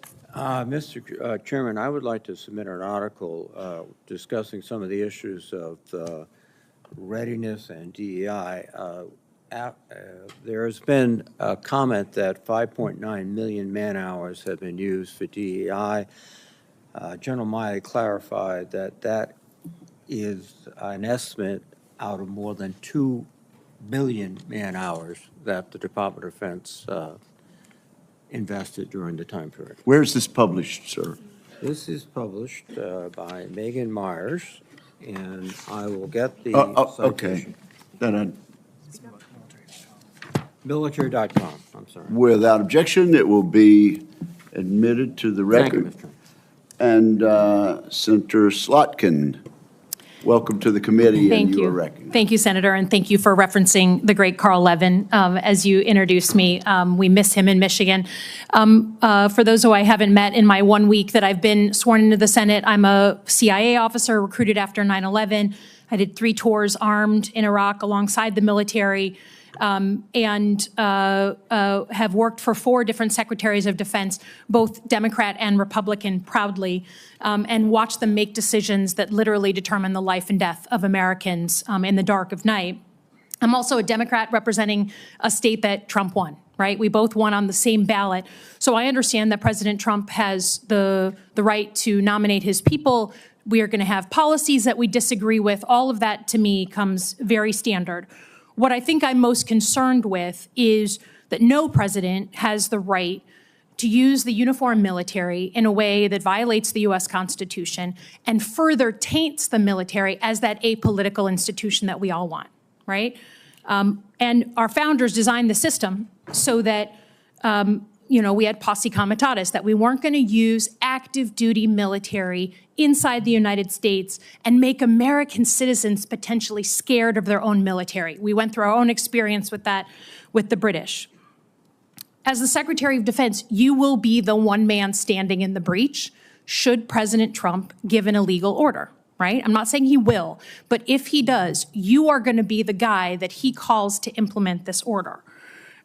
Do you agree that there are some orders that can be given by the Commander-in-Chief that would violate the U.S. Constitution? Senator, thank you for your service. But I reject the premise that President Trump is going to be giving illegal orders. No, I'm not saying he will, but do you believe there is such a thing as an illegal order that Joe Biden or any other president, Donald Trump, could give? Is there anything that a commander-in-chief could ask you to do with the uniformed military that would be in violation of the U.S. Constitution? Senator, anybody of any party Right. could give an order that is against the Constitution or against the law. Right. Okay. So are you saying that you would stand in the breach and push back if you were given an illegal order? I start by saying I reject the premise that President I Trump will be understand. giving You've done your any genuflecting illegal to him, orders but at all. This isn't a hypothetical, okay? Your predecessor in a Trump administration, Secretary Esper, was asked and did use uniformed military to clear unarmed protesters. He was given the order to potentially shoot at them. Helos flew low in Washington, D.C. as crowd control. He later apologized publicly for those actions. Was he right or wrong to apologize? Senator, I was there on the ground. And I saw the I understand, helo and I myself. respect that. I've been there. But you're I about understand to the be level the of threat Secretary of that was Defense. involved in that moment. I Was also he right understand to? So he was legality and the Sir, Constitution. was he and right the or laws of what wrong you to have. apologize? I'm not going to put words in the mouth of Secretary Esper or No, anybody else. from he this said them podium. himself. You don't have to. What are you scared of? Did he do the right thing by apologizing? I'm not scared of anything, Senator. Then say I'm yes or no. interested You in can say upholding no. the laws and the Constitution Okay. in any So particular Donald scenario. Trump asked for the active duty 82nd Airborne to be deployed during that same time. Secretary Esper has written that he convinced him against that decision. If Donald Trump asked you to use the 82nd Airborne in law enforcement roles in Washington, D.C., would you also convince him otherwise? I'm not going to get ahead of conversations I would have with the president. However, there are laws and processes inside our Constitution that would be followed. President Trump said in November that he is willing to consider using the active duty military against the, quote, enemy within. Have you been personally involved in discussions of using the U.S. military active duty inside the United States? Senator, I'm glad we finally got to the topic of border security equaling national security because it's been abdicated and ignored for the last 4 years. That wasn't my question. I'm just asking, have you been involved? You're about to be the Secretary of Defense, potentially. Have you been involved in discussions about using the active duty military inside the United States? Senator, I am not yet the Secretary of Defense. Right. I'm if just asking. confirmed, I would be party to any number of So you conversations. haven't been in any of these which conversations? I would not reveal what I have discussed with the President of the United States. Just have you been in conversations? You're going to be in charge of 3 million people, the active duty that I know you care about, I believe you care about. So have you been in conversations about using the active duty in any way, whether it's setting up in detention camps, policing dangerous cities? Have you been involved in any of those conversations? Certainly, I have been involved in conversations relating to doing things this administration has not, which is secure the southern border and not allow floods of illegals to enter our country through an invasion that threatens the American people. And there are ways in which the military is already playing a role in that, to include 5,000 National Guardsmen from Indiana and Texas who are at the border right now allowing for border security. So there is plenty of precedent duty military for military to members staff detention our southern centers? border. Our U.S. military is not trained in law enforcement roles. I think you know that, right? We've seen how that mission is difficult for them in places like Iraq and Afghanistan because that's not the training a uniformed military comes with. Do you support the use of active duty military in supporting detention camps? Senator, everything we will do would be lawful and under the Constitution, but I recognize that this administration has abdicated its responsibility. President Trump is going to restore order at the border, prevent our enemies from invading, and yes, he has said Sir, I get your filibustering. I get it. Part of what happens. In the spirit of preserving the institution that I think we both care about, legitimately, the Uniform Code of Military Justice. I've heard a couple of different things. One, you said you will not change the Uniform Code of Military Justice, which is what governs justice system in the military. Yes or no? You said that earlier. Those are I'm just laws, confirming. Senator, set by Congress. Okay, so you will not go to change it. You will not attempt to change it. You also said that JAG officers are potentially people who put their own interests in their own medals and promotions ahead of the troops. Senator Lindsey Graham was a JAG officer for most of his life. Is that what you believe about those who implement our justice system in the U.S. military? Senator, I was speaking about particular JAG officers I've had to deal with in my military Are you experience, going to get not involved? about a member of the United States Senate. Are you, as Secretary of Defense, going to get involved in the implementation of the U.S. Military Code of Justice? Senator, ultimately, it will be a big part of my job to evaluate decisions vis-a-vis the Uniform Code of Military Justice. Yes. Have you seen fairly. Is CQ Brown on your list in the Warrior boards to be removed from his position? Senator, Every single senior officer will be reviewed based on meritocracy, standards, lethality, and commitment to lawful orders they will be given. Thank you, Senator Slotkin. I now recognize Senator Shaheen for a unanimous consent request. Thank you, Mr. Chairman. I have a request from a former general who served 35 years, Dennis Leitch, who most recently was commander of the 94th Regional Readiness Command at Fort Devens, Mass., who has asked that his letter opposing Mr. Hegseth's nomination be entered into the record. Is there objection? Without objection, it will be entered. Also, I present a host of letters and op-eds from former co-workers at Vets for Freedom and Concerned Vets for America, as well as Fox News Channel. I also have letters and op-eds from many veterans and Iraqis and Afghanis who were helped by Mr. Hegseth. I ask unanimous consent to introduce these letters and op-eds. Without objection, is so ordered. Senator Sheehy, you've been very patient. Thank you, Mr. Chairman. Entering a support letter in for Mr. Hegseth, submitted by nearly 90 former soldiers who served with Pete in combat. I would like to submit a statement from 86 of them who support his nomination, although they come from different units and ranks. The signatories commend Mr. Hegseth for his selfless leadership, love of his soldiers, and commitment to our country. 2 items. Sorry, 1 item. I ask unanimous consent to enter this into the record. Without objection, it will be entered. Thank you, Mr. Chairman. Pete, I'm actually going to ask you questions because I want to hear your answer. How many genders are there? Tough one. Senator, there are 2 genders. I know that well. I'm a she-he, so I'm on board. What is the diameter of the rifle round fired out of an M4A1 rifle? That's a 5.56. How many push-ups can you do?